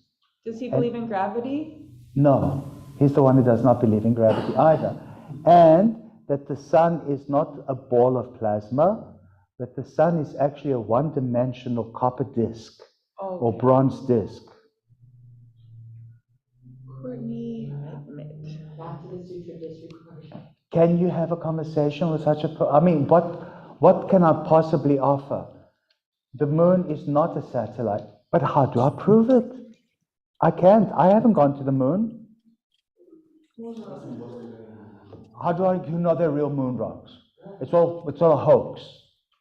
Everything's a hoax. If it doesn't fit in with the frame, it must be a hoax. And then the sun. Has anybody gone to the sun? So how do I know it's not it's a one-dimensional copper disk in the sky? So, and the earth is flat. It has to be flat because you don't believe in gravity. Otherwise, we would all be falling off this ball. So you don't believe in gravity. But even if the earth were flat, gravity will still take play. But that's besides the point. How do I prove? Have you ever gone down into space and looked at the earth? Yeah. No, you haven't. But you accept it as gospel truth that what NASA brings out as pictures is truth. It's a hoax. It's all a hoax. And But on your TV, you can see curvature here. it's a hoax. What are you doing? It's a hoax, and very impassioned about it. I mean, and you know, at this point, there's nothing to say, there's nothing to argue, there's nothing to discuss. It's like a completely different worldview. It's what am I going to say? You're right, the Earth is flat. The other planets are round, but this one is flat for some reason. You know, what am I going to say? The problem is when they start introducing this nonsense as their facts upon impressionable minds, then it becomes a problem. And even worse, when they produce this and you might happen to be their employer, so they're really speaking for you. Do you understand how it could be a problem? Welcome to my world. There's nothing to argue. Even have a conversation. There's no conversation, there's no argument. Facts have no sway for them. Only the dogmatic belief is important. That's the only fact that's important. What you say is stupid and irrelevant. What they saw on YouTube by some conspiracy theorists is far more important. And, you know, what do you know? YouTube knows best. And that's the beauty of science. So, huh? That's the beauty of science, that it changes based on the data available. Yes, science changes based on the data as it becomes available. But if you stop believing the data because it conflicts with your dogmatic worldview, what are you going to do? There's no conversation to have. It's like having a conversation with a member of the Taliban. Or a 3-year-old. What's that you say, Rita?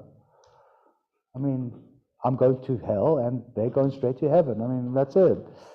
What are you reading now? Put your mic in your mouth. I just had to because I Googled flat earthers and Live Science. The article title is, "Are Flat Earthers Being Serious?" That was the title. Apparently they are. And now I'm just reading about it. Says, of all the conspiracy theories that litter the internet, the flat earth conspiracy is quite possibly the most curious. After all, ancient Greeks figured out.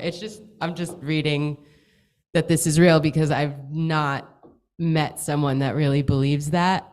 I don't know how I would handle it. Thank goodness for the sutras. I know. And at first I was like, you're kidding me, right? And I was laughing. I thought it was delightful. No, they were not kidding at all. Doesn't matter who, but there are quite a few people like that. So it's okay. It's okay. Just, anyway, let's carry on. How do I share my screen? 7. Trayam antarangam purvedya. The 3, dharana, dhyana, and samadhi, are more internal than the preceding limbs. They're called antaranga, the interior limbs. In Ashtanga Yoga is a cheesy vinyasa style. Ashtanga is what? The 8 limbs of yoga. In Ashtanga Yoga, dharana, dhyana, and samadhi are the more antaranga or interior practices. In other words, you're not doing exterior practices like yoga poses or physical poses or breathing exercises. It's very internal. Even to practice yama and niyama, you need the outside world. How can you practice yama, ethical restraints, if there's no one else in the world? Assuming you're the only living being on the planet, is ahimsa an issue at that point? That it's social restraints, not personal, social restraints. If there's nobody else with whom to socialize, who are you going to hurt? Don't tell me yourself again, because it's not a social issue. Who are you going to steal from? Who are you going to lie to? With whom are you going to commit adultery?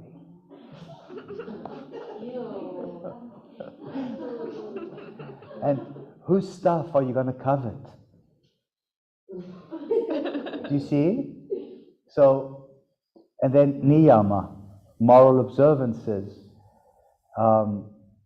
You want to be pure in everything so you don't become polluting to other people. There aren't other people. If there were no other people on the planet, I wouldn't even bother to shave or brush my teeth anymore. I would be like, I don't care. My hair would be all grown out, matted. My beard would be down to my ankles. I would be so cool. Yeah, you're lovely. Right? I mean, all right, let's continue.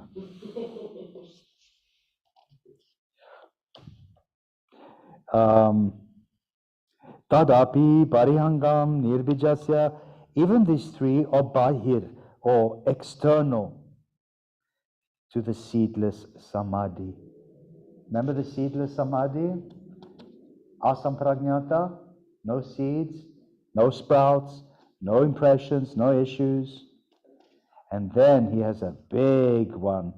Vyutana niroda samskarayo abhibhava praturbhavao niroda kshana chitanvayo niroda parinama. Yeah. The impressions which normally arise are made to disappear by the appearance of suppressive efforts, which in turn create new mental modifications. The moment of conjunction of mind and new modifications is called nirodha parinama. No rotation, resolution. In other words, no rotation, resolution, nirodha parinama means you're not getting over it. So in other words, you achieve asampragnata samadhi or seedless samadhi, nirbija, right? But it leaves impressions. The moment you try to suppress the impressions or fight against them, you're out of samadhi right there. Your resolution, your progression stops rotating. It's like you riding on wheels and you're moving forward. But as soon as you start to suppress, you screech to a halt. You're not progressing in your meditation. That's what it means. Who's going to tell us? Who has issues with this? Suppressive efforts means things like,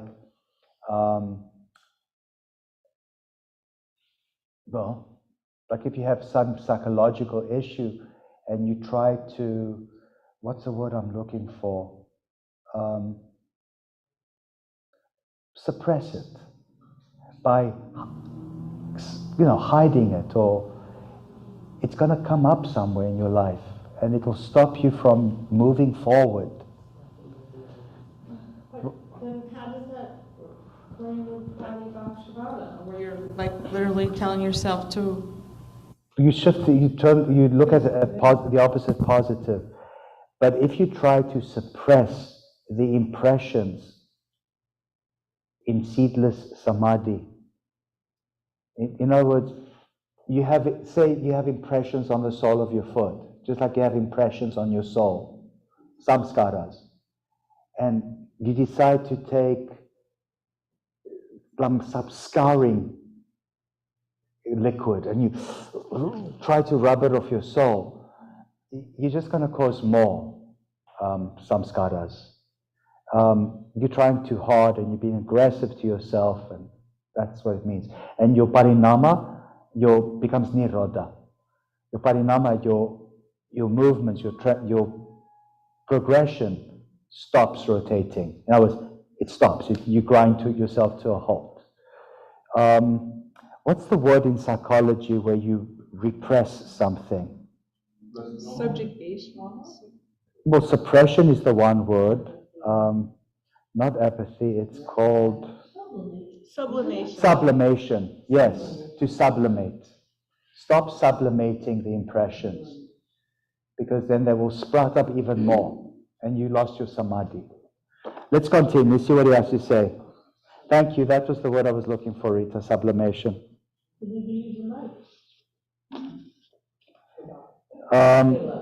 Tasya prashanta vahita samskarat. The flow of nirodha parinama becomes steady through habit. Sarvata taika kratayo kshayo dayao chitasya samadhi parinamaha. When there is a decline in distractedness, an appearance of one-pointedness, then comes samadhi parinama, development in samadhi. Parinama means resolving or resolution. We have revolved and resolved. We have parivrita trikonasana and parinam trikonasana. We did it, I think, today. Remember we did it today? And in front and open, remember the whole thing. So that's what he's saying. When you do revolved, you come to a stop. And when you do resolved, then you can flow forward more. Yeah, you lock and unlock. Like when you go, do Parivrita Trikonasana and see if you can go anywhere from there. Yeah.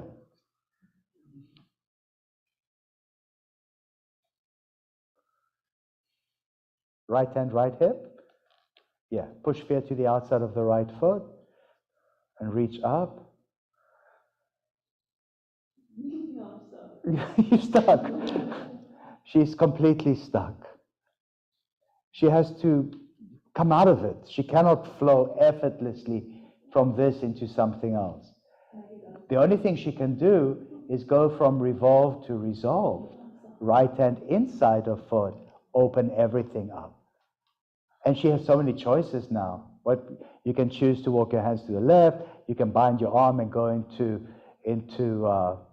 bound Digasana, and then you can step your left foot forward in bird of paradise. You can do all kinds of sexy things. You can do head to flow. You can do all kinds of, you see what I'm saying? This is what he means here. That it's best to try to understand this through the body. Yeah. Becomes easier. Okay. Although like, it is beautiful. It is easier to understand through the body, definitely. But, when he talks about being taken out through some skara, some impressions and then you try to suppress them. And then he didn't really comment on this 10th sutra and the flow of nirodha parinama becomes steady through habit. So What habit? Meditation, but then if something's coming up. Yeah, the suppressive efforts become habitual. So you just kind of are like, no, Yeah. we're not playing this game. Yeah, you live a life of sublimation. And It then it just becomes your habit. Got You it. don't want to look at stuff. I don't want to know. Blah, blah, blah, blah, blah. You know people like that? Flat earthers. Have you ever had somebody whose habits are so annoying, and you say to them, you always do this. No. That's it. Okay. You know people like that? No, he's not like that. Oh, I'm sure. Yeah. And how does Roy deal with it? He does resolve triangle. So he just does resolution. All right. Remember, habits are ingrained patterns of behavior, and they become addictive after a while. And they're dysfunctional in the end. Let's continue. These are very difficult ones. 12. Sando tidau tulya pratyayao chitasya ekagrata parinama. Then again, when the subsiding past and rising present images are identical, then there is ekagrata parinama, one-pointedness. So in other words, when you do the flow of consciousness and a thought comes into your mind, and you don't sublimate the thought, you don't repress it, you acknowledge it and you let it move on. That's what you do in meditation. You don't suppress your thoughts, you acknowledge them, you let them move on. It's almost like you're looking at the blue sky and a cloud comes, acknowledge this as a cloud, the cloud will move on, Follow the blue sky behind the cloud. Another cloud will come, acknowledge it, let it go. Or it's like looking at the ocean. A wave comes up, it crashes, another wave will come, let it go. And you just focus on the ocean, not the waves. You just focus on the sky, not the clouds. But when a thought comes up, you acknowledge it and you let it go. And the next thought that comes up is identical to the one you just let go. That means you've achieved what? Ekagrata parinama, single-pointed resolution. Have you ever had a thought, you acknowledged it and you let it go, and the very next thought is identical? It's almost like they recycle right back. It's not obsessive thinking. It's a new thought. It just happens to be identical to the previous one. So if you think of God, you acknowledge that you think of God and you let it go. And then the very next thought that comes up is God again. Acknowledge it and let it go. And the very next thought is God. And you acknowledge and you let it go. It's single-pointed resolution. It's a very advanced yoga practice. Extremely advanced. How's that a resolution? It's a routine. Well, resolution, parinama means resolution. Parinama means sequential. It follows.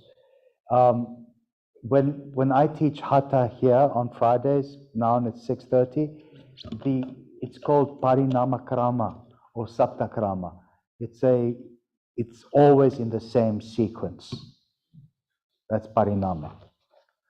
All right, let's continue. Yes.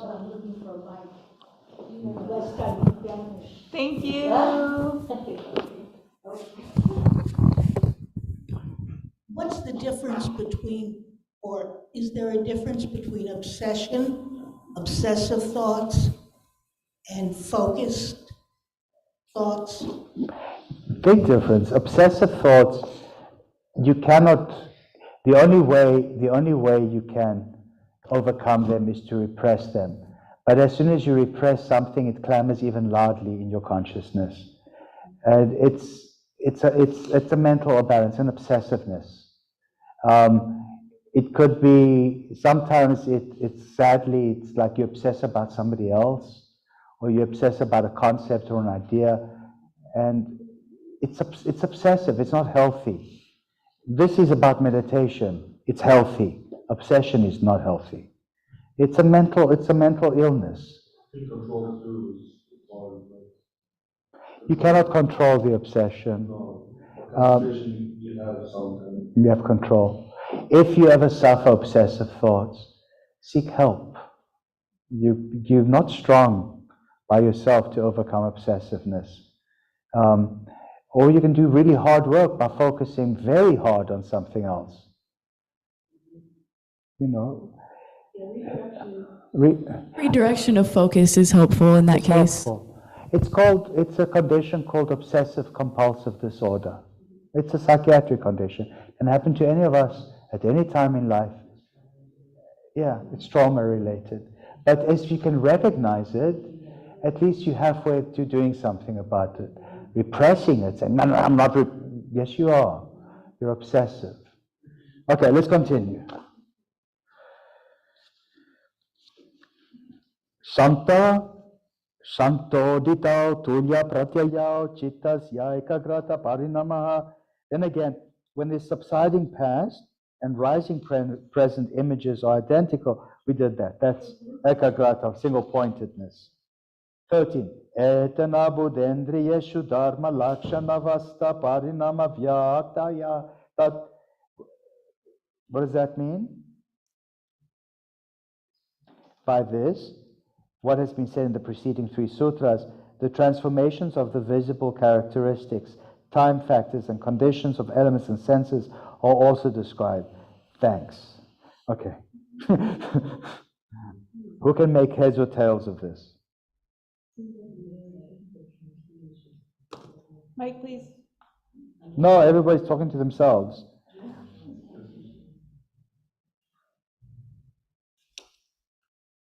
So I understand it as this ekagrata, this single-pointedness,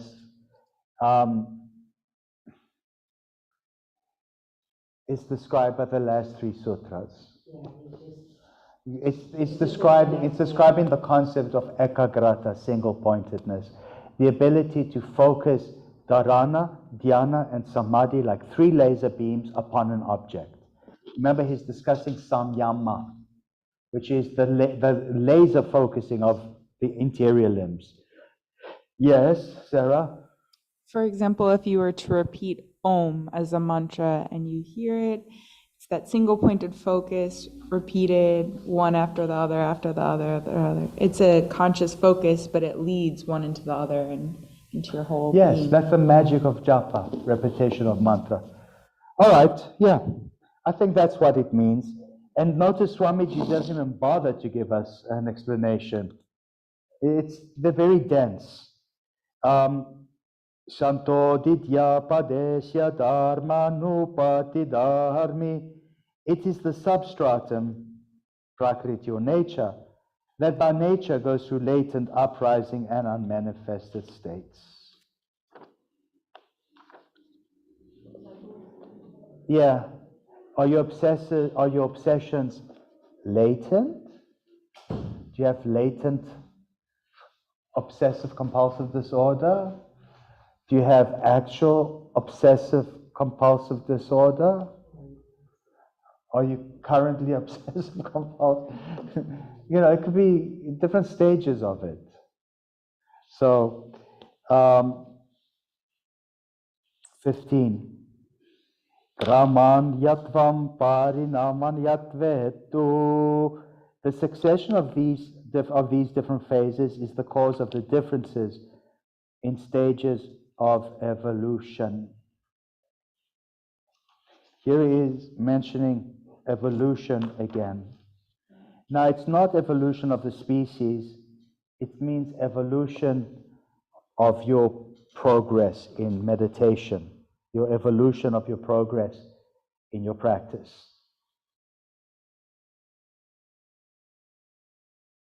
Are the thoughts that arise in your mind latent?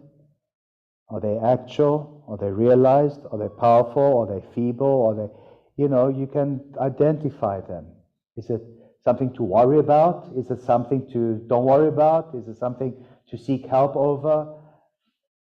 I mean, there's many ways of describing this.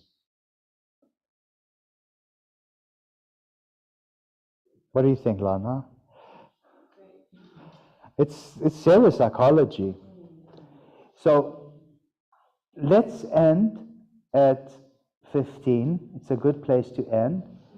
And then read all this during the week. Take notes. Google it. There's a lot of information on Google. You just put Yoga Sutra 3:15 and see what commentary comes up. Maybe one appeals to you especially. Bring it in, share it with us. And you'll notice that if 10 commentators make a comment on something, sometimes you may get 10 different interpretations. Look at the one that appeals to you. This is deep, deep psychology, and it resonates with what's going on with you psychologically.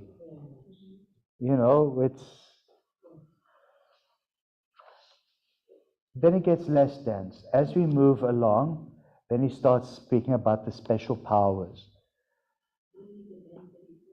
We need to work, this is like more about, it's also like, seems as though it's the mental purification, not just the body purification. This is the samyama. Yeah, samyama. Samyama. What's the difference between samyoga and samyama? What is samyoga? The union of body, mind, and soul. Samyama. Is that a good thing or a bad thing in the end? Yeah, you gotta let go. It's due to what? It's due to ignorance. But then you realize that you have to let go of the body and the mind. And if you drastically try to hold on to it, pathetically, it's due to ignorance. Yeah. You're not supposed to. It's due to ignorance, samyoga. And then he mentions another concept, samyama. Don't confuse the two. Samyama means, think of 3 laser beams shining on a subject that you are fascinated about. That is samyama. A laser beam of concentration, a laser beam of meditation, a laser beam of samadhi or absorption into the object. Put these 3 laser beams together, you have a very powerful light. And that's the light of knowledge that dawns within. He says, calls it the light of knowledge. Let's go. Yeah, you just think about stuff. That's exactly what I mean. Go like this and just think about stuff. Yeah, it'll be a completely different experience. Yeah.